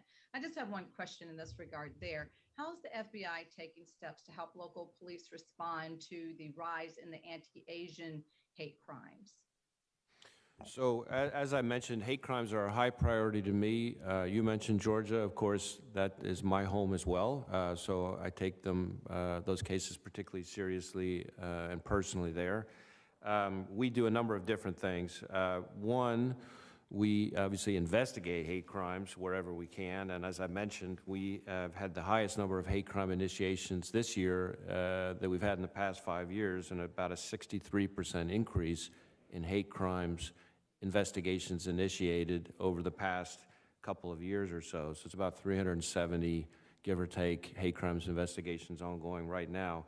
We also provide support to state and locals, because sometimes the most readily provable offense is a state or local offense, and even in those instances, we provide support with forensics, expertise, that kind of thing. We work with the Civil Rights Division over at the Justice Department to figure out when federal charges can be brought, but we also do a lot of public outreach, both to the community and to law enforcement. One of the themes we've heard about a little bit already today and discussed is the fact that these crimes aren't reported reliably enough, or it's a chronically underreported area. So, and that is something that we need to reach out to the communities and to law enforcement on. So we do trainings, liaison events.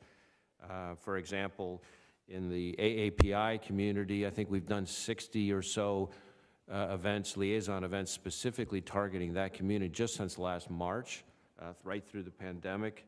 With the Jewish community, I think there have been 340 or so training and liaison events. I mentioned earlier in New York, we recently put that as sort of a public service campaign, including putting it in Hebrew and Yiddish to reach certain parts of the community that might be reluctant or unwilling to report. So there's a whole bunch of things like that that we're trying to do to help.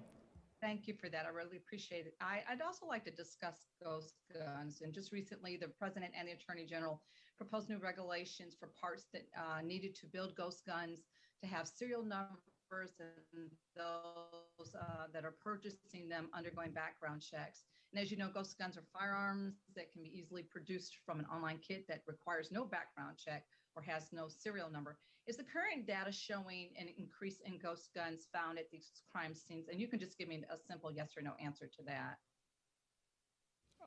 I'm not sure I have the reliable numbers, but I do believe we are anecdotally starting to seize so-called ghost guns more and more frequently. And of course, in the wrong hands, those can be very dangerous, just like other kinds of guns. And I believe, as you alluded to, DOJ has recently issued a proposed rule on the subject. Right. And as you know, law enforcement relies heavily on gun tracing in their criminal investigations. And I understand that law enforcement is just unable to trace ghost guns because they lack those serial numbers. So why, can you please tell us why gun tracing is so important, and how does the inability to trace ghost guns impact criminal investigations and your own, the FBI's ability to help the public stay safe? Well, tracing firearms is a time-honored tactic in law enforcement investigations of crimes of violence, and it's an all-too-common scenario where you're recovering a firearm and need to figure out where it came from. And so, absolutely, it's something we need to do as much as we can. That's why, for example, outside the context of ghost guns, you have individuals, for example, who will obliterate serial numbers. The reason they try to obliterate the serial numbers is precisely the reason that you alluded to, which is they want to prevent us from being able to trace the weapon. That is already a crime, to obliterate a serial number, but certainly it's a subject that is increasingly concerning to us as we start to seize ghost guns, so-called ghost guns, in a number of our cases. Time of the gentlelady. Thank you. I yield back the balance of my time. Thank you. The gentlelady yields back. Mr. Stanton.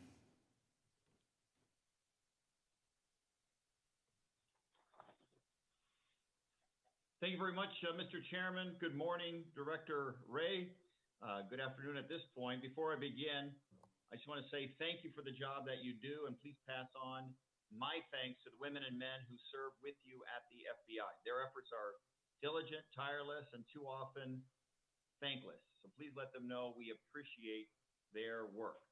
I have a couple lines of questions that I have for you. First, I'd like to ask you about an ongoing violent epidemic, an issue that's of critical importance to me and my home state of Arizona. As you may recall, the last time you testified before this committee, we discussed the crisis of missing and murdered Indigenous women and girls. It's a grim reality that Native American women are murdered at a rate 10 times the national average. And for Native American women, homicide is the third leading cause of death. The National Crime Information Center was reported approximately 1,500 missing Indigenous people, and Arizona tragically has the third highest number of missing and murdered Indigenous women and girls in the country. Recently, Congress acted. We passed Savannah's Act, which directs the DOJ to review, revise, and develop protocols to address this crisis, and the Not Invisible Act, which coordinates intergovernmental efforts to combat this violence. There's a presidential task force addressing this crisis. Our former colleague, Secretary Deb Haaland, established the Missing and Murdered Unit at the Department of the Interior, and the FBI has directed to enhance its investigations into missing and murdered Indigenous women and girls. So as FBI director, what specifically are you doing to seek justice for these victims? What are you doing to coordinate with other agencies? And what additional training and resources are you providing to your agents in Indian country? I appreciate the question. I do remember our exchange from the last time we testified, or last time I testified before this this committee on this subject. Certainly, as you mentioned, there is the task force that's specifically focused on missing and murdered American Indians and Alaskan Natives. Our primary vehicle to engage on this subject is through the FBI's Safe Trails task forces, which include not just FBI personnel, but partner personnel from other agencies, including tribal law enforcement. I think we have about 140, give or take, agents that I've dedicated specifically to those Safe Trails task forces. That number is actually probably almost double that now in a way, because as you may know, in Oklahoma, because of the Supreme Court's McGirt decision, the range of crime that's now considered Native American jurisdiction has dramatically expanded. So we've probably about 140 surged agents to deal with crime of the sort you're describing in that state. I also took the head of our FBI field office in Arizona, but also in New Mexico with me together, and met with the head of the Navajo Nation and spent some time with his leadership team and drove around Indian country to get a better sense of the challenges out there. And I'm told that I'm the first FBI director to ever go meet with them. Thank you, Director, very much. I'd like to shift gears a little bit and talk more about ransomware, a subject that other members have asked about. In this case, I want to talk specifically about the issue of ransomware attacks that threaten local governments and local infrastructure. Before serving in Congress, I served as a mayor of Phoenix, Arizona. So I'm particularly concerned about cyber criminals targeting our local governments. And in recent years, we've seen major U.S. cities like Atlanta and Baltimore hampered by ransomware attacks. So based upon the data and pattern of attacks the Bureau has identified, what local infrastructure facilities do you believe are most at risk of being targeted? And what can Congress and the FBI do to better support our local government officials? Well, I'm not sure I could give you a specific type of local network that's most at risk, because it has less to do with the type of service they provide so much as it is with their own IT infrastructure and the vulnerability that it represents, combined with the perception that ransomware actors have that they would be a particularly easy to leverage target. But you are absolutely right that one of the trends we're particularly concerned about with ransomware is more sophisticated targeting of, for example, municipalities or in, say, states that are more rural hospitals and things like that, school systems as another example.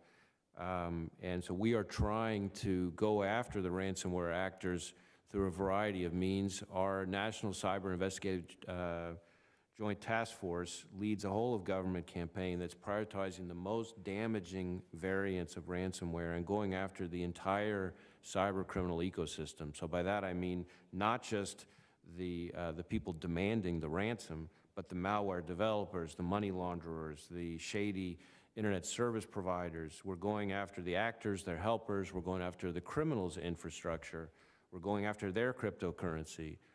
So we're trying to engage in joint, sequenced operations designed to maximize the impact on the adversaries, and then we're trying to feed the information we get back and learn from those investigations in the form of intelligence that we share with potential victims.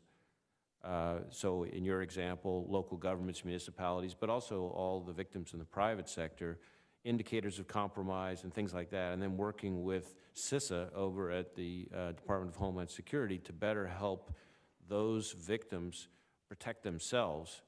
But this is, I used the expression before, a team sport. This is a team sport where the team is not just government, federal government, not just, frankly, local government, but also, very importantly, the private sector in a whole variety of ways. The gentleman's time has expired. Ms. Dean.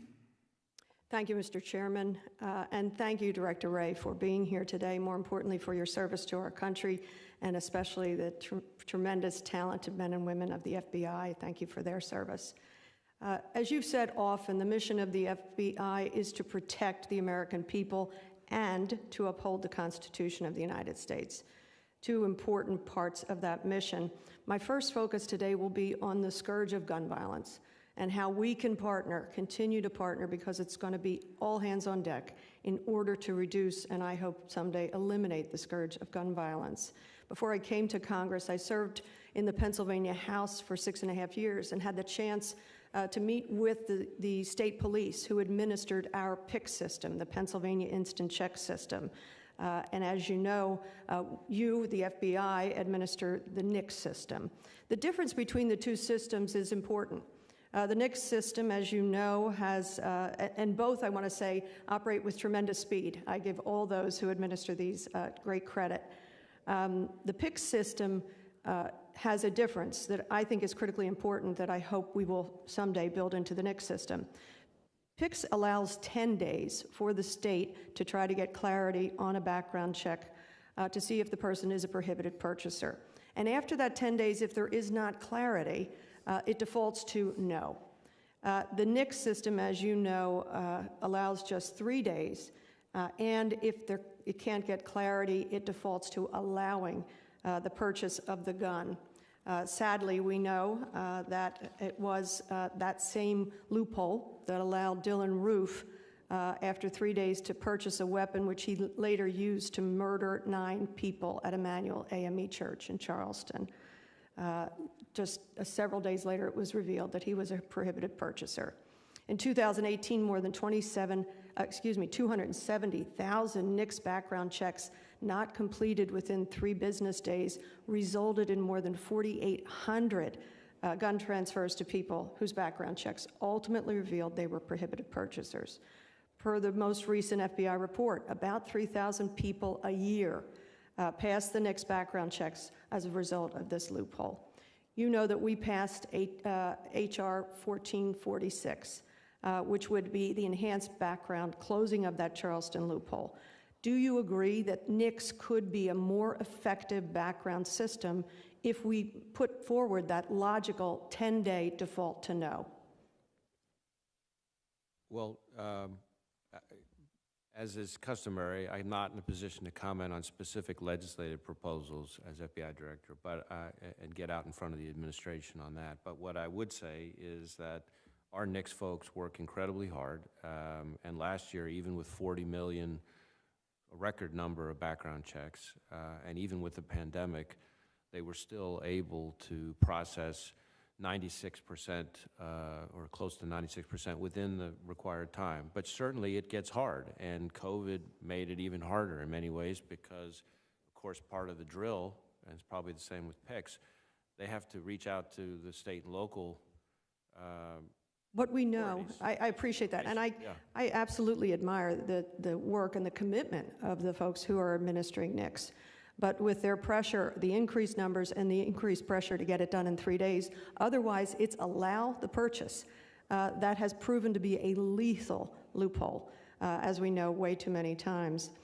You know, in November of 2017, Congress passed the Fix NICS Act, and it was following another shooting in a church in Sutherland Spring, Texas, to ensure that federal agencies were reporting convictions that would prohibit firearm ownership. However, recent data shows a gross underreporting coming from DOD, in which all 4 military branches provided less than 31% of the requisite background check information. Is the FBI committed to supporting agencies to meet the Fix NICS requirements? Well, certainly the Fix NICS Act has been a big help to us, and we've had a significant, very significant increase in new records over the past 3 years. We are trying to do our part to engage with our partners, federal, state, and local, to increase the information that's in there. That's the whole point. That's the essence of the system, and we're doing a lot of outreach and engagement. We've got massive staffing and technological resources devoted to it, and we've asked for more in the various budgets that have been put forward. I know my time is up, sadly. There's so much more I'd like to ask you about, but I do hope that FBI will partner with us, the legislative branch in this administration, to do something about gun violence. Also, the second area that I wanted to make sure we talk about at some point is the use of force statistics and the collection of that data. So maybe I'll have a chance to talk with you and your staff separately and offline. With that, I yield back, and I thank you, Mr. Chairman. Gentlelady yields back. Ms. Escobar. Thank you, Mr. Chairman. Director Wray, thanks so much for being here, and many thanks to you and the women and men of the FBI for your service. We know that leading up to the January 6th attack, former President Donald Trump and others pushed the big lie that the election was stolen. We know that his political organization funded the January 6th Stop the Steal rally in Washington, D.C. We know that he told his supporters to attend.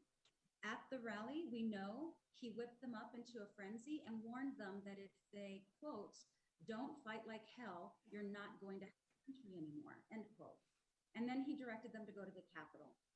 Leading up to and even still in the wake of the deadly attack on the Capitol, we've seen and heard Republican members of Congress, as well as Republican state, local leaders, and candidates continue to spread the dangerous and deadly big lie. We've also seen it amplified by very irresponsible media outlets.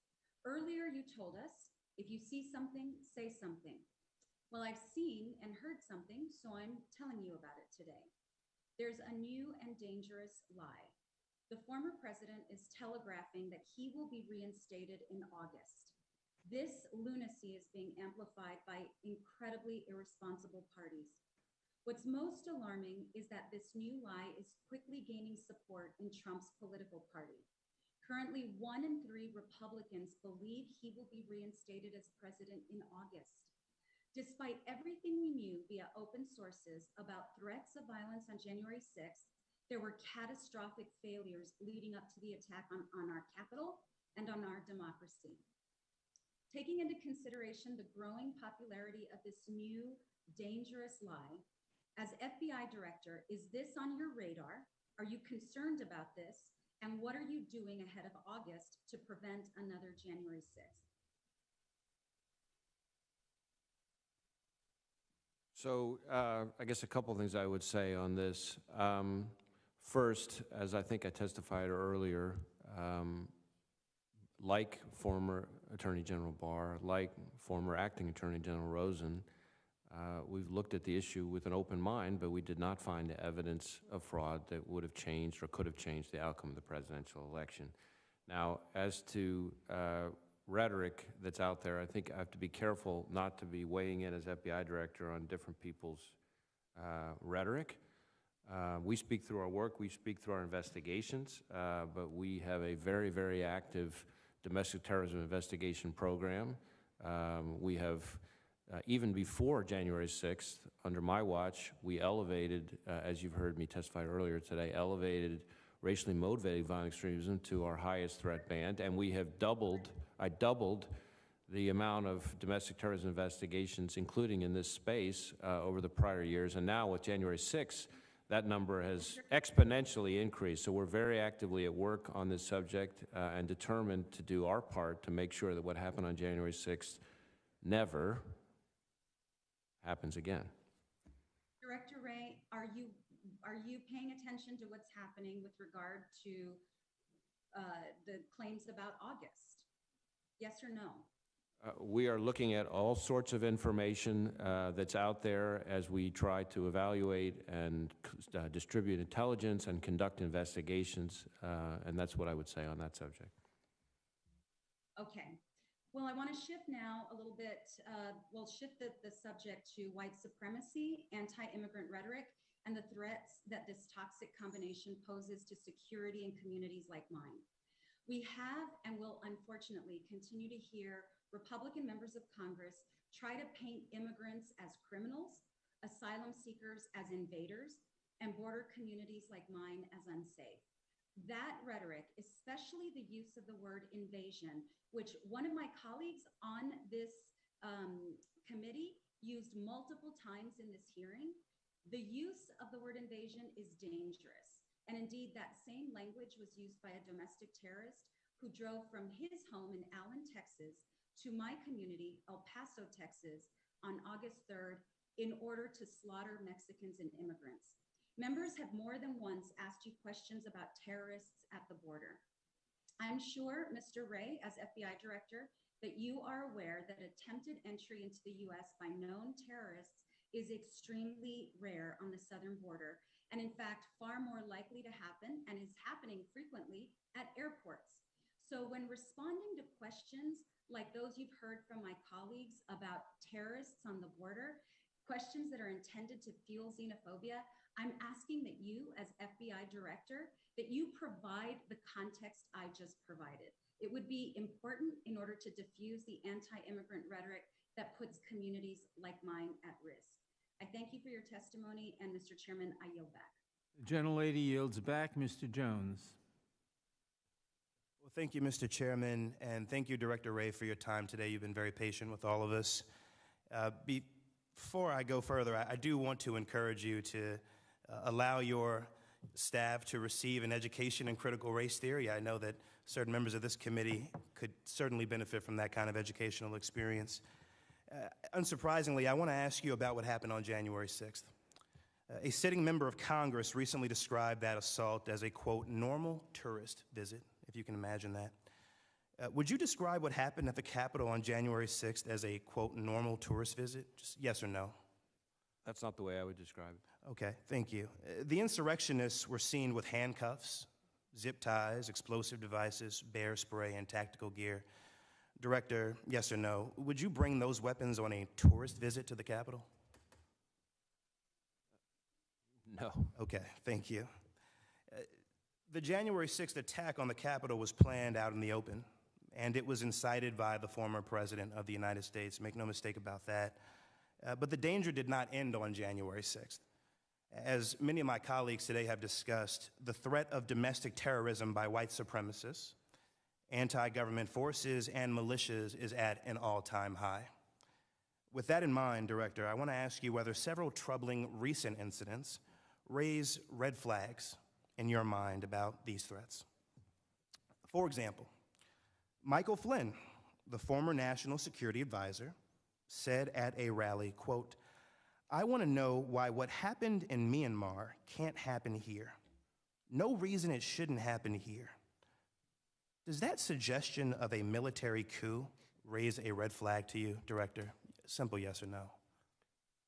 With respect, I just don't think it's appropriate for me as FBI director to be weighing in on other people's public comments. It's not that I'm not sympathetic to the reason you're asking the question, but in my role, I think I have to be careful to speak through our work. And when the FBI director speaks, I speak through our investigations and our intelligence products. And so I don't think I should be starting to start chiming in on other people's public chatter or rhetoric, no matter what it is.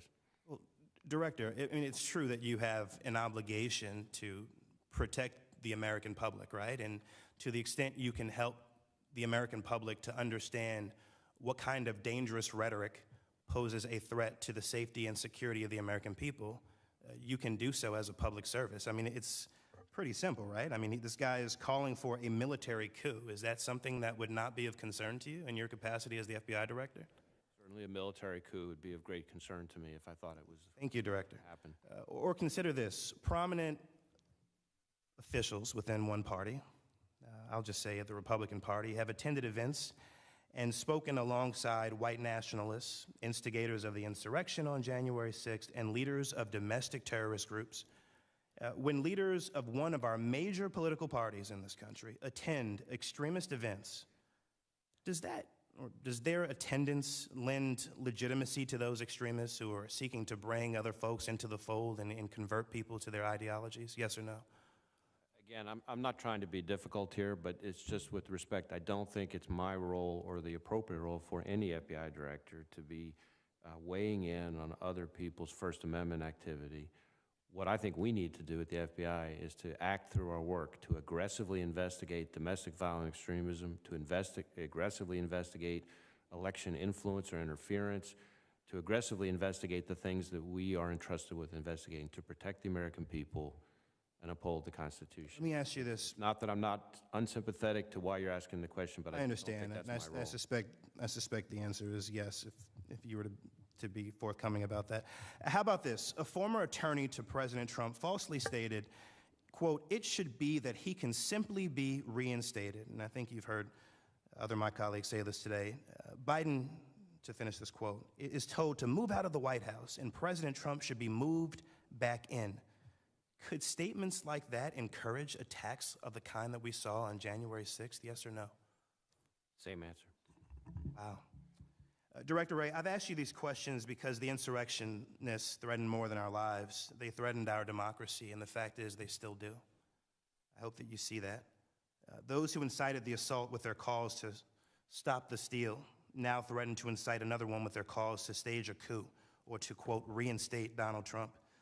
The violent, far-right nationalism that caused the insurrection is still with us, stoked by elected officials and even the former disgraced, defeated president of the United States, Donald J. Trump. And the American people, sir, need to know that the FBI is working as hard to protect our democracy as the far right is working to overturn our democracy. I hope that we can have that confidence, and I yield back, Mr. Chairman. The gentleman yields back. Ms. Ross.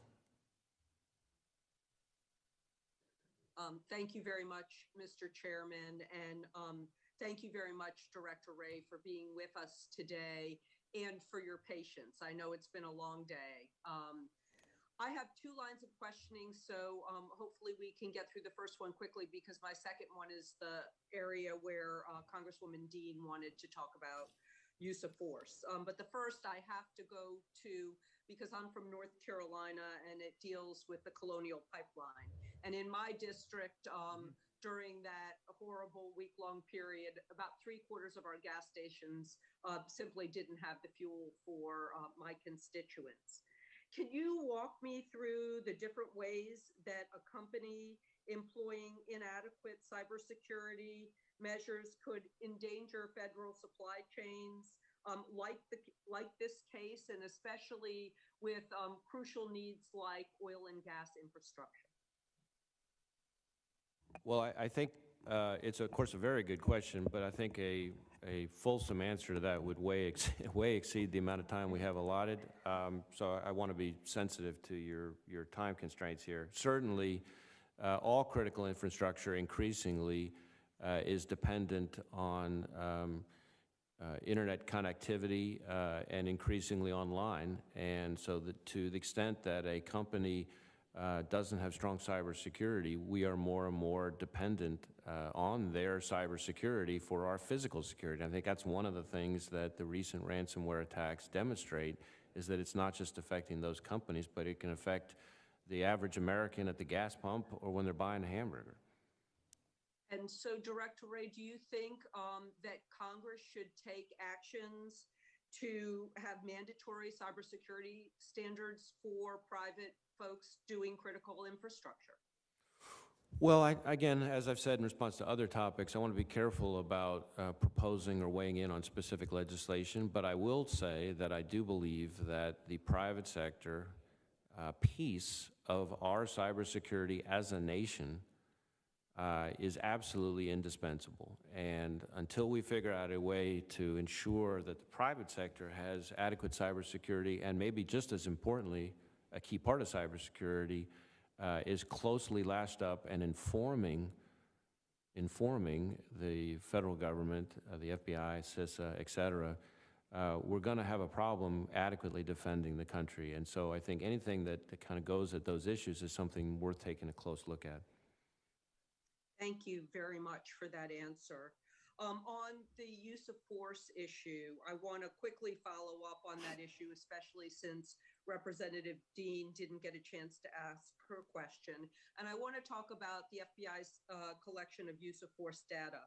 I've worked on this issue in North Carolina with full cooperation from law enforcement on traffic statistics and who gets stopped and who gets searched. And we have a pretty model legislation in North Carolina for doing that. But given the possibility that at the FBI National Use of Force Data Collection Program may be discontinued as early as December of 2022, what other options are there for collecting law enforcement use of force data? And what have you considered, and how long would it take to establish an alternative? Well, I'd be happy to have my staff follow up with more detailed information. What I would say is that we're working very hard to increase the reporting, and we've been of national use of force data, because we believe strongly that only through that are we going to be able to have a thoughtful, informed conversation that's actually based on the hard facts. And I think we've made good progress. I think we recently now crossed the threshold of about 40% of sworn, I think that's about right, 40% of sworn federal, state, and local law enforcement officers across the country, and we're driving hard to try to get that number high enough so that we can start sharing the results of that collection more broadly. So it was a big milestone. One of the milestones we crossed recently allowed us to take certain steps, and we're hoping to cross the future milestones before too long. But anything that you can do to encourage the law enforcement community, you, not just you personally, but members of Congress can use to encourage state and local law enforcement in their communities to provide that data, would certainly be appreciated. Well, I will certainly do that in North Carolina. Do you have any estimated time for when you might be able to provide some information when you have a critical amount of that? Gentlelady's time has expired. The witness may answer the question. Let me have somebody follow up with you about where we are on time estimates. I'm not sure if I've got the latest on that. Thank you, Mr. Director, and Mr. Chairman, I yield back. Gentlelady yields back. Ms. Bush. St. Louis, and I thank you, Chairman, for convening this hearing today. Director Ray, thank you for being here as well. Thank you for being here with us, taking this time. So as an activist and as an organizer from the front lines of the Ferguson movement, I am intimately aware of the tactics the Bureau has used when surveilling and investigating and intimidating activists like myself, from the height of the civil rights movement to Ferguson in 2014 to today. We now know that the Bureau did, in fact, investigate and surveil those protesting for racial justice and against police brutality. In anticipation of this hearing, I wrote to you on June 4th requesting access to all the information that the Bureau may have gathered about me since 2014, the Ferguson uprising, and up to now. When can I expect to hear back from the Bureau regarding that information? Congresswoman, I was just recently told that you had sent such a letter asking for information. As you know, we received thousands of requests for files, as it were, and there's a process for that, and I would be happy to have my staff follow up with yours to help you understand how the process works, and that can give you a little bit better sense about timing and other steps that have to be gone through. Okay. As you probably can determine from the way I've answered a lot of questions today, I am very much a process guy. Oop, that's and I want to fine. make sure we follow the process here. Sure. Is it in the next 7 days? Is it possible that we can get this resolved? Possibly. I mean, we can go through the steps. I just want to. I'll have somebody follow up with you about the We right can follow process. up. Okay, thank you. But I asked because I'm concerned about the FBI's treatment of protesters. I want to walk through the FBI's response to the white supremacist insurrection on the Capitol and the FBI's response to mass protests that swept through the country last year seeking justice for George Floyd and for Breonna Taylor. Isn't it true that the department deputized and deployed thousands of federal law enforcement, including FBI personnel, in, quote, response to the events related to civil unrest, end quote, during the summer of 2020? Yes or no is fine. Well, I'm not sure I have a yes or no answer to that. I don't know that the FBI, I don't recall the FBI being deputized for things. The FBI fulfilled our mission, some of which I've described earlier in response to one of your colleagues' questions. But whether other agencies were deputized by the Justice Department would be a question better referred to the Justice Department. Okay. All right. I think that the answer that we're looking for is yes, we have this information. We have evidence. We have evidence that the records that identify SWAT resources and special agent bomb techs that they were deployed. That's what's in my hand. What about, was the FBI authorized to use force in response to the January 6th white supremacist insurrection on the Capitol? Just a yes or a no. Was the FBI authorized to use force in response to the white supremacist attack on January the 6th? I think I'm not aware of a specific authorization to use force. I think the FBI has policies about its use of force, and those policies would have been in effect on January 6th. Thank you. So you stated earlier that the Bureau does not surveil First Amendment protests, but Director Wray, isn't it true that the FBI did deploy some 120 surveillance aircrafts? I know it was alluded to earlier, to monitor Justice for George Floyd protests around June 1st in Washington, D.C.? And that can just be a yes or a no. Well, again, I'm not sure it lends itself to a yes or no. We have specific policies that govern our use of various techniques and tools that we have available to us, the Attorney General guidelines and the DIOG that I referred to earlier. And so the circumstances in which we would have used aviation assets over the course of the summer would have been covered by those. So, yes. Director, here are the flight path records. I'd like to introduce this article that cites the flight path records, flight paths into the record. Was the FBI authorized to conduct surveillance or deploy surveillance aircraft and or drones in response to the January 6th white supremacist insurrection on the Capitol? Yes or no? I would love for you to answer that.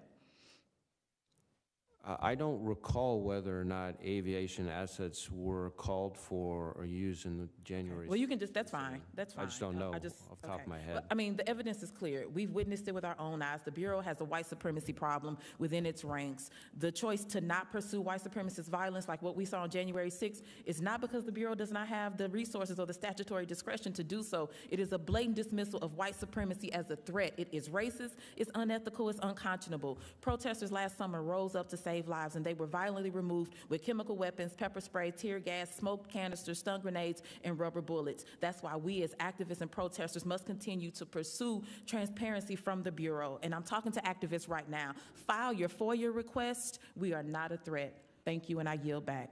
The gentlelady yields back. This concludes today's hearing. We thank Director Wray for participating.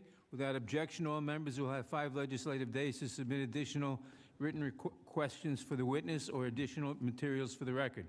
Without objection, the hearing is adjourned.